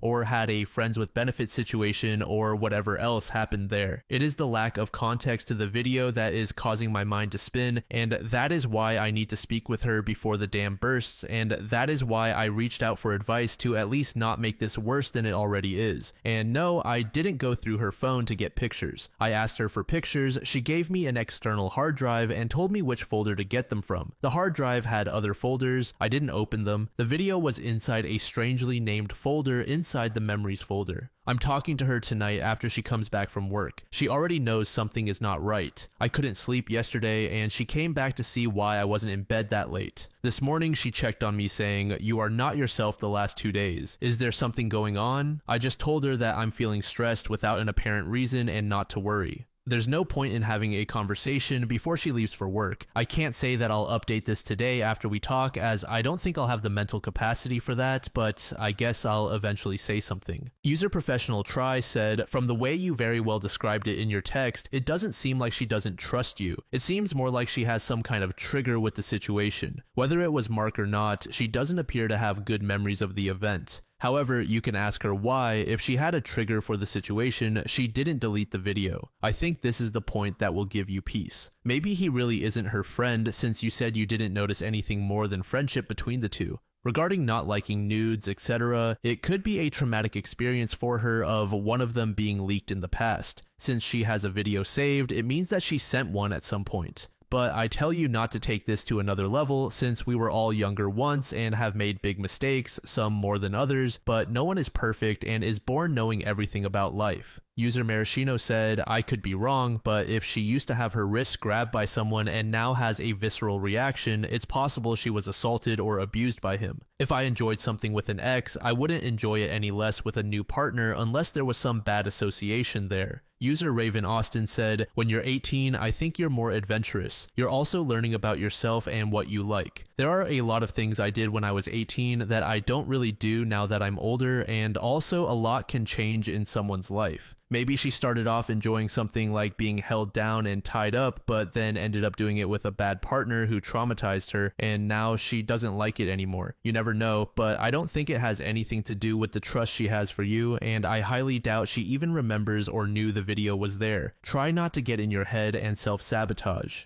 Update. Some people had asked for an update, so I guess this will be it. I can't figure out how to post a link to the original post, but if you need it, just click on my profile. It is the only post, as this account is a throwaway created only for this. I'd like to thank all the people who gave actual advice on what I asked in my post instead of judging me for whatever reason they found worthy of judgment. The advice to listen to her instead of turning the conversation into an interrogation, which was pointed out by several people, helped me avoid complicating our talk. I'm not going to pretend that it's all roses and sunshine. There is some trust that needs to be rebuilt, and I still need to process the image of the video. It is still fresh, so my brain keeps pushing it forward, but I feel that I just need some time to let my mind shake it off. The original post was long, and this update might be a bit lengthy as well. She read this before I posted, so all I've written was with her consent. I got a call from an old friend of mine checking up on me because my girlfriend had called him, worried about my behavior over the last 2 days. When I said it was something I would need to talk to her about, he said, "That's fine. Just remember that Kat is not Mary. Don't bring that baggage with you. If you have an issue, talk it out, but don't put someone else's blame on your girlfriend."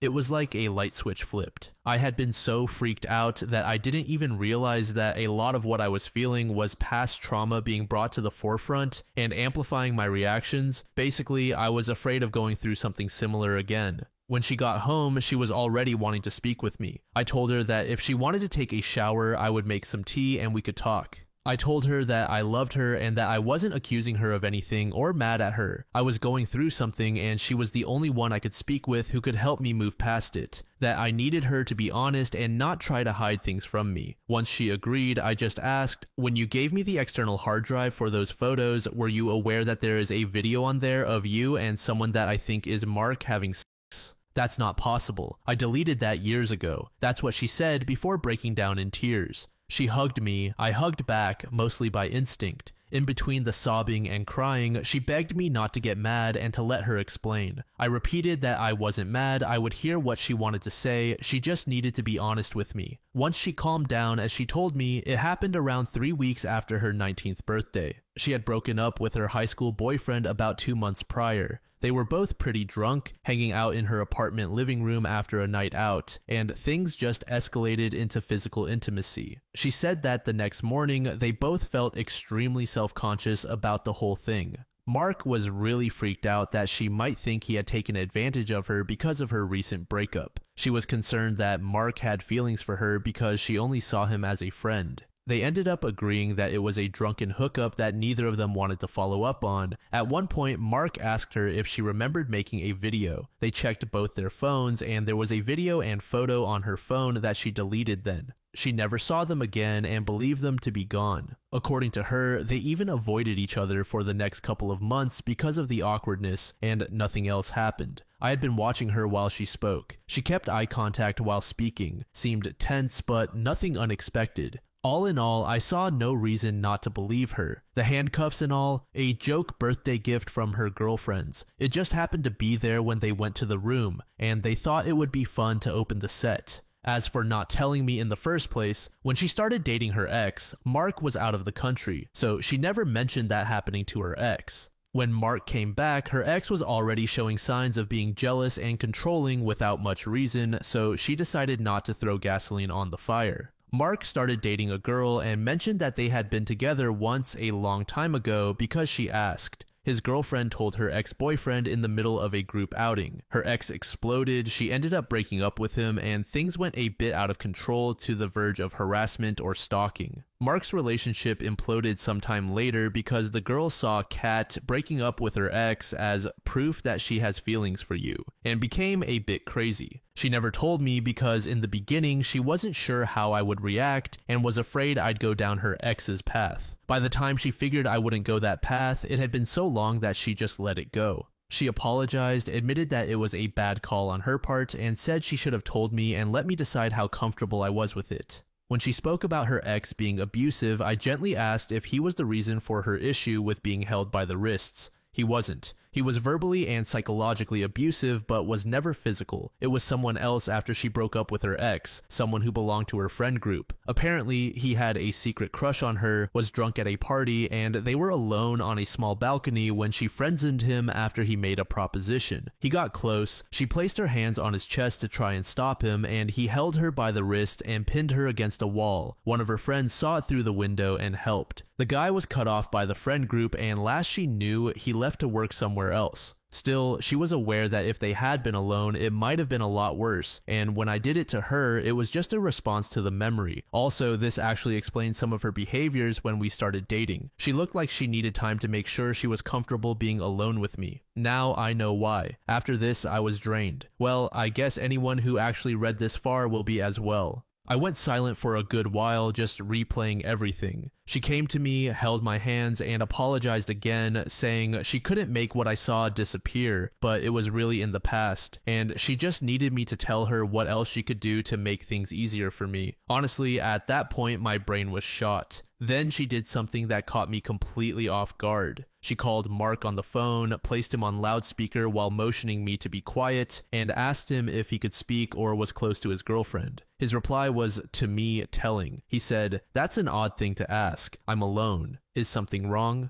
She told him that I had seen the video. Basically, the entirety of the conversation confirmed everything she told me. I didn't say anything, so he didn't know I was listening. After freaking out with, "I saw you delete that shit," he referred to it as a one-time meaningless thing and a drunk hookup that keeps coming back to haunt us. He was also worried that I would tell his girlfriend like my crazy ex did. So after all this, she asked me if I needed space, but I told her I wanted her near. If she didn't want to be with me in bed, I could sleep in my study, but she wanted to be close as well. We spent yesterday together and didn't go to the party as planned. We talked and just kept each other close. She and Mark will take a break from their friendship. He told his girlfriend, who took it better than I did, but they decided that some distance is better at this point. My girlfriend also offered to only go out with the group if I was present, regardless of whether Mark was there or not. Other than that, I just asked her to give me some time and not to initiate for now. I want to be completely clear-minded and release the stress that has built up before that. This is it. It's going to take some time, but I feel that I have solid ground under my feet, so I'm optimistic. I think that now, after talking it out, I just need a bit of time to let it settle. User makes infantile jokes said, "Personally, if it were me, I'd still be a little cautious. Someone who hides the fact that they slept with a friend in the past,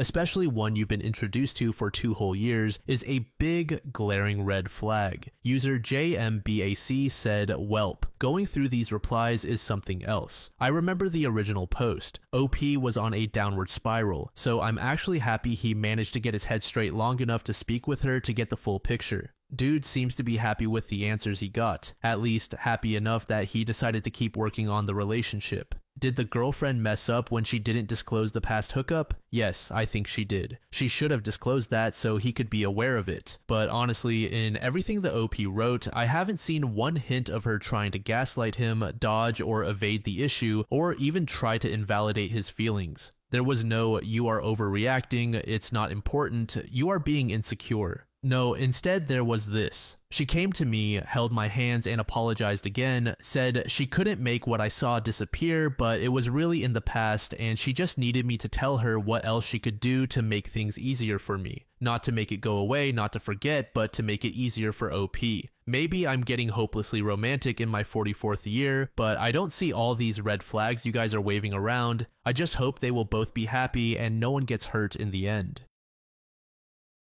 This next story was made in the Off My Chest subreddit by a throwaway account. The post is titled AITAH for flirting with 19-year-old girls and defending myself when being called a predator. I'm 31 and recently ended a long-term relationship. I was broken. I recently went to this cool restaurant/bar downtown with one of my buddies to have a good time. Anyone of any age can come in. While we were there, there was a girl celebrating her 19th birthday. The birthday girl was pretty, so I wanted to go chat her up. Her friends were super cute too. My buddy told me to leave them alone and that they looked like babies. He didn't want to go over at first, but since the breakup, every other woman except my ex has been invisible to me, so he agreed to wingman for me. We walked over and wished her a happy birthday. I thought things were going well and the women were laughing. Then all of a sudden, one of the girls snapped at me, telling me to take a freaking hint, R. Kelly. I was taken aback and just said, "Excuse me?" She told me to read the room and that they were uncomfortable. Another girl asked us to go away. I was going to leave, but I was really bothered by the R. Kelly comment. I said it's messed up to call me a predator when we are all adults here. My buddy wanted to leave, but I stood my ground.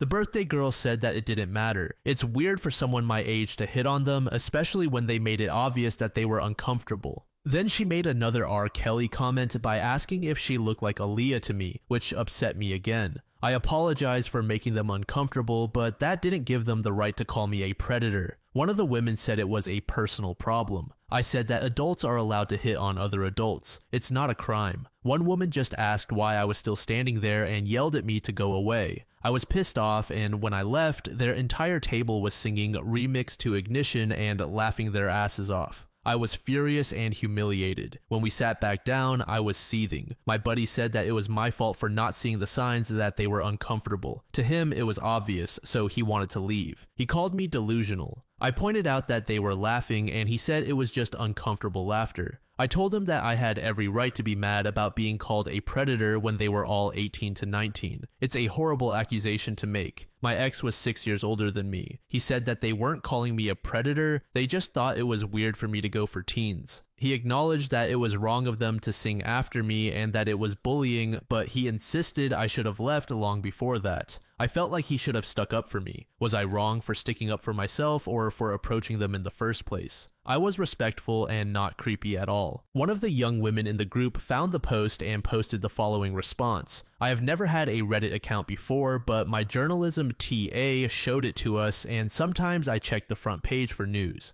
Earlier, I saw a post that basically described my birthday dinner from about 3 weeks ago. At first, I didn't care, but now I feel the need to clarify a few things, even though I know most people called him an asshole. Some people got upset about the R. Kelly comment and singing Ignition. Was it mean? Yes. But I'm done being nice to creeps. This was not a bar. It was a bar and grill, but it was mainly a restaurant that just happened to serve drinks. We were sitting near a family, so we weren't in a setting where people go to get hit on. We were minding our business and hanging out in the corner booth. He came over and wished me a happy birthday. I said thanks, and we all went back to our conversation. I appreciated being told happy birthday, but he stuck around. We laughed uncomfortably and returned to our conversation, but he kept interrupting us. Each time he said something, we nodded and then turned our backs to him. We said thank you bye a few times, but he was still standing there talking to us. His friend kept finding excuses to leave. I was annoyed, uncomfortable, and disgusted, but I gave him a respectful, okay, have a good night, here's some cake for home, bye. But he grabbed the cake and sat down in our booth. He said, the night's not over yet. Then my friend just snapped, and if she hadn't, I was going to. When she called him R. Kelly, she wasn't accusing him of being a pedophile, she was calling him a creep.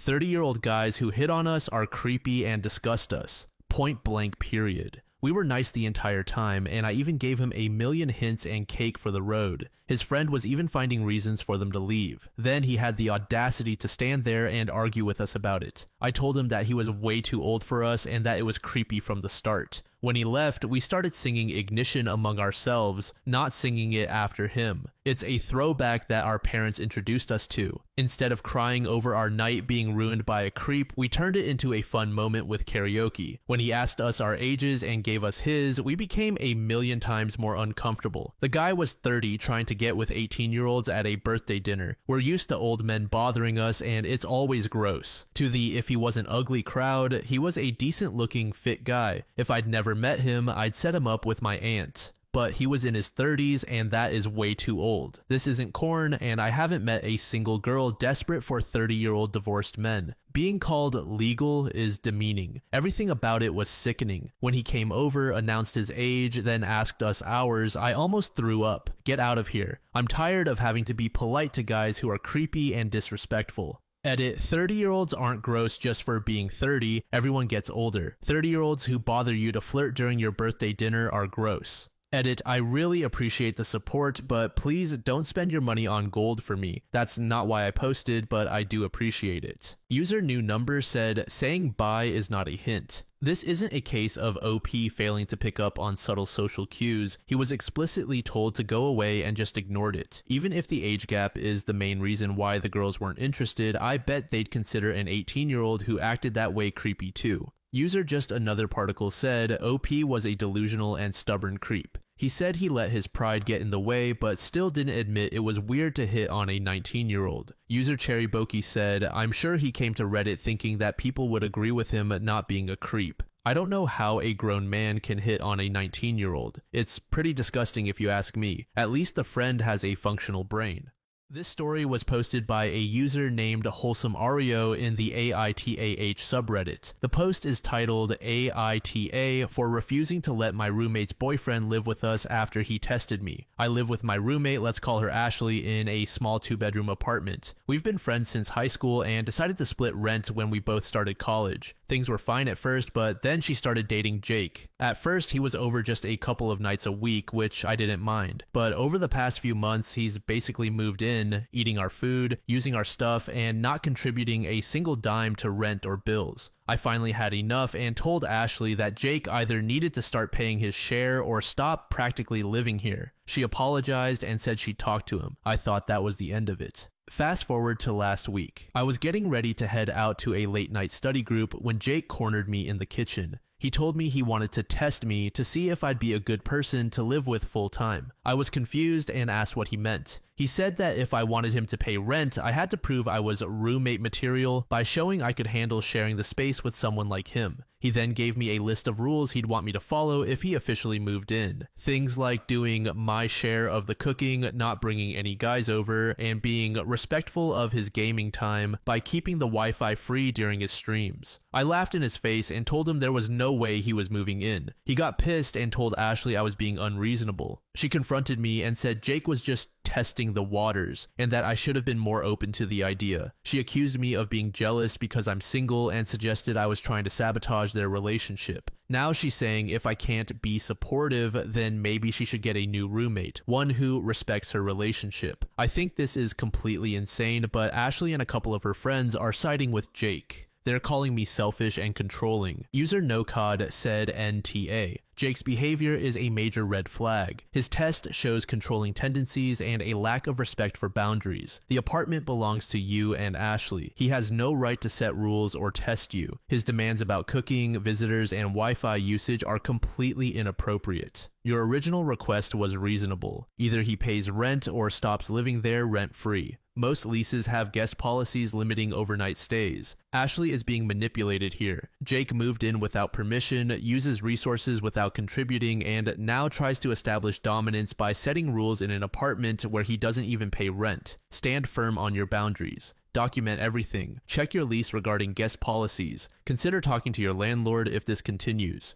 Remember, you signed a lease with Ashley, not Jake. His attempt to test you is just a power play to establish control over your shared living space. User Gorilla Boy said, so he thinks he can come in as a third wheel and start making demands and stupid rules. Sounds like he's not roommate material. Tell Ashley that if he's paying 1/3 of the rent, that doesn't mean he gets priority. How dare he make demands when he's not even an equal partner in expenses, especially for gaming, for crying out loud. User Past Minimum said, NTA, go to your landlord and explain the situation if Jake continues to live there. He will be forced to pay rent or leave. Also, remove your name from any utilities. If you pay for the Wi-Fi, change the password so they can buy their own Wi-Fi. Update. First off, I want to thank everyone who commented. It helped me see things in a completely new light. Honestly, I didn't even realize how much I was being gaslighted by Jake and Ashley until I read some of your insights. I thought they were my friends, but now I see how manipulative and toxic their behavior really is. Maybe I just hated the thought of not having any friends, but who needs enemies with these kinds of friends? Not gonna lie, it still breaks my heart to realize this, and I cried a lot. But that doesn't change anything. I don't know why I'm saying this, it's just been a really emotional few days. Please forgive my rant. Since our confrontation, Jake has gone into full victim mode. He's been telling mutual friends that I'm trying to ruin his life and kick him out of his girlfriend's apartment. He's been painting me as some controlling, jealous monster who can't handle his straightforward personality. Meanwhile, Ashley is eating it up and defending him, saying I'm overreacting and causing unnecessary drama. What's worse is that I've started noticing just how much control Jake has over Ashley. She's completely bought into his narrative and is now acting like I'm the enemy. For example, she told me last night that my attitude is making it hard for them to feel comfortable in their own home. Their home. This apartment is 50% mine, but suddenly I'm being treated like an unwelcome guest. I have decided I've had enough. I've already documented everything, his constant presence, his freeloading, and now his smear campaign. I'm reaching out to my landlord this week. Most leases have clauses about long-term guests, and Jake has definitely overstayed his welcome. As for Ashley, I don't know if there's any saving our friendship. I'm heartbroken because I thought she cared about me, but now I realize she's supporting Jake's abusive behavior. Thank you to everyone who opened my eyes to what was really happening. I'll post another update once I've spoken to my landlord and taken further action. For now, I'm just trying to reclaim my space and my peace of mind. Also, I really want to thank you all for just caring and being there. This is what I needed to hear, and you were all honest and fair with me. I am very grateful for the support I've received that I couldn't get anywhere else. So, thank you. This next post was made in the relationship subreddit by a user named MostBest. The post is titled, "My best friend is barely talking to me after we shared an intimate moment," using a throwaway because he follows my actual account. I've known my friend since middle school. We were neighbors and went to the same schools, and we've always been super close. Until very recently, there were absolutely no romantic feelings or attraction between us. He's always just been my friend.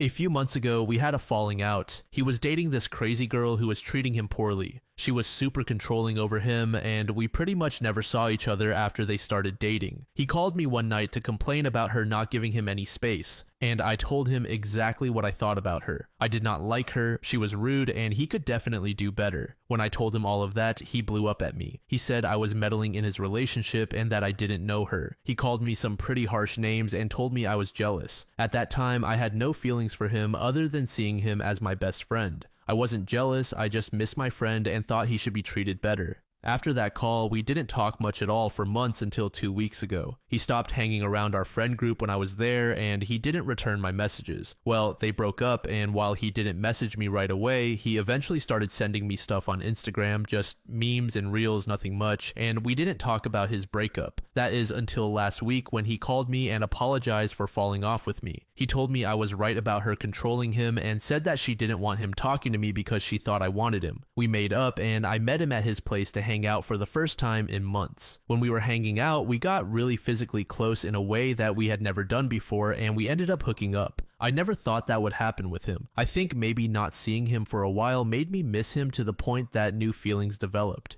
About an hour later, he told me that we shouldn't have hooked up, that I was like a sister to him, and that he wasn't attracted to me at all. We got into an argument, and I ended up leaving without staying the night. Now we're back to not really talking at all. He'll send a funny thing he saw on Instagram every other day, but he won't discuss anything with me. I don't know what to do. He's been my best friend forever, and now we've had 2 back-to-back falling outs. I don't know how I feel about him, but I don't want to lose him from my life. Do I just give this time? Do I call him and insist that we talk about what happened? This is really tearing me apart. User Digu said, "This guy doesn't seem like a very good friend." To this user, another 2020 said, "Or a good boyfriend goes and does the exact thing his ex was worried about, then manipulates his best friend into taking her virginity and gets mad at her for it. Yikes. I hope OP sees how bad that looks." User Mike Sanders said, "I'm not one to assume, but I'll throw out 3 guesses. He is holding out hope that the girl will come back, but sleeping with you may piss her off and mess that up. He really doesn't know how to process this and what the future may hold for you two, if anything. He really wanted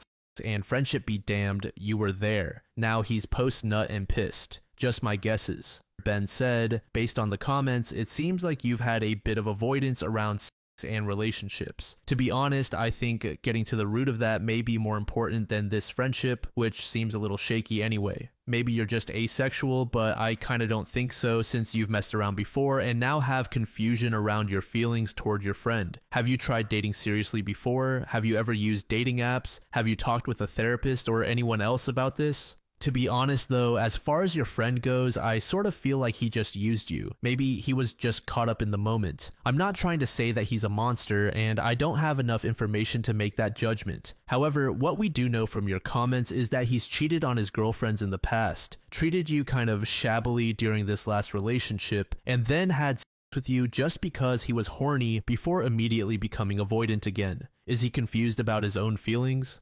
Maybe, but even if so, I'm not sure if this is really the guy for you considering the way he's treated you. I'm getting the sense from your post that somewhere deep down, you do have a desire for an actual relationship with someone. I don't think that's impossible to find, but you need to make an effort to seek it out if it's something you want. You also need to figure out if it's something you want generally, not just with this guy. 2 days later, OP gave us an update. A lot happened in just a few days since I last posted. First, thanks for all the feedback. I was having a hard time admitting that I was mistreated, and it's pretty clear that I've been in denial about my feelings for my friend for a long time. A few comments in particular forced me to see how obviously jealous I'd been of his exes. I didn't like his last girlfriend because he was spending more time with her than with me. She had a point about me, and I don't really blame her for not wanting me around him as much as I was before. So he texted me Friday night and asked if he could take me out to make up for everything that had happened. I agreed, but I told him that we really needed to talk about the past few months, especially about the night we slept together. He took me out to a really nice place, and he immediately apologized for a lot. He said he was sorry for ditching me for months, only to message me, sleep with me, and then ditch me again. He apologized for being so cold after taking my virginity and not checking in to make sure I was okay. He also said that he was sorry for using me for years, admitting that he had been keeping me around for emotional support while not really returning the same support to me. He confessed that his last relationship ended because they were both cheating on each other and that he knew he was a serial cheater. He asked how I was doing since we hooked up, and it was hard for me to answer. I can admit now that I wanted it for a long time. I remember wishing he would ask me to dances when we were kids. Our friends teased me about it, but I always shrugged it off. I told him that I was hurt that the guy I've known for most of my life took my virginity and then told me that I wasn't attractive. Having that happen was one of the most hurtful things I've ever experienced, and I felt betrayed and used by my best friend.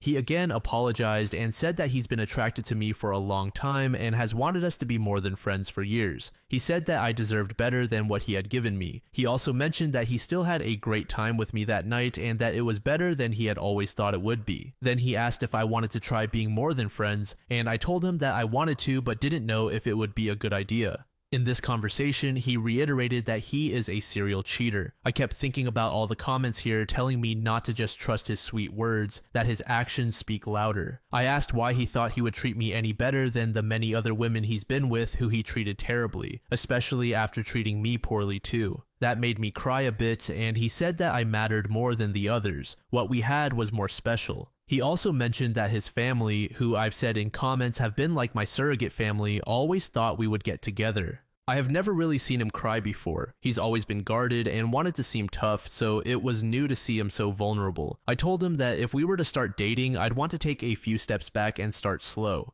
I'm not going to just jump back into bed with him. He needs to prove to me that he can do better. The rest of the date went well. He took me to my favorite dessert place before dropping me off at my place. He didn't try to convince me to let him come inside for anything more, but he gave me a very sweet kiss. I think I'm going to try to make this work. I love him. He's been my favorite person for years. I want to be able to trust him, but I'm going to make him prove that he means all the things he said to me tonight before I let him get too close. User Warm Huckleberry said, "While I don't agree with the decision you're making, I hope you understand that the reason others are saying a bad idea is because you are looking for a Hallmark Channel ending. Wanting someone for a long time means that you're not looking at the facts in front of you. You're tied to a story, not the truth. He cried? Great. He called you his girlfriend? Nice. But he's called others his girlfriend too, and he likely cried in front of someone else who wasn't you. Like everyone else, go get it out of your system, but don't be surprised when he cheats. He literally told you serial and cheater in the same sentence. It can't be any clearer how this will go. The need to make it happen, despite the glaring red flags, makes my heart hurt for you. He treated you poorly and without a conscience twice. Do you really need a third time? This best friend of yours, do you really think you can't find a better best friend? Someone who isn't treating you like a rug they wipe their muddy feet on? You gave him your virginity and your vulnerability, and then he ghosted you. I read your words and feel for you because you sound like a very kind and generous person who hopes for the best in humanity, but please reconsider what could destroy that for you. This man can ruin it. That is why the warnings are consistent. Make the right choice for yourself. If the shoe doesn't fit, jamming your foot into it because you like it won't work. Ignoring the knowledge of who he is will not be solved by a nice dinner, tears, and talking. Sometimes you have to let go and allow them to grow up to be better on their own, not at your expense. I wish you the best. User Fjordgard said, dating this man is an absolutely horrible idea, but I suppose you will have to go through the experience of him treating you poorly again before you realize that in a way that allows you to detach yourself from him. Because no, what you have is not more special, given how he acted toward you after sleeping with you. And if you think that a serial cheater doesn't know how to hide his cheating, you are mistaken. But I guess you are a fool in love, and because of that, you will have to endure the pain. Good luck, you will need it. User Brigand said, my initial impression is that he asked you on the date to clear the air, but also because he was after another hookup. He wants a friends with benefits relationship rather than an actual relationship. He told you he is a serial cheater, so don't be surprised if you find out he is sleeping with someone else at the same time as you. He's been honest with you, so you shouldn't be shocked when he does it. I don't know what words he used, but saying he wants to be more than friends isn't necessarily the same as asking you to be his girlfriend these days. He may just mean friends with benefits. This story was posted by a user named Mom's Funeral in the relationship subreddit. The post is titled, my mom died a couple days ago. My boyfriend is refusing to go to the funeral or let my daughter go with me because it's religious. Like the title says, I just lost my mom a couple of days ago from ovarian cancer. I'm devastated right now, and my boyfriend isn't helping me at all. My mom and I weren't on good terms before her death because of my boyfriend. John and my mom never got along because he's a deeply set atheist, and my mom was very religious. Major issues arose once I got pregnant and had my daughter. My mom pressed for me to have my baby baptized into the church, which I wanted to do, but John was dead set against it. He convinced me that baptizing her and indoctrinating her was a bad choice and that we should leave it to her to choose when she was old enough. I agreed. My mom didn't take this well at all, and after many angry and hurt arguments, she cut off contact with me. Not having my mom with me during my pregnancy or my baby's birth took a big emotional toll on me, but John insisted it was for the best and that he didn't want my mom near my daughter at all, claiming she was evil for hurting me. At the time, I was angry, so I agreed. I found out my mom was sick with ovarian cancer a month ago when she called me and wanted to talk. I was horrified, and all the conflict kind of just fell away. I tried to make the best of my time with her, brought my daughter to meet her grandma, and tried to build good memories with her. I'm happy to say we reconciled, and my mom and I made our peace with each other before she died. I don't want to trash my boyfriend, but John has been a pain in the ass since I found out my mom was sick. He said she deserved it, but quickly backed down when he saw how angry that made me. He refused to go with me to visit or help care for my mom. He didn't even really want to listen to me talk about how happy I was to reconnect with my mom. All he did was remind me that my mom hurt me and I should have no contact with her and that she didn't deserve for me to speak to her. I told him that my mom isn't perfect, but she also raised me by herself and was my rock for many years, and he should respect that. He said nothing outside of telling me there was no value in talking to her. Now we're planning the funeral. I asked John to go with me and he refused instantly. He said he hated my mom, that she was a to our family, and that he wasn't going to church ever, and it was rude and insensitive of me to ask. When I said I was taking my daughter, he had the nerve to actually tell me that I was not, under any circumstances, taking her. I have been through an emotional roller coaster this past week. I lost my mom after we finally made up. My boyfriend has been stupidly unsupportive, and now he's refusing to let me take my child to her grandmother's funeral and refusing to come to at least support me. My daughter is the one thing that brings me comfort, and I want her with me. Is that so unreasonable? It seems like the more I push, the more he digs his heels in, and I just can't take it anymore. I don't know what to do. His attitude towards this entire thing is breaking my heart on top of my mom's death. User Trustaveri said, holy crap, your boyfriend is awful. He doesn't actually think that attending one funeral will indoctrinate your daughter. This is just a sick power play. He wants to get one over on your dead mother. Think about that for a second. He is vying for power over you in relation to your deceased mother. Go to the funeral, take your daughter, grieve however you need to, then make him your ex. User Sarah8 said, your boyfriend is a jerk, not a partner. I am so sorry. Go to your mother's funeral and then evaluate if you want to spend the rest of your life with a rigid, hateful man. Is your daughter also his daughter? I am truly sorry. User Belbrita said, I am so sorry. I'm 28 and I lost my mother last summer. It still hurts a lot. My husband is an atheist. Our minister performed a communion for my mom when she was in hospice care. He explained that he believed in an open communion and invited both my Jewish aunt and my husband to partake. Both did. My husband also attended my mother's Christian memorial service. My husband has been my rock during my mother's battle with cancer and since her death. I can't imagine not being able to lean on him while I've been sick with grief.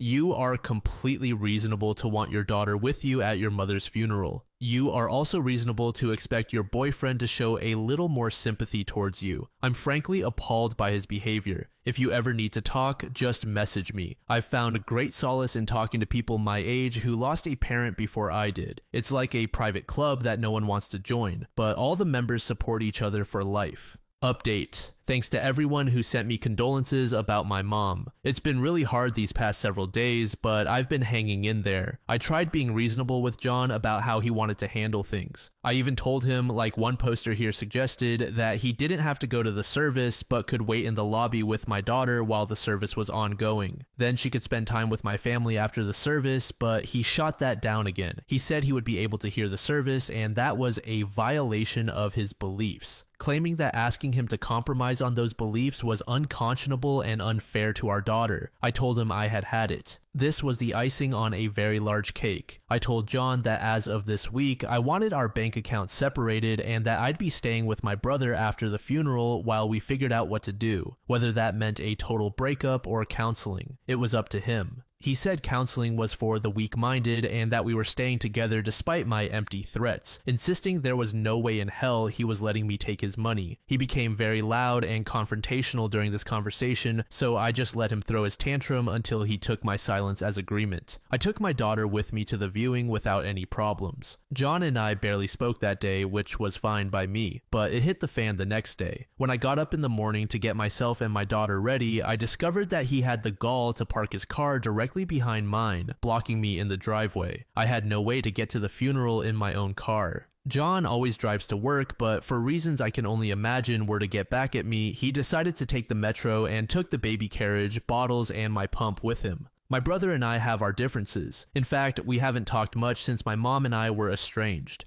but he'll forever be a saint to me for what he did. I called him crying, and he and my sister-in-law arrived within 20 minutes. My sister-in-law calmed me down and helped me get my daughter ready. They brought along spare bottles, a carrier, and a breast pump. Thanks to them, I was able to go to my mom's funeral in comfort, and my daughter was an angel during the service. They calmed me down, and everything went perfectly. Even though I was a mess most of the day, having my daughter with me and having my sister-in-law and even my brother there to lean on gave me peace inside. I've made up my mind not to tolerate John's insane and controlling behavior anymore. He had a litany of excuses for what he did, but I don't want to hear any of them. I never wanted to be a single mom. I always wanted to raise my baby within a family, but I've decided that going it alone is so much better than doing it with this man who thought nothing of trying to kick me while I was down. My brother has arranged for me to talk to a friend of his who specializes in family law this week, and we're taking it from there. I still feel so guilty for what happened with my mom. I miss her so much. I hope from here on out I can make her proud of me despite my mistakes.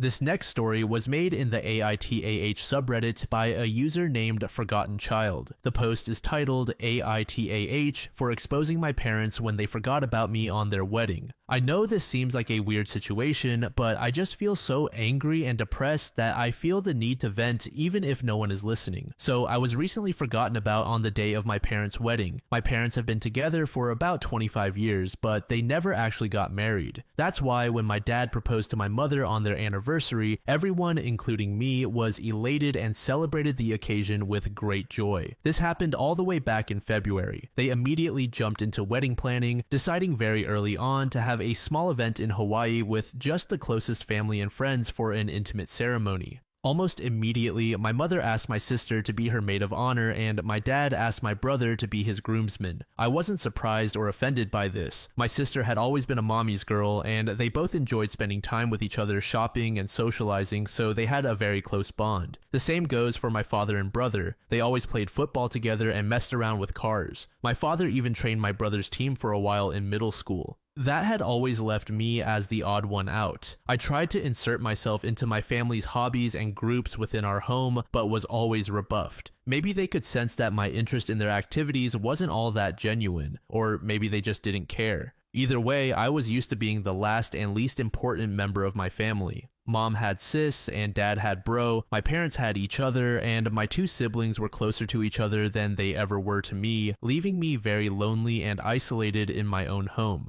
During the preparation for the wedding, it was initially suggested that I be the flower girl, but my sister thought that role would be more appropriate for her daughter, so that idea was quickly tossed away. Later on, my maternal grandmother suggested that I might read a poem or do a little speech during the ceremony, but both my parents refused because they wanted the wedding to be low-key and didn't think a cheesy and sappy speech would fit their vision. I was still okay with all of this, even though it hurt to know I would be the only member of the family to not actually be part of the wedding party or have any role at all on the day. As the day approached, my parents and siblings got more and more caught up in all the wedding planning. I noticed that my mom didn't invite me dress shopping and that whenever they would have discussions about the venue or the event, I was left out. So I decided to see if they would realize that I wasn't being involved at all and kept quiet, waiting for them to ask me anything about the wedding, but that never happened. The wedding was set for 3 weeks ago at the end of August. The day before the departure, my mother casually asked if I had my luggage ready because we couldn't be late to the airport. I bluntly told her that I hadn't prepared anything. She got confused for a second and then snapped at me for not being prepared. I then asked her if I even had a ticket and her face went pale. Yep, they hadn't even bought me a ticket, and I'm not even sure if I had a room or any accommodations once there. Even though I was the only person in my family without a stable income, my parents had bought first-class tickets for my siblings and the couple of other friends that were attending the wedding but had forgotten me. My mom told me not to make a big deal out of it and that they could just find me a low-cost ticket last minute from a cheap airline, but I just replied by asking her, "Then what? Do I even have a dress for the ceremony?" She went with my sister to buy hers and all the other female guest dresses months ago, but I wasn't included.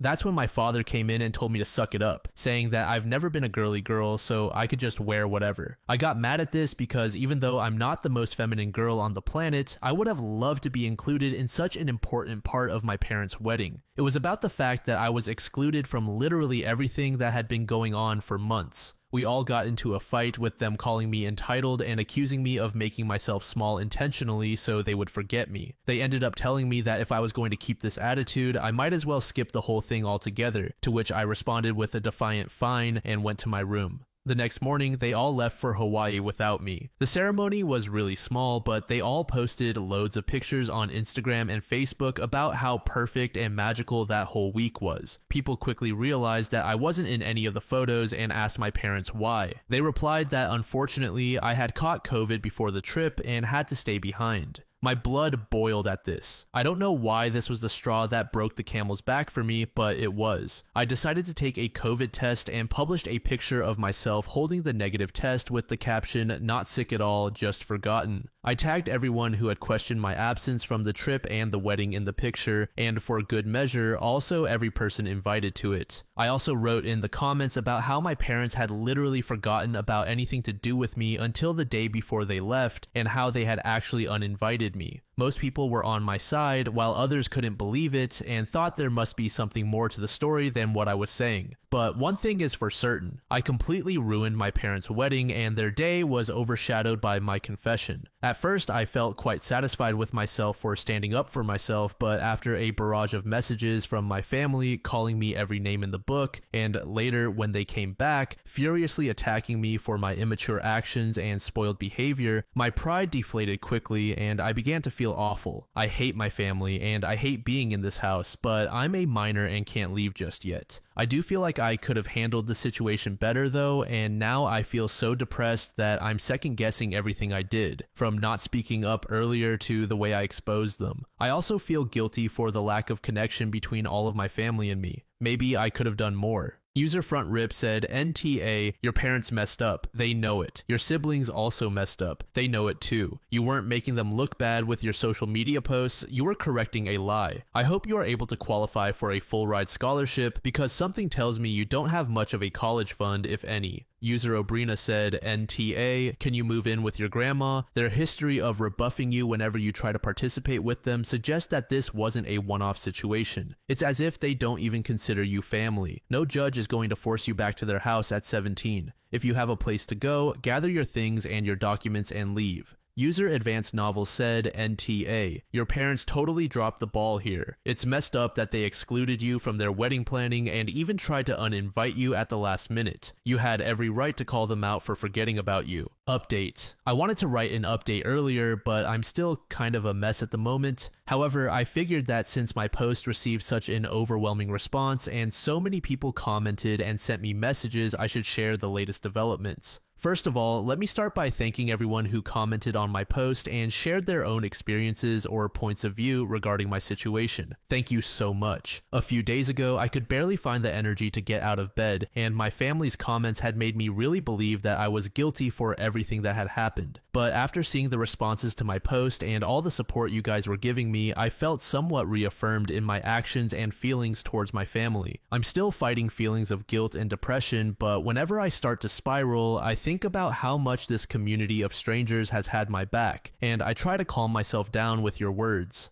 Thanks to your input and advice, I finally decided to call my grandma and tell her the full story. Just to clarify a point before going on, I mentioned this in the comments, but I feel like I should put it here as well. My grandma did not attend the wedding. She lives several states away and has mobility issues, so she doesn't travel anymore. We went to visit her around Easter, and that's when she commented that I might read a poem at the ceremony, but that was the last time I saw her in person before all this. She's always been very loving towards me and has called out my parents in the past for their favoritism, but it's hard for her to play a more active role in my upbringing since she lives so far away. I'm always worried about bothering her due to her age and health condition. Anyway, I called her and laid out everything that had happened with the wedding and how my parents didn't even buy me a ticket to go with them. She came to the same conclusion that most commenters did when I told her that it was simply impossible that they had forgotten and that they did it on purpose. I cried on the phone with her, explaining how I was feeling, how this has been going on forever, how I feel in the aftermath, and most importantly, about my need to get out. She was extremely sweet and comforting to me. She told me that I had nothing else to worry about because she had my back 100%. She advised me to take it easy, but also to make plans for my future, assuring me that she'd help me. After that conversation, which lasted about 2 hours, I felt better. I decided to listen to her advice and start figuring something out for the next school year. I have a friend who is going to lease a studio next to our future campus. She has a great relationship with her parents, but has 5 younger siblings and wants to be more independent. That's why she decided to move out. I asked her if I could move in with her temporarily and promised that I would pay her rent as soon as I got a job. She immediately accepted and told me not to worry about rent or anything else until I was in a better position. We had a good cry together when I told her all about my parents' wedding incident. So this all happened a couple of days ago, and I was planning on doing the update then, but my grandma called my parents and my siblings to lecture them about how they were treating me. My brother just sent me a text afterward with a half-hearted apology, saying that he didn't know I wasn't included and that he just thought I wouldn't have fun on the trip, and that I posted the picture just to create drama. My sister, on the other hand, berated me and told me that I kept trying to make my own problems public and pinning them on my family when they were all innocent. It has been weird with my parents ever since they came back from the trip. At first, they berated me and were furious with me. After that, we've just been ignoring each other. After my grandma called them, they came into my room and told me that if I wanted to put this whole issue to rest, I should shut up about it. They said this could have all blown over if only I'd kept my mouth shut. I just asked them to leave my room, and then I called my grandma again to tell her what had gone down. She then told me that she and my uncle had bought plane tickets to come down to see me. This was something that I was actually scared about because my grandma's health is not the best, and this kind of effort is a lot for her. I know how complicated it is for her to get on a plane, so I tried to dissuade her from coming and told her everything would be okay, but she wouldn't listen. She told me that she was long overdue for a conversation with my parents and that she wanted to see me. I'm stressed for her, and I feel again like I forced her to take a long, uncomfortable trip because of me, and that maybe I should have dealt with this myself. I do want to see her, and I wish for nothing more than to hug her right now, but I'm worried about her. At least my uncle is coming with her, but I hope she doesn't exhaust herself or that nothing happens to her because that would break me. They arrive tomorrow and have not informed my parents of their trip. My grandma asked me to keep it a secret until she gets here. I hope she is able to make my parents see the mistake in their actions, or at the very least, help me break the news to them that I'm moving out very soon and plan on going no contact with them. I don't know, I'm worried about her having to do so much for me and bothering her, but I also appreciate and love her so much for doing all this for me. Update 2. Sorry for not updating sooner or commenting. As you can imagine, if you've seen my last post, it's been a busy week, to say the least. There have been a lot of people messaging me and commenting on the post, and I haven't had time to respond to anyone until today. I'm sorry for that. You all have been so helpful and caring about me and my story, and it's been truly eye-opening and terrifying to see how many people have gone through similar experiences of neglect and abuse. I just want to thank you all for taking the time out of your day to send kind words to this internet stranger. This update will be long, so I apologize in advance. I'm going to continue where I left off. My grandma called me to tell me she was coming here to see me and help me out. I was very stressed about it because my grandma has a hard time traveling, so for her to take this trip meant she would be under enormous stress, and I felt responsible for her since I was the one who called her. She arrived early Monday morning with my uncle, and I went to get her at the airport. Not gonna lie, it was a very intense and emotional moment. As soon as I saw her, I ran into her arms and broke down sobbing. I don't even know if I was able to tell her anything at that moment because of how hard I was crying. I had so many things to say. Thank you for coming, for being so good to me, for having my back. I'm sorry for making you take this trip. I feel awful at home. I don't know if my parents love me, but I know you do. Am I an affair child? I was hit with all of this, plus the guilt and anxiety all at once when I saw her, but she held me tight in her arms, telling me everything was going to be okay. My uncle hugged us as well. I don't know how long we stayed like this, but it must have been a while until my uncle told me we should get going. We grabbed a cab and went to their hotel. My grandma had teary eyes, and I could feel her breathing heavily, which scared me, but she kept hugging me and smiling all the way. She had reserved a double room so I could stay with her for these days. Once they were settled in and I was calmer, we sat down and I poured everything out for them. The years of neglect and emotional abuse, how miserable I had felt after the trip, but also for years now, how my parents had been trying to make me feel guilty for everything that had happened, how scared I was about my future, but that my number one priority at the moment was to move out of that house, even at the expense of my schoolwork, how I had made arrangements to move in with my friend, how I was looking for a job, and how I told them about this post, and how some people thought I might be an affair child, and that I was beginning to question that as well. It was a lot, and I could tell they were both really affected by what I was saying, but they kept comforting me and making me feel safe enough to open up to them.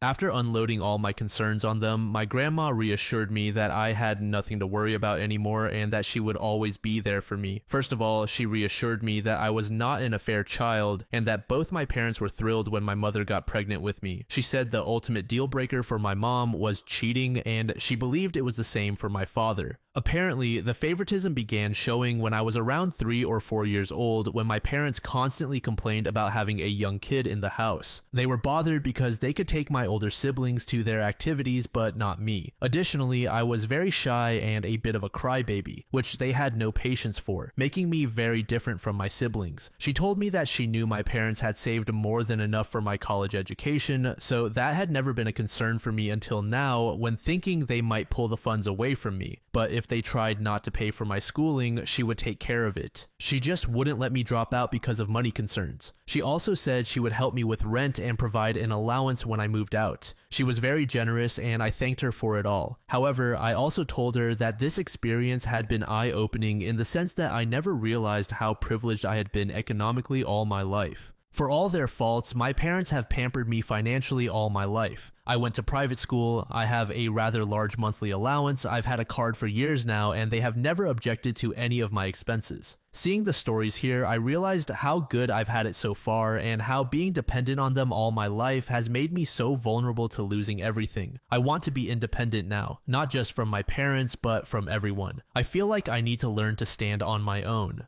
Writing this and having just read all the stories of people in truly awful situations makes me feel like I've been a spoiled brat all my life. My grandma insisted that I accept her help until I no longer need it, and I accepted that, but I will still look for a job and try to make it on my own. We relaxed for a while in the hotel because we were all exhausted from the morning, but in the afternoon we grabbed a cab and went to my house. My parents were extremely surprised to see my grandma and uncle with me when I entered the door, but before they could say anything, my grandma told me to go pack all my essentials while they talked to them. I rushed upstairs and could hear my grandma and uncle berating my parents for everything they had put me through. At first, I also heard my parents trying to defend themselves, but eventually they quieted down. When I came downstairs with 2 suitcases and my backpack full to the brim with everything important that I had in my room, they were all in the living room. My father was beet red and my mother was sobbing like a child. When she saw me, she extended her arms in my direction, saying she was sorry, but I just said, "Save it," in the coldest tone I could muster. My dad said that I didn't have to be a jerk, to which both my uncle and grandma told him to shut up. I left the house at that moment and waited for the cab outside. In the hotel, my grandma reassured me that I wouldn't have to go back to them. She told me they said my college tuition was never in question for them and that they had planned to throw me an extravagant birthday party to make up for the wedding mess. They were also going to give me a car as an apology for everything, but my grandma was having none of that nonsense because it was pretty obvious to her that they were only trying to save face and coming up with these ideas on the fly. A party and a car would not make up for everything they had put me through. Apparently, the moment that broke my mother was when my grandma told her that I had even questioned my paternity. She started crying then, but my grandma told her that what else could they expect when they had repeatedly excluded me from all family events since I was a child. She assured me that she would make sure they made the payments for my schooling unless I preferred to completely cut ties with them and have her pay until I could pay myself. I asked her to do that. I felt bad because it's not her responsibility, but I truly don't want anything else from my parents anymore. Although my grandma is pretty well off herself, she's not as wealthy as my parents. However, she reassured me that everything going to me would be taken from my mom's inheritance. The next day, we went with my friend, her parents, and my grandma to the studio where we were planning to move. Immediately upon arriving, my grandma said absolutely not. I knew from pictures that the studio was very small and dirty, but we saw water damage and mold in the bathroom and kitchenette. There was also rust on the old appliances. I knew all of this beforehand, but figured I could live with it at least for a while. However, what really made me and my friend change our minds was what the adults pointed out. This studio was street level in a bad neighborhood in a building that didn't seem particularly safe and had bullet holes in the walls. Something I didn't even notice until my friend's dad pointed it out. So grandma and my friend's parents said they would look for an apartment for us in a better location and help cover the costs. Both my friend and I want to be independent, but we realized that with our likely minimum wage jobs in such a high demand area, we won't be able to find anything better on our own. The plan is that we're going to look for a 2-bedroom apartment. We will pay what we had previously planned for the studio while her parents and my grandma cover the difference. I know it's still quite spoiled of me to expect help from my grandma, but after seeing the studio in person, I truly wouldn't have felt safe there. My friend's parents, who were somewhat aware of what I was going through, told me that I could move in with them until we find a nice apartment, for which I'm extremely grateful since my grandma is going back in a couple of days and I've been staying in the hotel with her ever since. Apparently, my friend, her parents, and my grandma spoke about this before coming to me to ensure I had a safe place to stay until we move into the apartment. I teared up a little as I thanked them, seeing how people were rallying behind me to offer help. Since then, I've been moving some of the stuff I had left at my parents' house and setting up my space in my friend's home. My mom keeps crying and apologizing every time I go back, and even my father has said sorry, but I remain distant and cold towards them. My sister called and said that our mother was a mess and that I was a jerk for what I had done, but before she could say anything else, I hung up the phone and blocked her. I was going to block my brother as well when I saw that he had sent me a very long message apologizing again and again for everything he has done to me and for not realizing how poorly our parents were treating me. He said he's been doing a lot of self-reflection since grandma called and realized that he had been wrong for assuming I wasn't on the trip because I wouldn't want to go and for just allowing my parents to exclude me for all those years. I sent a brief reply thanking him for his words but telling him I need space and that I'm not ready to accept his apology. I feel like he might be genuine because he has never been nasty to me the way my sister has, just aloof towards me. But I also feel like I need to keep him away for now. Keeping a bridge open with my family feels like the right thing to do right now while everything is so fresh. Maybe in the future he will show me he's just as nasty as everyone else, and I'll block him then, but as long as he respects my boundaries, I feel better not cutting him off completely. I've also made an appointment with a therapist who specializes in neglected teens, and I have my first preliminary visit next week, again funded by my grandma, which makes me even more eager to find a job to take the burden off her, even if she tells me time and time again that she is happy to do all of this for me. That's where things stand right now. I don't know if I'll update again, maybe when I start classes or move into the apartment, but right now I'm just trying to enjoy some time with my grandma and uncle while learning to grow and get rid of these feelings of guilt and depression that have been plaguing me for so long. I want to thank this community once again for being so nice and helpful to me. To all of you who have messaged me with your own personal stories of getting kicked out or having to learn how to make it on your own at too early an age, you've helped me feel a lot less alone and made me realize that things can get better if I work hard for it. I feel kind of spoiled for having such an amazing support system with my grandma, uncles, and friend, but you all are right. Reaching out has been the absolute best decision I could have made.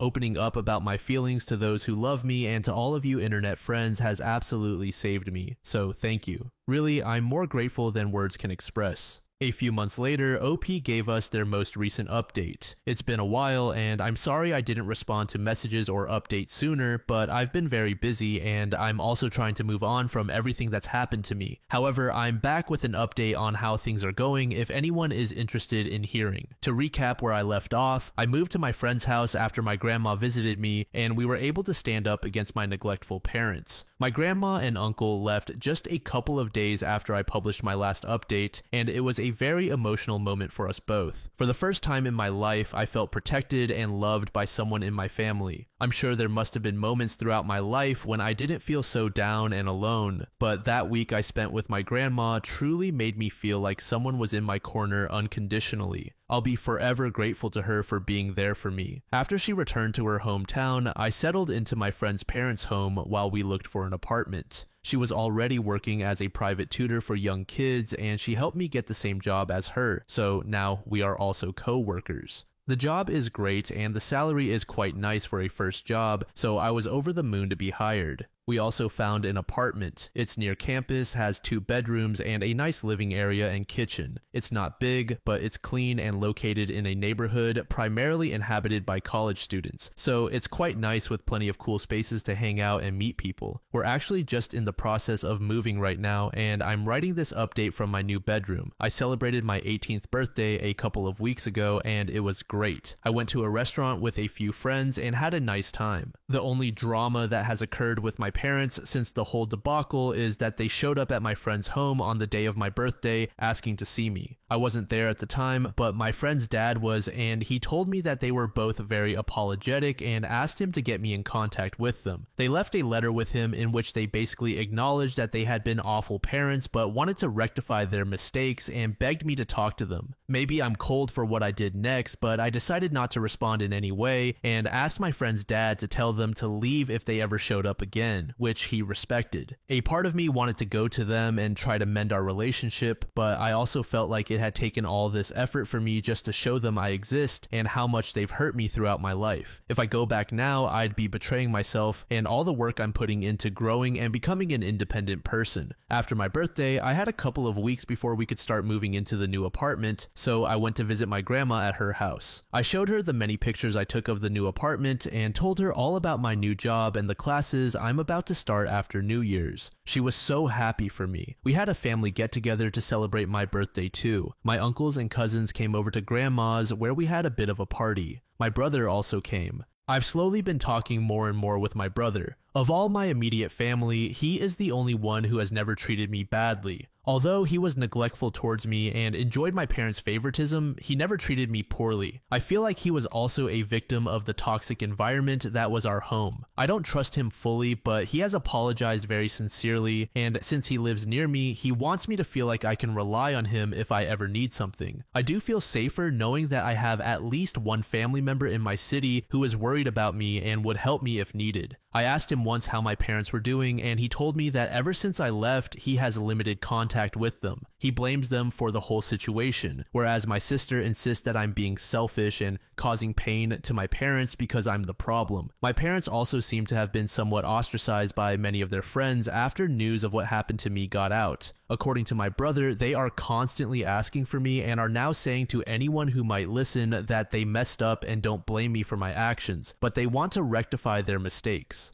I don't know if I buy this act. It feels like they know that now the best thing they can do for their reputation is to try to put the ball in my court regarding reconciliation so they can appear to have done their part. Now, more than ever, I'm focused on my future, and I don't really want to think about them. I go to therapy, and I'm trying to grow and embrace the love of my newfound support system. My friend, her family, my grandma, my uncles, cousins, and maybe my brother. I hope this will be my last update, since I want to close this chapter of my life. If I'm ever back here, it will probably mean something has happened. But I wanted to share the good news with all of you because you truly saved my life in a desperate moment. I was so down those days after the wedding, I felt like curling up in bed and trying to disappear. But you all helped me pull myself up and face the music. I'm now so much happier than I've ever been, and I'm looking forward to all the wonderful things happening in my life. So thank you all. This story was posted by a throwaway account in the AITAH subreddit. The post is titled AITAH for making my husband's groomswoman wear a wig or be disinvited from our wedding. My boyfriend asked me to marry him 2 months ago. To give a little background, I met him at a farmer's market when I was 18 and he was 26. We are now 24 and 32. We've been together for a little over 5 years and I'm very happy with him.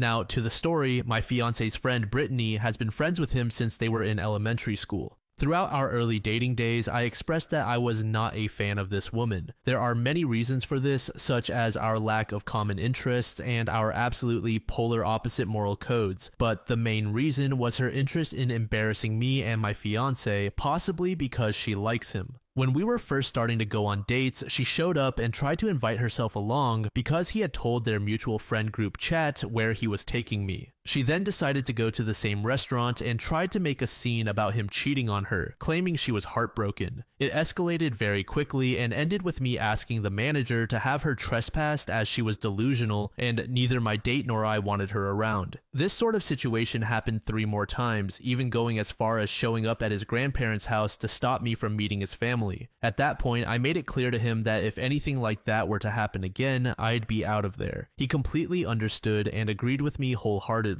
He convinced his friend group to limit communication about Brittany with him because she was acting weird around him, and they all understood and disagreed with her actions. He had extremely low contact with her after that point, and I learned years later that she had undergone major therapy, even checking herself into a mental hospital and going on medication to address these unhinged personality traits. Around 4 years later, they reconnected through a mutual friend's birthday party we were all attending, and she genuinely seemed to have changed personality-wise from the person I had met 5 years ago. We still didn't agree on most things, but she apologized for the way she had acted previously and owned up to all the BS she had tried to pull with him. So I kept my guard up, but encouraged my fiance to be friends with her again. I'm not friends with her, but I am friendly towards her. Skipping to now, I have been planning this wedding basically since I was born. The wedding will not happen for another 2 years. The theme is supposed to be similar to a D&D style fantasy, a Renaissance wedding with blue, orange, and red as the basic color scheme. Most of the wedding will be held outside at a local state park, but part of it will be indoors. Specifically, the cake and food will be cut and served inside, as well as some of the guest photos. This is the important part. I have a personal friend, Bree, who takes professional pictures at Renaissance festivals across the US. Her job involves traveling around the country to Ren fairs and taking pictures for certain venues. It's a very cool job and I love seeing the pictures.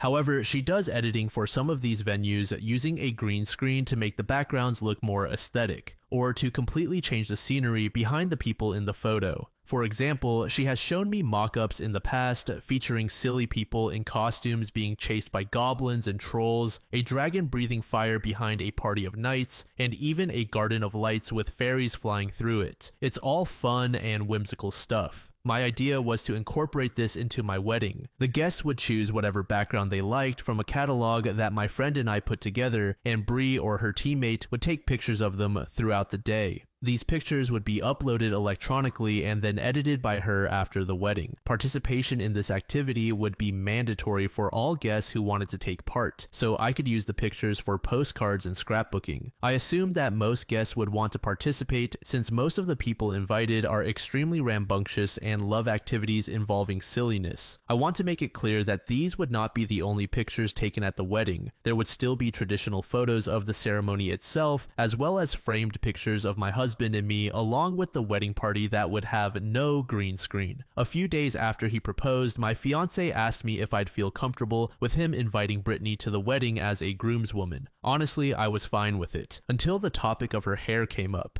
In the year or so that he had reconnected with her, she cut and dyed her hair lime green with cool undertones and highlights. I honestly really like it. It suits her facial structure extremely well. However, I was worried about how her hair would interact with the green screen, so I invited her to my friend's home a while later to see if the screen would blend with her hair. Unfortunately, it did. In the pictures, there was a major glitch with every background we tried because of her hair. I asked my friend if there was a way to edit around it, and she said there was, but it would incur an extra cost because it would take significantly more time to go through and possibly edit multiple photos of her with groups of people so that they wouldn't glitch. I'm very against this since our budget needs to be semi-perfect. We are accounting for accidents and issues, but not extra money going to my friend's business because of one woman's choice of hair dye blending too well with the green screen. While I do love her hair, I asked if she'd wear a wig to the wedding so she could still be included in the green screen pictures. I even offered to get it professionally done and pay for it. This is when she became very angry with me. To sum up what she said, her being asked to wear a wig was basically me saying I wanted to cover herself. She claimed her hair was an expression of herself and that she loved it. I told her that I loved it as well, but in order for her to be included, she would need to wear a wig, as the green in her hair cannot just be covered up with a hat or other headwear.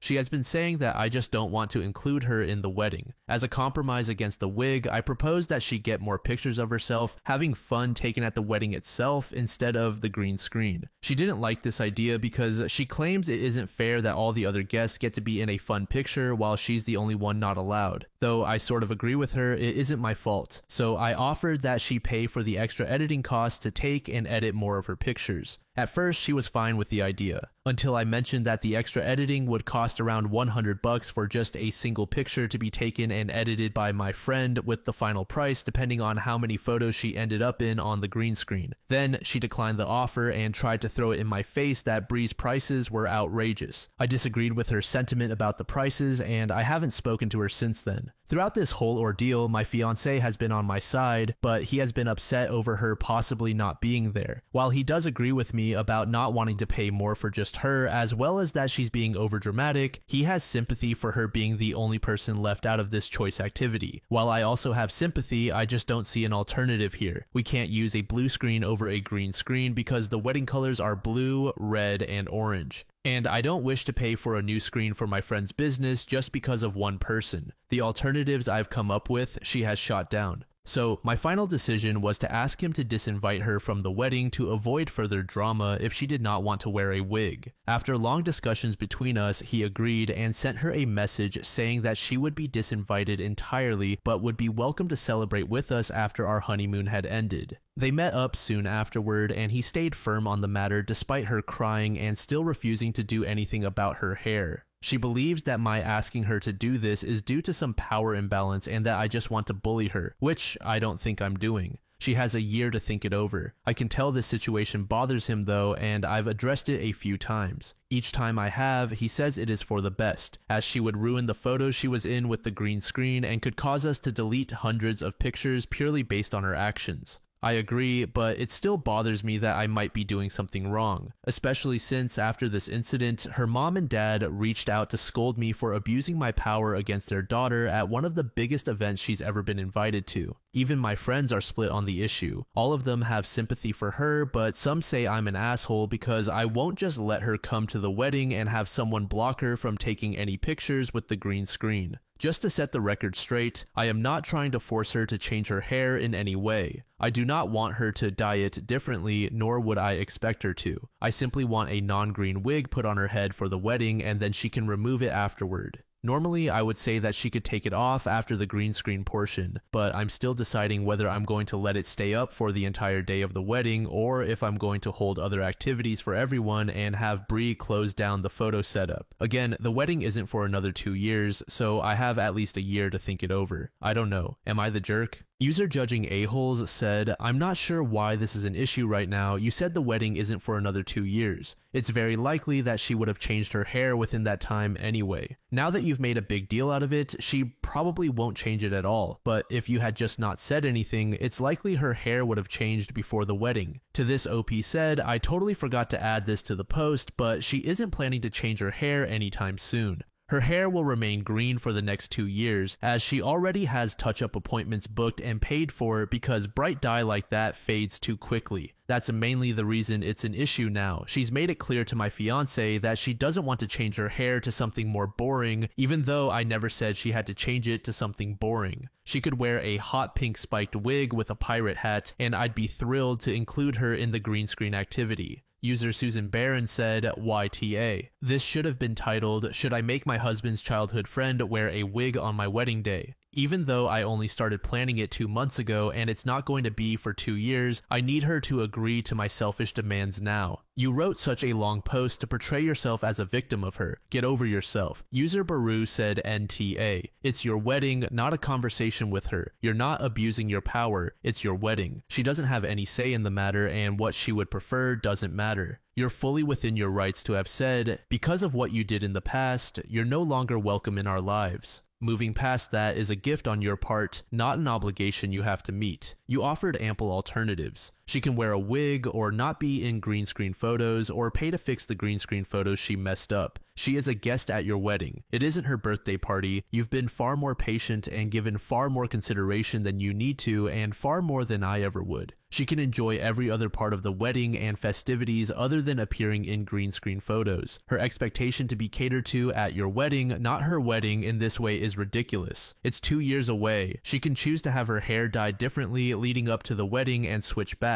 Or pick a wig that still displays her personality but doesn't interfere. This isn't that far removed from her throwing a tantrum because you're ordering a chocolate cake when her preference is vanilla. Update. I honestly didn't think I'd post an update at all this year because I mostly got the confirmation I needed to know I was correct in my assumption that she'd cause more drama at the wedding than necessary and that I would be okay to disinvite her. I was trying to be detailed in that post, but in this one I'm going to be a little less detailed. Basically, 3 days ago, I received my post on Messenger from Brittany. She is a notorious Reddit lurker, apparently, and I saw it a few hours after it was posted. It didn't even need to get multiple upvotes because she just reads the ones available in the recent category. I told her I posted because I had a lot of inner conflict regarding my fiance's choice to disinvite her if she couldn't make some form of sacrifice to not be in the green screen photos or wear a wig so she could be included. She got extremely mad at me, called me names, and threatened that I'd be sued for defamation, etc. This honestly just made me realize how little she has actually changed. Of course, I showed my fiance, and he was appalled at her actions. He said he was going to block her, and he did so that day. I did too.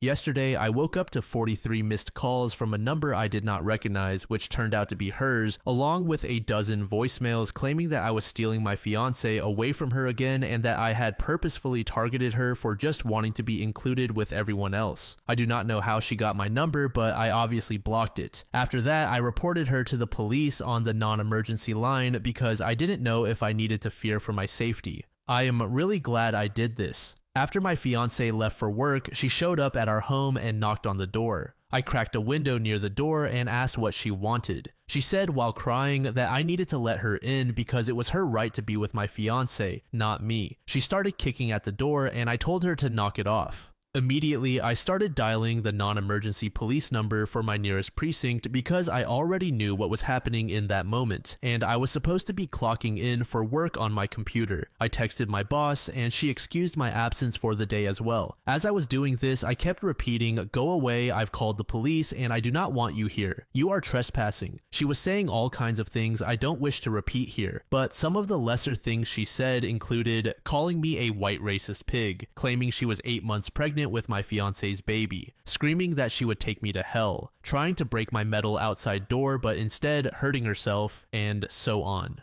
Basically, she had a full-on meltdown. The police came, saw that she was trying to break my door down, and immediately put her in cuffs and sat her down. She was claiming this was her house and that she'd lived there for 10 years, that I had broken in and locked her out, etc. Of course, because of her psychotic appearance, I was questioned, and once I explained the real story and provided proof that I was the owner of the home, she was taken to the police station. As far as I'm aware, she was booked for the night and was let go today. I did agree to a temporary no-contact order, and my fiancé and I are going to proceed with a permanent one. Her parents called after they heard she was put in a holding cell and apologized profusely. Apparently, Brittany had lied to them about the extent of her actions and downplayed a lot of it. On the exterior, she seemed fine and well-rounded, but mentally, she had snapped again from not taking her meds for a year. She never told her parents this. She just acted normally until one of her triggers came back. My fiancé. No, he didn't do anything wrong. She just had a major trigger when it came to him because of a deeply obsessive personality disorder. I wasn't trying to air her dirty laundry about her medical history in the last post, but she was diagnosed with BPD and several other disorders caused by trauma she endured in her childhood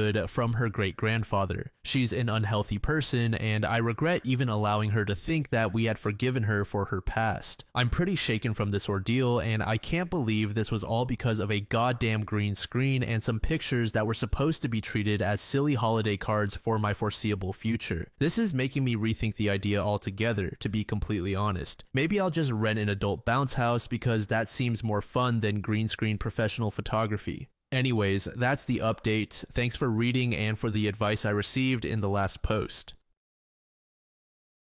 This next story was made by a user named OK Preparation. The post is titled, "My best friend accidentally sent me a text about secretly hating me, 20, and my best friend, 21, and I have been friends since high school. Now, we are part of the same college friend group. Friday night, everyone was hanging out together like we typically do on the weekends. I had one drink and my best friend had 3 to 4 drinks before we went back to her house. Everything was totally normal. I wasn't exactly planning to stay the night, but she pleaded with me and said we could get breakfast in the morning if I stayed. I obliged, and she told me she was going to sleep alone in her room so that she could call her long-distance boyfriend. After telling each other I love you goodnight and giving hugs, I went to sleep in the guest room. About 20 minutes later, I received a text from her that read, 'She's staying in the guest room, so I don't want to shit talk her too loudly.' I responded with a simple huh, and received another longer text complaining about how she just can't figure out a respectful way to get rid of me. It was probably around 2:45 a.m. at this point, but I packed up all of my things and snuck out the back door. The next morning, she sent me a voice memo apologizing and saying that she was drunk and meant to text her boyfriend, but that I'm just not that fun anymore and we've grown apart. My heart is broken. It feels wrong to bring it up to anyone else in our group of friends. So I've spent the last few days grieving and trying to remind myself that I'm only 20 and can still bounce back and find new friends. Unfortunately, my 21st birthday is in a few weeks, and now I fear I won't have anyone to spend it with. I guess posting this and venting anonymously online to a bunch of strangers might help. I'm not sure, but while I wait for my emergency therapy appointment tomorrow, any advice is appreciated." User Adrian said, "Convincing you to stay just to act frustrated that you won't leave is such strange behavior. I don't know about her normal behavior outside of this incident, but that sounds like the type of person who will twist anything to make themselves sound like the wronged party. There's no reasoning with those types at all." To this, OP said, "I agree. I was very much caught off guard. An hour before, we were talking about planning a trip for spring break. There were no fights, no arguments, and no weird vibes at all beforehand." User No Ad said, "She's pretty weird for insisting you stay, telling you she loves you, and then complaining behind your back. Odds are she's been doing it for years now. Grieving a friendship is sometimes harder than a breakup. I'm so sorry you're going through this. I highly recommend that if she tries to come back, you don't let her." User 22 Ghost said, "I have been in your shoes before, so see me as your older sister, giving you advice. Move on from this friendship with her. It will hurt like hell, but after a while, you'll pick yourself up again. Trust me, it might take some time to make new friends, but you'll find even more amazing friends who wouldn't do stupid things to lose someone as incredible as you. Know your worth and just be yourself. People will love you for that. And if not, screw them and move on." Update. I want to begin by thanking you all for the love and support on my first post. People have been asking me to update, and I wasn't sure exactly how to do so, but hopefully this works. Last night, I went to my now ex-friend's house to pick up some items I left during my rushed exit the other night. My ex-friend is visiting family out of state for Thanksgiving, so she wasn't present. However, one of her roommates was there, and we ended up having a little chat about what happened. R and I are pretty close, so I felt comfortable telling her what happened. She was just as shocked and confused when reading through the messages and assured me that I did nothing wrong. She also promised me that everyone else in our friend group loves me and wants me around, regardless of what my ex-friend may think. She told me that she's going to sit down with my ex-bestie when she gets home and call her out on her BS. I do feel pretty guilty about potentially turning the friend group away from my ex-bestie, but I'm choosing to let her actions speak for themselves. I still plan on taking a little step back from everyone else in the group though. As much as I truly love my other friends, I know that after this, I won't feel safe enough to come around all the time and truly be myself. I think it's going to take me some time before I can be around everyone without overanalyzing my every move. I'm a big overthinker and people pleaser, so I know that in the next few interactions with everyone, I'll be laser focused on whether or not I'm being fun enough, which wouldn't be very fun for me. As for my birthday, I'll be spending it with family, as many of you suggested. This story was posted by a user named Crush Survivor in the Surviving Infidelity subreddit. The post is titled, "Discovered my wife's affair the day she was admitted into the hospital. Years later, she can't accept my engagement to my fiancé. If ever there was a prize for the most horrible way to learn of your significant other's affair, I would probably win it and be in its Hall of Fame." Like so many people in this sub, I suddenly found myself as a member of a club that nobody ever wants to be part of. I will never forget the sound of my ex-sister-in-law's voice as she kept saying, I'm sorry," over and over on the phone while I drove home from a week-long business trip. I was confused and had absolutely no idea what she meant, but only after I managed to calm her down somewhat did she inform me that my wife was in the hospital and that I needed to hurry home. My mind went into overdrive as I tried to get more information while also not crashing as I began speeding to get there faster. The only thing she told me was that it was an assault. Then she cut the call and wouldn't answer when I tried to call her again. A bit of background. My ex and I met in our mid-20s through a mutual friend at a barbecue.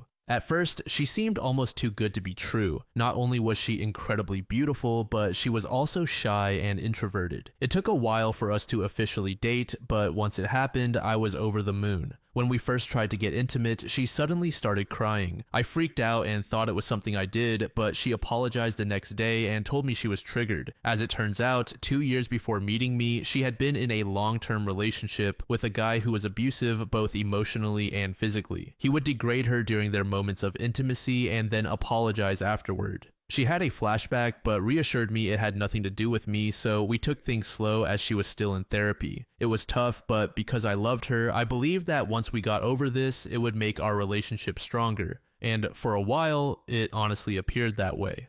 Fast forward another year, we got engaged. I was fortunate enough to be able to buy a house for us, courtesy of an inheritance from my late uncle. Things were going great, and I half seriously suggested we plant a peach tree to signify new beginnings, and she was all for it. We were married not long after that, and quite frankly, it was absolutely amazing. Of course, we had our normal ups and downs like every married couple, but I considered us lucky because she always made it a point to never go to bed upset with each other. She would always gently point out if I did anything to upset her. Sometime later, life happened. I was promoted at my job. It meant more pay, but it also meant I would be traveling more for work conferences and business meetings. I noticed she had been getting down a lot more and wasn't being as intimate as before. She would keep her phone close to her and even stop gently addressing things that upset her. I tried to talk to her about it, but she assured me that she was fine and that this was just a phase she was going through. Having no reason not to trust her, I let it go. She would sometimes go to her sister's place and spend the night telling me she just needed some girl time with her sister. The day I got that fateful phone call was the day she was meant to be keeping her sister company again.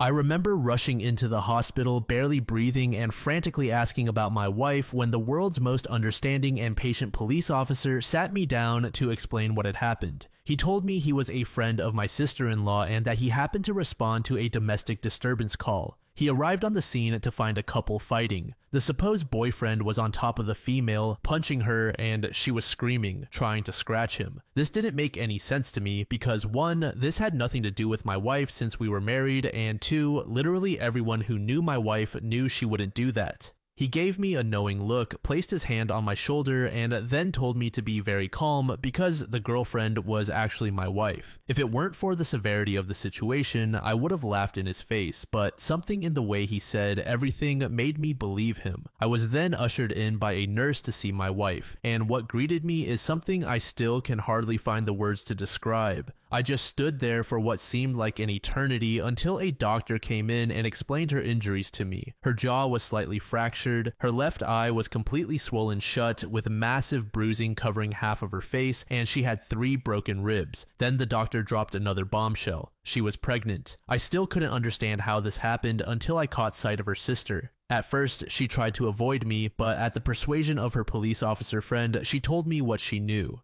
It turns out my wife's ex had gotten in contact with her 5 months ago. He was doing this redemption pyramid step thing where he would apologize to people he had wronged in order to clear his karma. They began talking more, then he convinced her to meet up for coffee to show her he was a changed man. Obviously, old feelings resurfaced, coupled with the fact that he appeared changed. This soon developed into an emotional affair. My wife approached her sister for advice, who told her to take things slow and just get it out of her system if she needed to, which then led to a physical affair 3 months later. She actually told my wife that she should at least make peace with her ex in whatever form it may be, and even offered to cover for my wife once in a while. My sister-in-law was in tears at this point and kept apologizing to me, saying that she didn't know about the abuse since my wife never told anyone other than me and her therapist at the time. I was numb. I just couldn't feel anything and was absolutely dumbfounded by my wife's actions. When my wife finally woke up, I was there and she burst into tears upon seeing me. I spent the following months in zombie flight mode. There was individual counseling for her as well as marriage counseling for us at the strong urging of her family. In counseling, she was surprisingly forthcoming about how it happened and how she absolutely hated herself for causing me pain. She mentioned that at one point on her way home from his place, she actually fantasized about driving into the river because she smelled like him and didn't want his scent to corrupt me. She said she tried to end it but felt too weak. Only after learning that she was pregnant did it wake her up and make her realize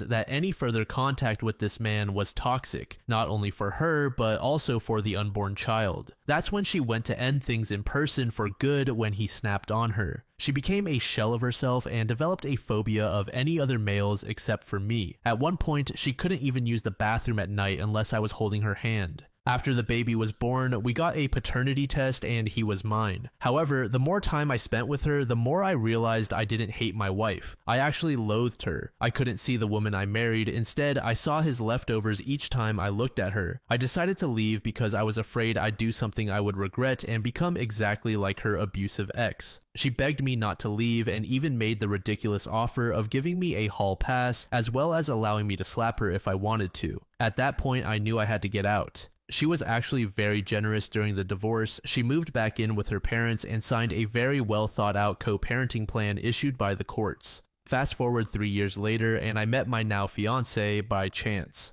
I was in a bookstore with a buddy of mine discussing Egyptian mythology when this beautiful woman approached me to correct my pronunciations of the Egyptian gods and cities. Needless to say, I was immensely impressed not only by her understanding, but also by the fact that she is Egyptian herself. We exchanged numbers, which eventually led to us dating. When I finally proposed to her, it was actually in front of the peach tree I had planted years ago. I got down on one knee, but before I could get my answer, she ran into the house and then came out with a ring as well.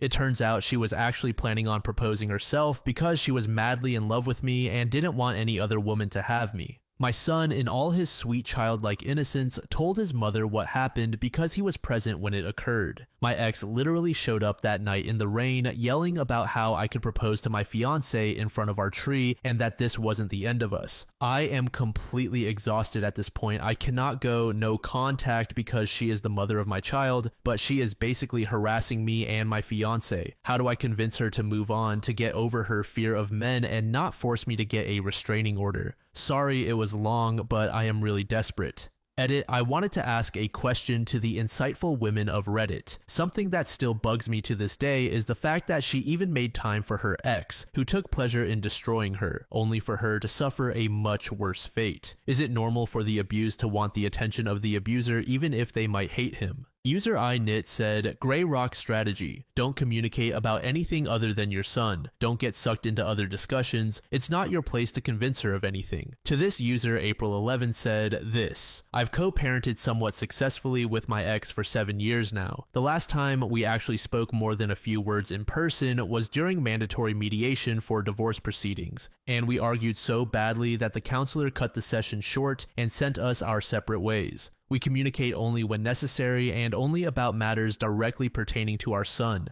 It's effective, but of course, it requires participation from both parties. Don't try to convince her of anything. Don't even have a real conversation with her. Limit your communication to only the absolutely essential information regarding your son, such as I'm here to pick him up, and only discuss medical or educational topics when necessary. It's important to keep the peace for the sake of your son. Userman Pride said, gotta love how the sister pushed her to have the affair, and the only thing she could say is, I didn't know about the abuse. That makes it all better now. How about the fact that she stabbed you in the back as well? What was her reaction to the divorce, and did she avoid you after your wife got out of the hospital? To this, OP said the following, I actually forgot to add this in the original post, but before this incident, my ex-sister-in-law was actually a militant feminist. Not that there's anything wrong with feminism, but she always had a tendency to take it to extremes. After the divorce, she sat me down for coffee and profusely apologized for her role in the destruction of my marriage. She told me she knew how much this relationship meant to my ex, but didn't want to stunt her emotional growth or restrict her horizons. She begged me not to give up on her sister, but I simply couldn't stay married.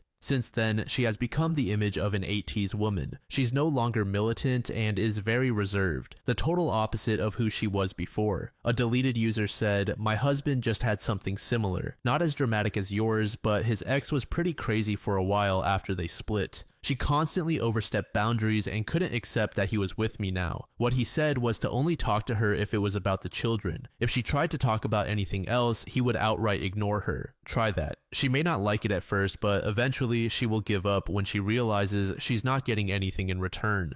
Update. Since my last post, my son's birthday was coming up and he told us he wanted to have a camp night for it. Now, I must explain that the boy absolutely loves the outdoors. Everything from camping to hiking to even playing in rivers are his favorites. And obviously, due to the ongoing situation, we cannot go to our usual spots. So I offered my backyard for it. Another request he had was for my ex to sleep over as well. He wanted to imitate a scene from one of his kid adventure shows where both parents are sitting on either side of the child and all three are roasting marshmallows on the campfire. Now, I had absolutely no intention of denying my son's birthday wishes, but at the same time, I couldn't have my ex sleeping in the same tent as me and my son. That would be far too disrespectful to my fiance. Even though she said she understood, it was clear she wasn't okay with it. My ex seemed to take advantage of this and kept saying how much she was looking forward to spending the night with her two men. She even went as far as to buy a whole lot of camping equipment that would put Bear Grylls to shame. She was certainly trying to rub it in my fiance's face and wasn't graceful about it either. I had to tell her to stop a couple of times, but she only relented when I threatened to invite her sister. Ever since our divorce, my ex has had a burning hatred for her sister. She acknowledges her role in the destruction of our marriage, but blames her sister for encouraging the affair and not safeguarding her from making choices that would ruin hers, and more importantly, our life together. It's gotten so bad that she refuses to let her sister spend any significant amount of time with our son, which at one point caused my ex-sister-in-law to suffer from severe depression. My ex-sister-in-law has been trying for years to reconcile with her sister, but it just seems to get worse as time goes on.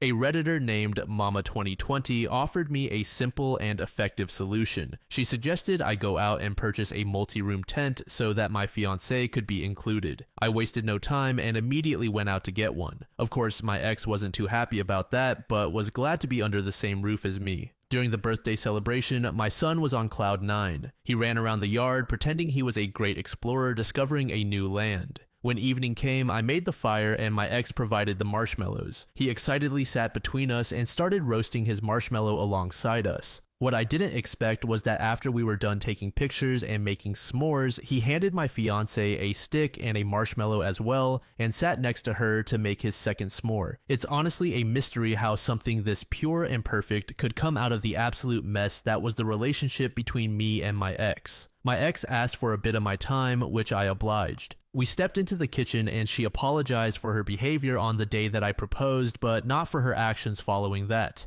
She told me she still sees me as her husband in her mind, so the thought of me giving my heart to another terrified her. She said she never wanted to cause me pain and would give anything to go back in time and undo her mistakes. She mentioned how happy she was when the paternity test showed that I was the father, because she thought it was a new beginning for us and that he was proof of our love. I thanked her for having the courage to share all this, but told her I was happy with where I was in life and with whom I was with. I hoped she would find someone to make her happy as well. She said she meant what she told me on the day we divorced and will wait for me. I left the kitchen feeling exhausted because none of what I was trying to say got through to her. We decided to call it a night, where my fiance and I slept in one room of the tent while my ex slept with my son in another. All in all, it was a good birthday for my son, but not such a good night for me. That's things so far, and I promise to update if anything major happens. User Baby Cheeks said, you may want to avoid one-on-one interactions with her as much as you can. Nowhere in her speech does she acknowledge the new woman in your life, and she still seems hung up on the idea that you could possibly get back together. Just be careful in your interactions. User Coffee and Tarot said, why on earth would you agree to this? The only appropriate response to your son and his mother regarding this ridiculous request would have been a firm no, and you should have told him to pick something else for the party. There were at least 1,000 ideas for a kid's birthday celebration that would have been better than this, without subjecting your fiancé to a front row seat watching the three of you being a family. I sincerely believe that your fiancé was not okay with any part of this, no matter what she agreed to or said otherwise. It was probably among the most cringeworthy things she has ever endured. You have to draw the line with the ex now, or don't be surprised if it comes up in an argument down the line. This was the absolute weakest show of support for your fiance's feelings, and she will begin a tally if you don't change your behavior completely. How will you support her feelings in the future? You are not being firm enough with the ex. Your ego must enjoy her continued desire for you on some level, or you would have shut her down hard a long time ago. You are literally begging for problems if you continue on the way you have been. You will know you are being firm enough when you no longer need to write posts like this one. The child has to learn to accept that this is the way things are, and you and his mother are not a couple. It sounds like the ex can still successfully manipulate you through whatever means possible, as well as your child, and you keep falling for it and allowing her to breach your boundaries on a continuous basis. Your ex obviously planted a seed in your child's head about how the three of you could be together. This birthday wish has the ex written all over it. If you allow this kind of thing to continue, you will eventually find yourself with two exes. You have much to learn about women. This next post was made in the same subreddit by a user named Blue Questions. The post is titled, I'm leaving my cheating BF and bought a house out of state behind his back. Do I tell him ahead of time or vanish while he's at work? My boyfriend and I dated a few years ago and had a wonderful relationship. His job transferred him out of state, so we split. He begged for a long-distance relationship, but I said no. He'd been trying to get back together ever since. He routinely asked about coming to see me when he had time off work, and when I would book solo vacations, he'd ask if he could meet me at my destinations. I declined, but eventually things worked in my favor, and I thought, why not? We were good together, and if it doesn't work out, I have the once-in-a-lifetime chance to live in NYC for dirt cheap. I went to see him half a dozen times or so, and we got back together. Since he had his own place thanks to mommy and daddy's money, I sold my little house, moved across the country to the heart of New York City, and started paying him super cheap rent. I soon learned my lesson. Dude was cheating, not just with anyone, but with high-dollar prostitutes. He was even working on making connections to moonlight as a screener or security person at a parlor at one point. Major ick, to say the least. I decided to play the long game. I kept everything cool despite confronting him. I lied and said maybe we could reconcile if he jumped through all the hoops. I started saving even more than before. I kept an eye on the housing market, and I'm now under contract on a place back home. Since it's a cash transaction, it's more likely to close. My closing is in 3.5 weeks. I've already secured a job transfer with my company that allows me to move at will. I'll be renting a car, and since I didn't come here with much, it'll take me literally 2 hours to pack and load up everything. So here's my question. I kind of want to leave him a 30-day notice letter on the kitchen table along with a check for November's rent and a refund for his portion of the vacation we booked with my keys in a lockbox on his door. Then maybe write something like, because all cheaters deserve to die alone, or even a more detailed closure letter of sorts. That sounds so satisfying, even though it'll cost me an extra $600 to give him notice then around October 5th instead of October 1st, since I'll owe November's rent. We don't have a written lease and I doubt he'd come after me for it, but I'm not leaving it to chance and giving him any excuse to try and find me considering all his legal connections. Then of course I'd dip, block him on everything, change my phone number, and skedaddle. The other option is to tell him by October 1st, stay with him for a few more days, and then go. Hotels here run $250 nightly, and that's without my dog, who obviously has to come too. So exiting the place on October 1st is less than ideal. Would I be the asshole if I did what I want to do?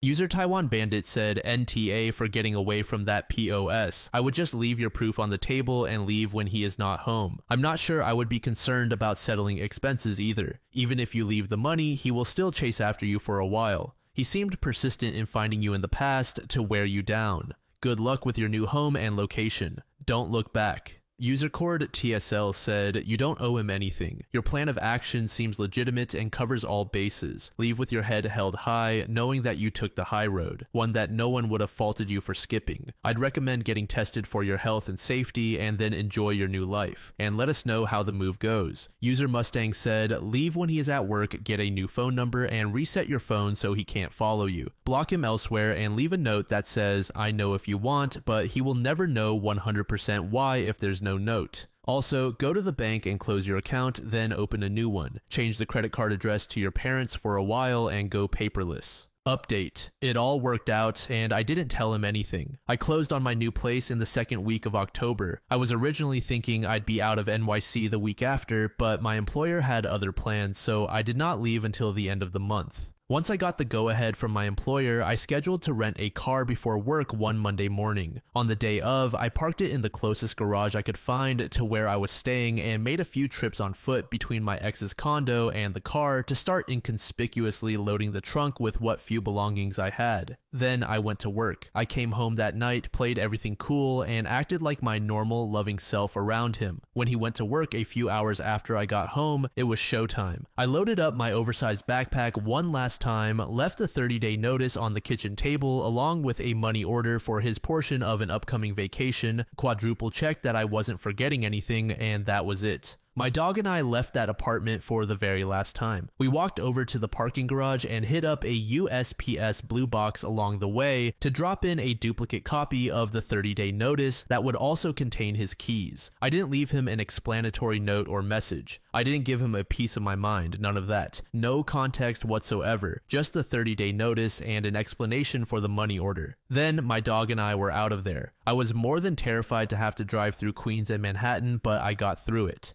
Leaving at 3 a.m. definitely helped. Once I was well into New Jersey a while later and far out of the NYC metro area, I stopped for gas and took a few minutes to block him on every conceivable platform. I drove over 15 hours straight and crashed that night at a Motel 6 just 20 minutes from my new address. I was back in the Midwestern city I've called home since graduating college eons ago. The next morning at 10 a.m. sharp, I met with my realtor to pick up my new keys and see the condo I bought for the first time. I love it here. Just my dog and me. Furnishing and decorating this little space has been a blast. I live in a high-rise complex that includes 4 buildings of rentals, 1 senior living building, and then mine, which consists entirely of owned condominiums. My first apartment ever was in one of the rental buildings, and back then I found myself looking at listings in this building, wishing I could buy one of them instead of renting since I loved living there. Lo and behold, 13 years later, my condo is the exact same floor plan that I loved back then. I sure as hell would have never thought back then that this would be the story that got me here, however.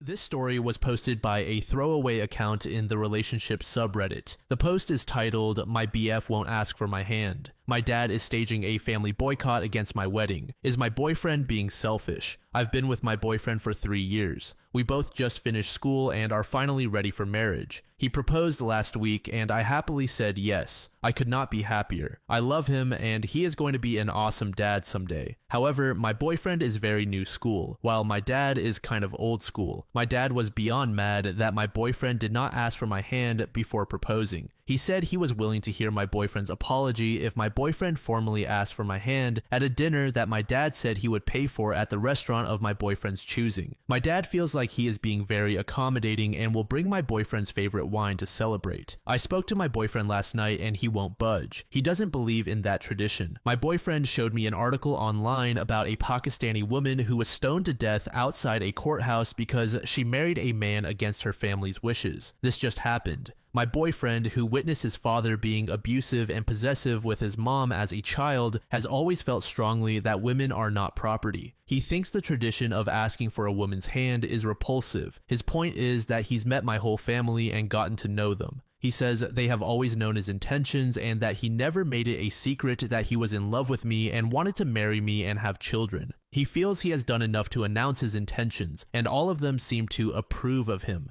He says that at this point, he only needs my approval to marry him and nobody else's. Yesterday, my mom told me that my dad, who is not even speaking to me because I won't set my foot down with my boyfriend, is calling the whole family and telling them not to attend my wedding. My mom says that my boyfriend is the one treating me like property by not letting me have a say in his decision not to observe a tradition that my 2 older sisters' husbands observed. I told my mother that I understand where my boyfriend is coming from and that I have decided to do away with the tradition of him asking for my hand. My mother is obviously mad and said that I should be ready for serious consequences. I asked her what those consequences would be, but she would not say. However, from talking to my sister, I learned that they would blackball us from all family gatherings. My 2 sisters and my mom have told me that my boyfriend is being selfish. The wedding is set for August 9th, and I'm worried that nobody in my family will attend. User Shelf Life said, "It's one thing for a father to be a bit disappointed that he wasn't asked for his daughter's hand. It's a grossly outdated tradition, but some people like the old ways, such as giving the bride away. However, your parents threatening to boycott your wedding and impose other consequences is incredibly extreme and unreasonable. If my parents threatened to boycott the happiest day of my life over something so petty, I'd say, see ya.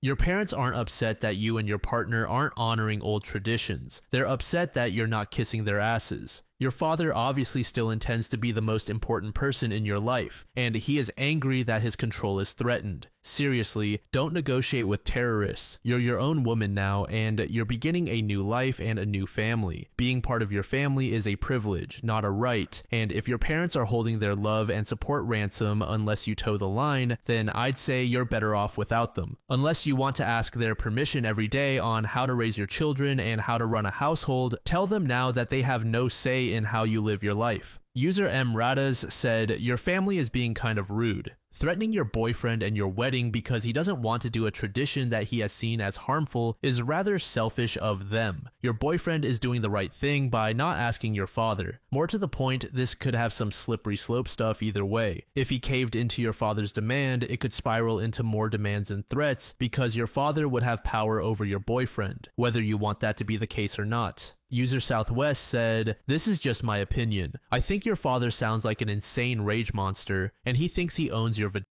I find this to be beyond creepy. Your boyfriend sounds cool. Also, even if your boyfriend had wanted to go along with this charade, your dad has now made this utterly impossible by forming your extended family into a marriage boycott brigade. This is about your dad's sense of ownership over you. How exactly did this go down? Your boyfriend proposed, you called your family to tell them the happy news, and your dad immediately yelled at you?" To this, OP said, "My boyfriend had discussed that he didn't like that tradition many times with me. I always told him that I didn't think it would be a big deal. Then last week when he proposed, I called my parents to tell them the news. Right away, my dad became really mad. He was beside himself on the phone, and yes, he yelled a lot too. Update. The wedding went on as planned. My parents stuck to their guns and boycotted. One of my two sisters attended and is now happily blacklisted from our family. Nobody else from my entire family showed up, including my two brothers. The wedding was a little unconventional. My sister walked my husband down the aisle, and then his sister walked me down the aisle. I wanted this because my sister-in-law actually introduced us and helped me get my first date with him. There were no questions about who gives away the bride or any objections. It was normal other than that.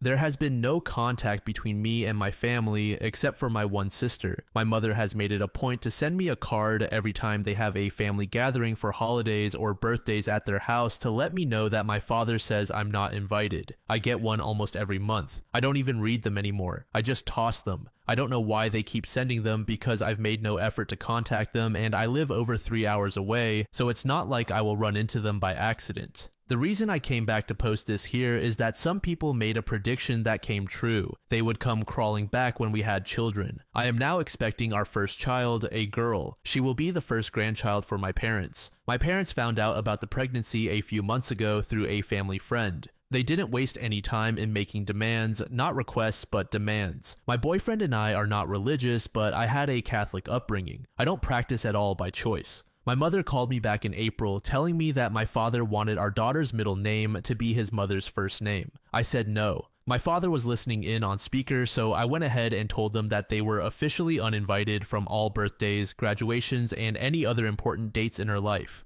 My father called me half an hour later, crying and begging me to come stay with them for the birth so my mother could care for me. I said no. He also said that he had already made arrangements for his priest to baptize her at his church, but that I needed to agree to naming her after his mother if I wanted this to happen. He said he'd already planned a big celebration for the birth and the baptism that he was paying for. I said no to all of it. He went from meekly trying to sweet-talk me to raising his voice at me, and I hung up.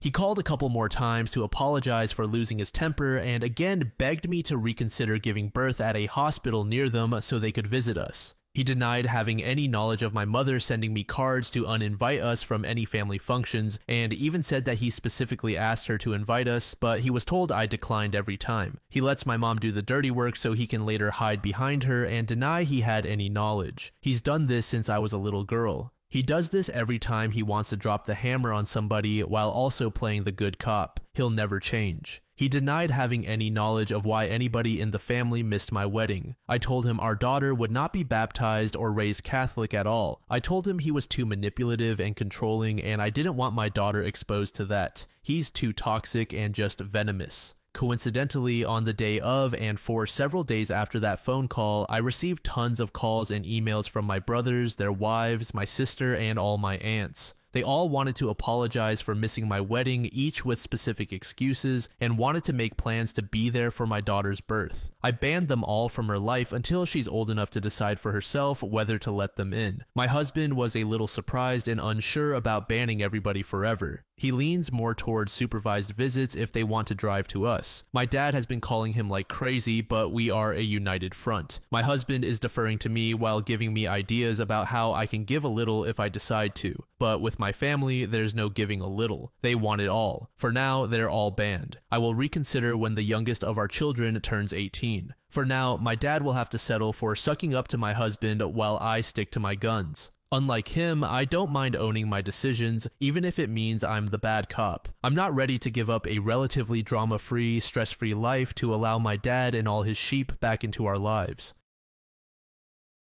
This next story was made in the True Off My Chest subreddit by a user named Cold Helicopter. The post is titled, "I found out the actual reason my mom lost custody of me. I don't know if I can ever look at her again. I was removed from my mother's care by DCFS when I was 11 years old due to allegations of sexual abuse against my stepfather. He was convicted of those crimes but took a plea deal, which meant he'd be out by the time I was 13. From what I can remember, I don't even know if he served those full 2 years anyway. I was his primary victim. I don't remember how old I was when it started, but the earliest he admitted to was when I was very young. I don't know if my mom knew before DCFS got involved or if she found out afterward, but now I don't think it would have mattered to her if she was aware. After being placed in the temporary custody of the state while the legal issues were sorted out, I was eventually placed with a relative and her husband. My adoptive parents put me in therapy, got me the help I needed, and did everything they could to make me feel safe again. One thing they never prevented me from doing was speaking to my mother. I was always able to call or text her, and she was always allowed to come visit me, but I could never go and see her. I didn't really question it as a kid. I assumed it was some stipulation the courts made. Growing up, I believed that the reason my mom hadn't gotten me back was because of neglect. I assumed that the court thought it was partly her fault that I had been left unattended with that man so often, or that it took someone else noticing my physical injuries for something to be done about it. My adoptive parents never challenged these assumptions I had, and they always told me that they would never stop me from having a relationship with my mom as long as that's what I wanted.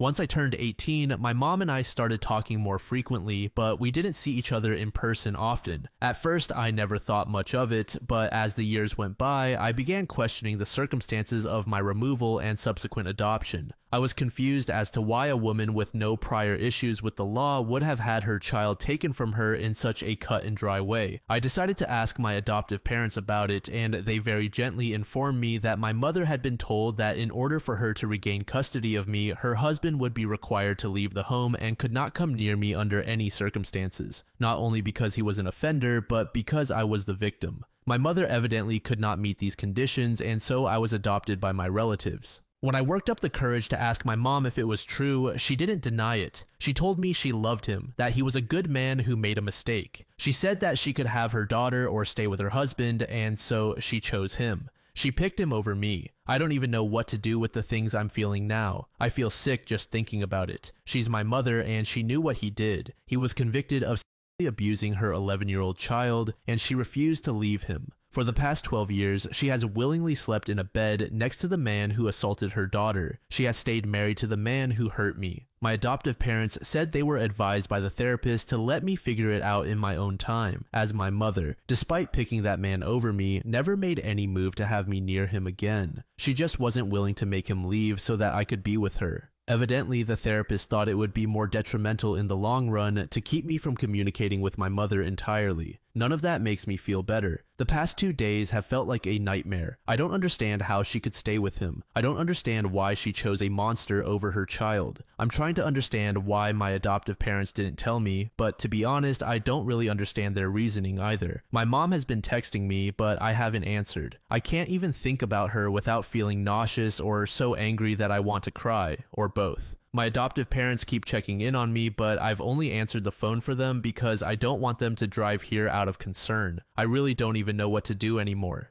Edit, I said this in a comment, but I thought I'd clarify here too. I'm not necessarily mad at my parents, I'm just overwhelmed by the reality of this situation. I don't know how I feel, but I know I need time to process it. I am still in therapy related to the abuse I experienced, so I do have a professional to rely on for guidance if I need it. And I don't think I'll ever be able to speak to my mother again. I can't get past this to forgive her or understand her reasoning, and I'm not sure I will ever want to try. User Mary Ann said, your adoptive parents consulted with medical professionals on how to deal with this. They took that advice because they didn't want to cause you more harm and because they love you. They were putting you first because you were their priority over their own feelings. How do I know that? Because I had a family member in a similar situation. It ripped them to pieces every time their child had contact with the parent who refused to protect them, knowing that child was being harmed repeatedly. Everything your adoptive parents did, they did out of love for you, no matter how hard it was on them. I will be honest, I don't understand people like your mother. Children should be protected at all costs. At the very least, you need time and distance from her. You may be able to forgive her, but don't trust her. If it were me, that relationship would be over. If you're not in counseling still, please find counseling. This is a horrendous thing to deal with and far too difficult for a person to handle on their own. Sending good thoughts and wishes for your healing. User Year of Storm said, I'm a mom. If you were my daughter, I also wouldn't have been able to get custody back because the bastard who abused my child would be in a landfill upstate, riddled with stab wounds, and I would be in jail. There is something truly defective in her. Whether she is a victim of abuse herself or simply lacks some fundamental aspect of humanity, she is wrong down to her wiring. She should have protected you. She should have felt sick just looking at him. None of this reflects poorly on you. You are her perfect child and always were. I'm so sorry. Update. Hello, I wanted to provide a little update. I didn't expect that many people to see the post. Honestly, I just needed to vent and didn't want to dump any of that on my friends or family. I had a therapy session earlier in the week, so I was able to bring this revelation up with my therapist, and we're going to work on ways to help me process it. That's obviously something that will take time, but I'm sure I'll eventually find a way to live with it. Right now, I still don't know how to unpack any of the feelings I have about this. I do understand why my adoptive parents went about it the way they did. In the moment, being given that information was just a lot to comprehend and deal with, and I felt betrayed. Not necessarily by them, but I think I did project some of those feelings onto them. That wasn't really fair, and I tried to apologize, but they aren't upset with me for it. They felt I didn't have anything to be sorry for. They know firsthand how difficult this is for me, and they told me they were already expecting the reaction I had. My adoptive mom said that if she had been in my shoes, she would have been upset too, even if that feeling wasn't entirely directed at the right people. I did speak to them about how I felt and asked if they could tell me a little more about why they decided to handle it the way they did. They said that when they got custody of me and saw all the ways the trauma from my earlier childhood manifested, they wanted to do everything possible to ensure I would grow up cared for and well-adjusted. When the therapist encouraged them not to tell me the truth or challenge my belief that I'd been removed from my mom because of neglect, they followed that advice. The doctors and my parents thought it best for me to realize and understand my mother's choice on my own. They said that I had already been failed by so many adults in my life who were supposed to protect me and that they didn't want to add to that list. My adoptive dad also mentioned wanting me to be able to enjoy at least part of my childhood without something like that revelation hanging over my head. Looking back at all of it, I really appreciate that. I don't remember much of my childhood until I was placed in my adoptive parents' custody, and what I can remember isn't great, but the childhood they gave me made up for that in spades. I know the choices my adoptive parents made for me were made with my best interests in mind. I love them, and I know everything they did was out of love for me too. I feel like people misinterpreted what I was saying in my last post about my feelings toward them, so I just wanted to clarify that part of it. Regarding my mother, I essentially told her that I wasn't interested in speaking again given everything I know now. I don't know how she took it because I've since blocked her number. My parents have agreed to reiterate that message for me if she contacts them, but I don't think she will. I'm never reaching out to her again. I can't do it. I think part of me will always wonder why she did the things she did, but based on all the answers she's given to my questions so far, I'm not sure her honesty would be very helpful to me in the long run. Thank you for your words of encouragement and kindness. I really needed them in that moment, and I truly appreciate you all for it. User Speak of It said, OP, I am so sorry you're going through this. It's sickening. At 44 years old, I had a trigger moment that revealed I was my stepdad's toy between the ages of 3 and 5. It was just after my second stepdad's funeral when my sister and I were reminiscing about how happy we were that mom married this stepdad. My sister said, yeah, I remember mom would be crying and ironing while you were screaming upstairs with Art. This triggered my memory. Sharing this makes me want to vomit still, 15 years and lots of therapy later. User Pygmy Corey said, I know why your bio mom did what she did. Some people are hopelessly, utterly selfish. I have no doubt that in the future, if she could sacrifice you for that scumbag again, she would. Some people are just messed up like that. I'm glad you cut her off, OP. You have a great real family. Keep good people close and bad people far away. To this user, Frappa said, this is not just selfish, it's sick. That woman chose to keep around a man who did the worst thing possible. He hurt her own flesh and blood, her child, the person to whom she gave life. She hates herself. No sane, mentally sound woman would accept a betrayal of that sort, especially one that affects generations. She is a sick, deranged human being. This story was posted by a user named Fraser Crane in 2019. The post is titled, The Guy I'm Dating Has a Shrine to My Ex-Husband in His House. I was married for 7 years to a celebrity. I put it in quotes because while most of you have never heard of him, he is A-list in the world of metal music. If you're a metalhead, you definitely know who he is. We split amicably because he was always going on tour. I used to love going with him, but the thrill wore off, and I found myself sick of traveling so much. Because of this, we grew apart, but we still keep in contact occasionally because despite the fact that our marriage didn't work, he is a really cool and nice person. 2 weeks ago, I met a guy through a friend with whom I immediately hit it off. We have been on 3 dates so far. The first 2 dates were drinks after work. He showed up in nice khakis and a button-down shirt both times. On our latest date, I went to his house to watch a movie. He has a nice house, so I asked for a tour. After he showed me the upstairs, he said he had to show me his game room. We went down into a fully furnished basement with a pool table, a mini bar, and darts. But there was something very weird down there as well. Apparently, my new man is really into metal music, and his favorite artist of all time, you guessed it, my ex-husband. He had framed posters of all of my ex's bands, autographed guitars, and every record he has ever released framed on the walls. He even had magazine articles about him and some of his bands framed. Every wall in his game room was covered with my ex's face and his signature guitars. So I may have messed up here, but I kept my mouth shut and didn't say anything. We are seeing each other tonight for our 4th date, and I know I need to tell him, but how? I really like this guy, but I'm afraid if I tell him, he will freak out and run. What should I say? Where should I tell him? I just don't want to damage our relationship because I can really see it becoming long term. I know I should have told him at his house, but honestly, I was in shock. Does anybody know how to approach this? Update. Well, after getting a huge range of answers, I decided to give the new guy the benefit of the doubt and go ahead with our dinner date that night. I met him at the restaurant and we started with some wine. As we were talking and chatting, I realized that I had to bring up the ex-husband topic. So while we were both 2 glasses of wine in, I decided to just ask him flat out if he knew that I was previously married to his favorite musician. He laughed nervously and said, "Yes, I knew, but my friend didn't tell me. I figured it out." He explained that he found out through the grapevine and decided to start mingling with my friends so he could meet me. He told me that yes, at first it was just because I was married to his idol, but now he was really developing feelings for me. I thought it was a little odd, but I felt fine with it until I remembered his man cave basement. I asked him if he knew I was married to his favorite musician, then why on earth would he bring me down there to show me all of the memorabilia? His response was too weird for me. He said, "I was trying to see if you would confess." I was like, "Confess to what?" He replied about my being married to my ex. I told him that I thought it was pretty concerning that he tried to trick me into some weird confession and that I didn't think we would work out. He accepted it and didn't seem upset or anything.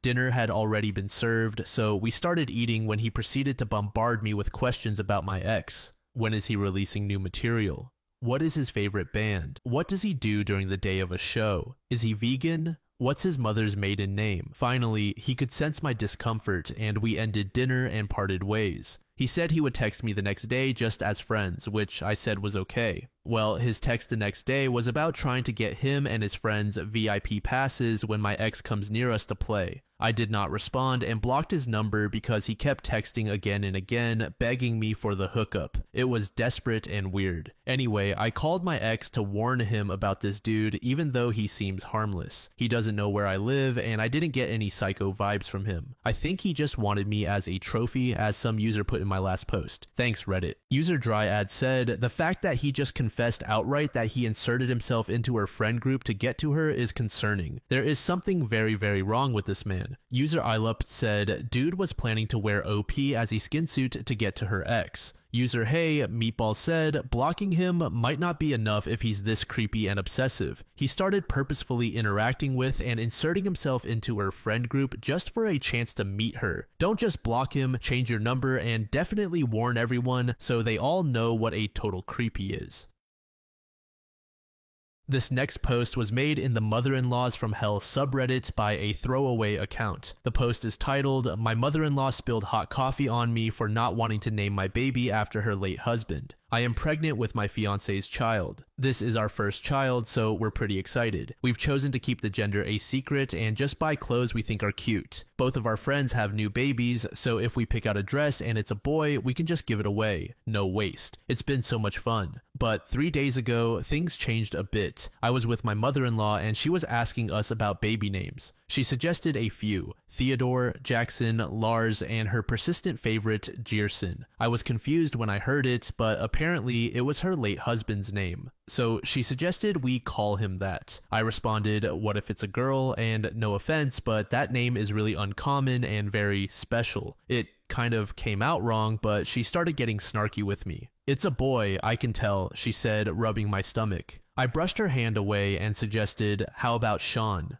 She made the most disgusted face and said, "No, We need an American name, not Irish. You're not Irish anymore, you're American. I looked at her dumbfounded. I was literally born and raised in Cork before moving at 19. She knows this, but I tried to suggest another name to move on. How about Asha? She looked at me disgustedly and yelled, "My baby is a boy, a boy." I tried to calm her down, saying, okay, how about Leo? That apparently was her breaking point. That's when it happened. She took the cup of coffee she had and threw it at me. It was hot. Hot, I tell you. I quickly got up and left immediately. I didn't want to stay there any longer. I stopped by a McDonald's to clean myself up. I drove home after that and told my husband. He was shocked and immediately went to tell his mother off. And of course, this is where the crocodile tears come in. She threatened me. She said I'd never be able to meet my grandbaby if I didn't butt out and let her pick the name after I suggested your father's name. She cried. My husband is unsure of whom to believe. He said that even if I was telling the truth, I shouldn't have riled her up. That her husband was the love of her life and it would mean so much to her if we named our baby after him. He's on the couch. Am I being too harsh? Are my over-the-top pregnancy hormones really taking over my sweet and kind personality? I honestly don't think so. The kind comments on my other post were a bit overwhelming. My inbox was full of concerned people. To that, I thank you. It's nice seeing so many people worry about me. But here's the second part of the story that happened. Apparently, my story was posted on TikTok and my husband saw it. He came up to me looking angry. I asked him what was wrong and he showed me the post. He's gonna be upset. But as I looked up at him, he began to cry more and more. I tried to talk to him, but he was a complete mess. He just left. After a few hours, he returned and gave me a bag that contained a beautiful and expensive dress. He told me to put it on and that we were going out on a date. He's never taken me out on a fancy date like this before. He had a smile on his face and I didn't want to bring up what had happened, but I could tell this was all because of the immense guilt he felt from reading those comments. The whole night he showered me with compliments and treats, even taking me to a ring shop to buy me something. Now, I know that physical gifts don't take away from the emotional turmoil that happened, but I can tell he feels guilty. I'm preparing to talk to him after work tomorrow about it all. I thank you all for your concerns. Edit. The comments are sounding similar to last time with the addition of love bombing. I appreciate the feedback, it really helps. I have no intention of leaving my husband, he's my hubby and I love him. I know that he just tried to give me a nice day out with expensive things because of his Asperger's. He's not good at discussing feelings, but I'm definitely going to have a nice long chat about our future. User I meant to do that said, everyone is commenting on the hot coffee, but I also want to point out how disturbing it is that she lied about you threatening her and keeping your child away from her. If she can assault you and then lie through her teeth to justify her reasoning, then what next? What about when your child is here? Is she above parental alienation? And what if at that time your husband doesn't have a coming to Jesus moment? I would never feel safe with me or my child being around her. User Stolen Trollin said, it's very clear that your husband read the many comments about how absolutely unjustifiable it is to throw any hot beverage, especially not on a pregnant woman who carries your grandchild. His mother just earned a no-contact status with her daughter-in-law and grandchild. Probably forever. Good for him for trying to make up for his really poor behavior in the aftermath. User Groovy Man said, rational people do not throw anything at a pregnant person. Hot coffee is ridiculously over the top. If you aren't appalled by that act, you are no different from the coffee thrower. Come on. This final post was made in the AITAH subreddit by a user named Frosting Salt. The post is titled AITAH for confronting my dad about supporting my cousin financially, but not me. Throwaway account because I don't want the people I know in real life to know about my familial issues. I just recently graduated from college a few months ago. 3 days ago, my father celebrated his 50th birthday by throwing a huge party at our place. I got to see a lot of my relatives again, which was awesome because I've basically been MIA at most family gatherings since I went to college out of state for the past few years. During the party, I caught up with my cousins and found out that my father had been giving one of my cousins a monthly allowance for the past 3 years to help her out. I was hurt when I found out about this because my father never gave me any financial support, aside from the basic necessities like clothes, which also stopped the day I turned 18. I worked at McDonald's since I was 16 for 2 years just so I could buy myself some nice things once in a while because I knew asking for certain things like headphones or shoes would be a waste of time. I had to take out student loans and community scholarships to pay for college. Throughout college, I had to work a full-time job that practically paid minimum wage, doing graphic design for a small marketing company. Don't get me wrong, I liked the job because it was remote and I had flexible hours. Basically, as long as I reached 40 hours a week and handed in my work on time, I would get my paycheck, which was great since I had to cover my own expenses for things like housing and food. The fact that my father had been helping my cousin while ignoring my financial struggles really hurt. I'll admit my cousin comes from a poorer background, but we aren't made of money either. We are practically lower middle class. The whole thing put me in a real bad mood, mostly because my brain was very much in what the F mode. He knew I was struggling, barely getting more than 3 to 4 hours of sleep a day while trying to maintain my job and get decent grades so I wouldn't lose my scholarships. I'm not sure if I'm being entitled right now, but to me, it isn't about the money, it's more about feeling like my struggles have been overlooked all these years. I spoke to my dad about it the day after his party, and the gist of our conversation was, I fed you and took care of you for 18 years. I helped your cousin for only 3 years because your aunt was struggling, and you're upset that I didn't spoon feed you too? It's already been done. Let it go. Basically, he thinks I'm an entitled adult baby and has gotten my aunt involved. They both think I'm an asshole for bringing it up and confronting my dad about this because I've already graduated and it shouldn't be an issue for me since I'm not struggling financially anymore. Am I the jerk here for bringing it up? User Secure Community said NTA, it doesn't sound to me like you care about the money as much as the feeling that your father didn't care about your well-being but showed care for others. It's great to be proud and take care of your own needs, but knowing you don't have backup from your family is hard. Finding out that while they haven't had your back, they have someone else's makes you feel less than, like you don't count. He says he supported you for 18 years, as if you were a burden, and you learned during that time not to ask for things. Then he freely gave to someone else. The comparison would hurt me too. User Kindly Egg said, he took care of you for 18 years because he is legally obligated to. That is how having a kid works. He did not treat you and your sibling unequally, he actually favored your cousin over you. You have every right to be hurt.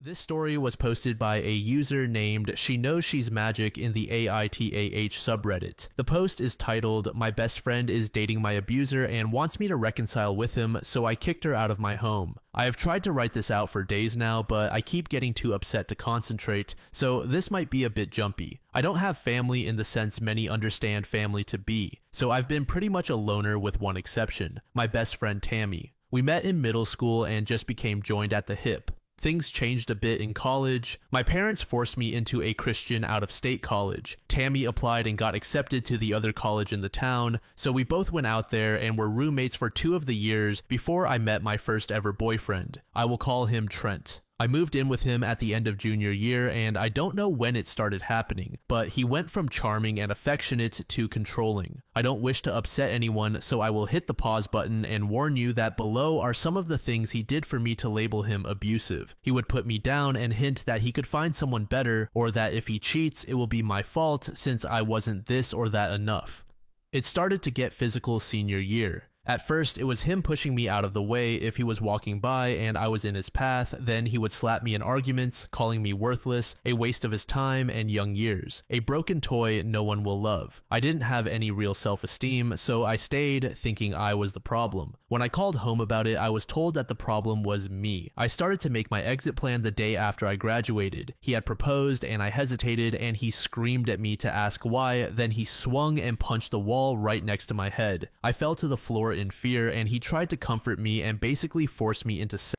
When I woke up the next morning, the ring was on my finger and he forced me again and later called it makeup sex, saying he forgave me for the way I treated him. That is the extremely short explanation, but there are so many stories of him forcing me into bed, hitting me or threatening to kill me, and more. So I started to make a plan. I found a shelter in the nearby city. I started hiding things in the trunk of my car. I was in the service industry then, so I would take more shifts whenever I could and hide my cash tips in a box of tampons in my purse. And I finally was ready and left my phone, and never went back. Tammy knew him and lived near us, but she didn't know about my plan. She messaged me on social media and I told her what happened, all of what happened. So she played dumb when he came around asking where I was, spinning the story that I was title, and he was calling the police to find me. He never found me. That was years ago. I am now 36 and Tammy is too. Trent is 38. Tammy became a bit religious, but I told her as long as she is happy and safe, I don't care what she leans on in faith. She started to invite me out to her church 4 years ago, and I kept saying no until I very firmly said if she brought it up again, I would just walk out or hang up. I'm not against anyone believing what they want. I just don't want or need to be sucked into it. I honestly do not mean any offense to anyone of any faith. I myself am just agnostic, and if that ever will change, I will decide on my own, but I doubt it will. She got a job 2 years ago overseas. I acted excited for her, and I was, but I was also deeply devastated. By this time, I wasn't in contact much with family, and I do have surface level friends, but no one who's known me in the real sense. I worked it out with my counselor and just carried on. We stayed in touch online and video chatted a lot. She would show me London and I would show her my transition to moving to Texas. We would chronicle our explorations of our new cities, and then one day it started to slow down on her end right around the time she went to visit a friend in our old college town. She then asked if she flew to Texas sometime this summer, could she stay with me for a few days, and I excitedly agreed. So early this month, just a few weeks ago, she came here. She was off the whole first day, but I figured she was tired. Then the next day, we went out and got drunk. She started to cry, and I got us an Uber back to my place and asked her what was wrong. That's when she asked me not to hate her and told me everything. She's with Trent. She's been with him almost a year. I was too stunned to even say anything, and she went on and on about how it's not what I think and he has changed. She told me he found Jesus and turned his life around and deeply regrets the way he treated me. The more she talked, the more I just shut off. I didn't even have it in me to feel anger. I just stared at her frozen as she talked until she said, "Please just say something."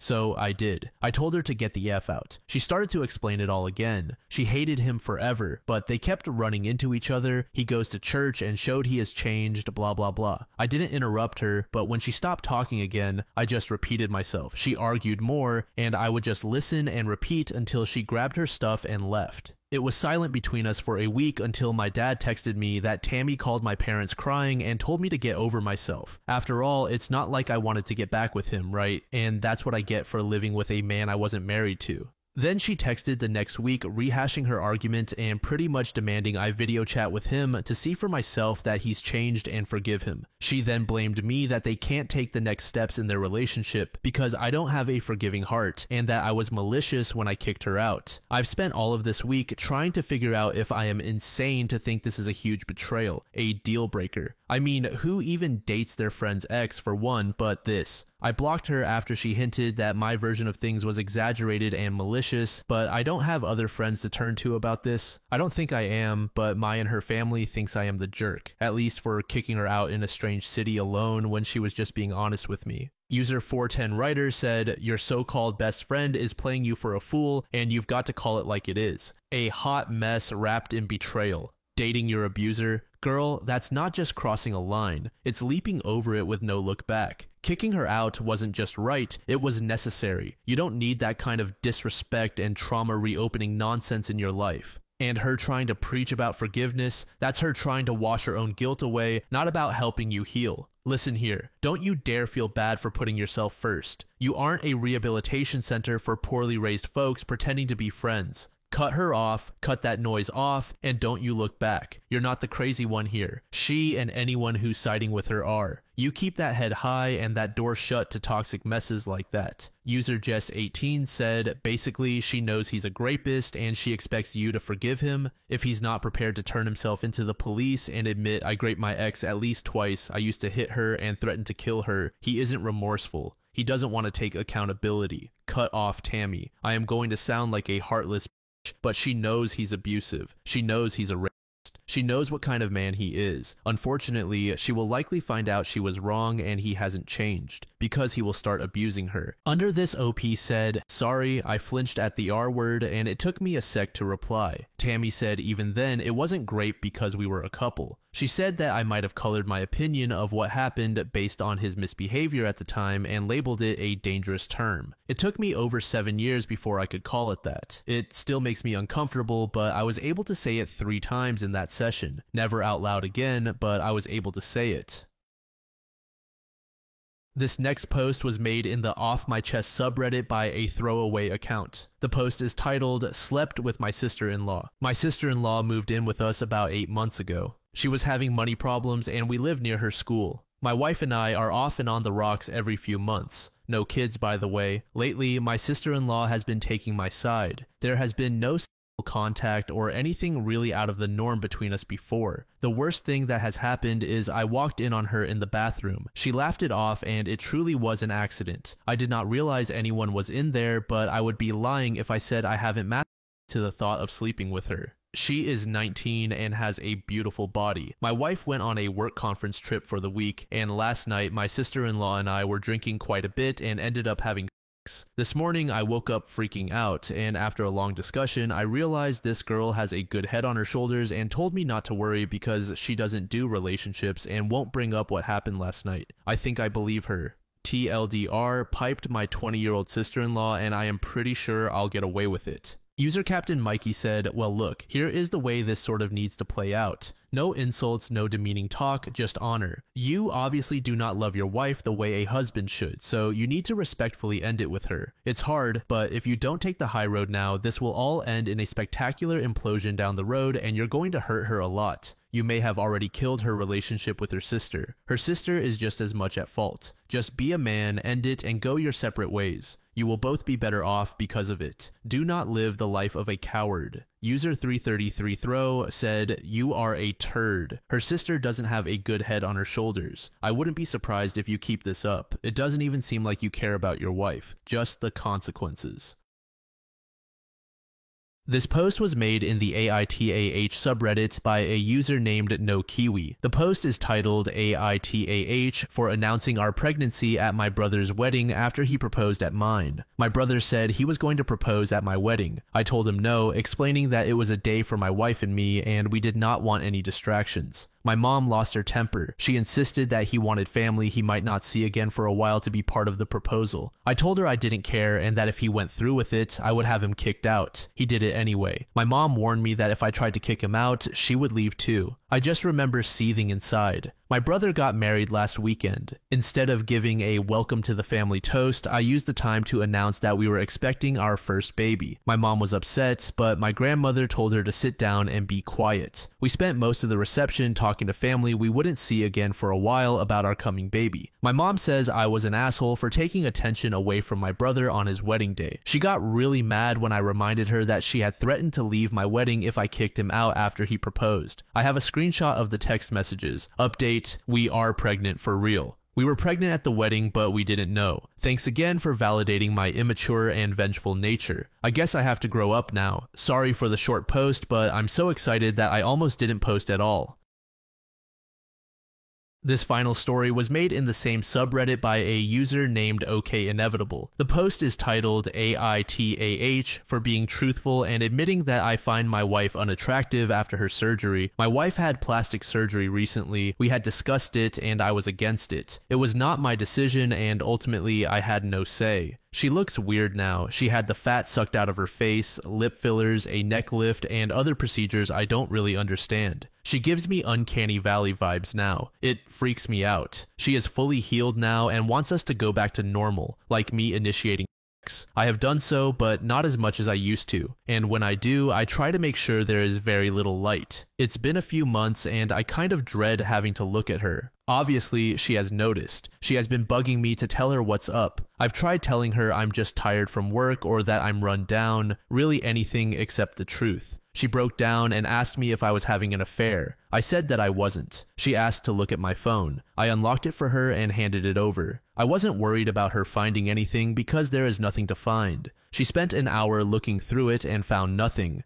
She asked me to explain why I changed. I tried explaining that I just wasn't that interested right now. Nothing I said was good enough for her. She kept digging. I finally told the truth. I wasn't harsh or brutally honest. I just told her that her new face wasn't something I found attractive and that I was turned off. She asked if that's why I turn off all the lights now. I said yes. She started crying and said that she needed time alone. She went to stay with her sister. I have been called every name in the book since this happened. Her sister said I'm a piece of shit for insulting my wife's looks. Her friends all think I'm the asshole. I tried not to say anything. I can't force myself to find her attractive. I still love her, but her face is just weird now. She looks like the blue alien from The Fifth Element. Update. She told me that the reason she had the surgery was because her mom and sister talked her into it. They convinced her that she was starting to look old and that I would find someone else to be with if she did not do something. That was why her mom gave her the money for the operations. Her mom and sister look like Bruce Campbell in Escape from LA. They are the very last people on the planet who should be telling anyone to get plastic surgery. I used some of the comments I read on my post as talking points. I told her that I loved her and that she was the person I wanted to spend my life with. I told her that the surgery would take a while longer to settle down and that as I got more used to her new face, I would learn to appreciate it. She asked me if I wanted her to see if she could get it reversed. I almost screamed at her. The last thing in the world I want is for her to mess up her face more than it already is. I asked her if she could please just leave it and let me get used to it. We talked for about 3 hours and decided that her mom and sister would not be a part of any decisions in our life going forward. She is going to leave her face alone and give me a chance to get used to it. We are going to look for a marriage counselor and maybe individual counselors for each of us. I am going to make an effort to show her every day how I still find her desirable, and she is going to make an effort to believe me when I tell her I love her the way she is. We are going to talk to her mom and sister and tell them that we are taking a break from them. We are going to block them and get our act together before we allow them back into our lives. Thank you to everyone who tried to help me. I would like to add that I did not think there were that many guys out there with a weird blue squid lady fetish. It isn't for me, but you do you.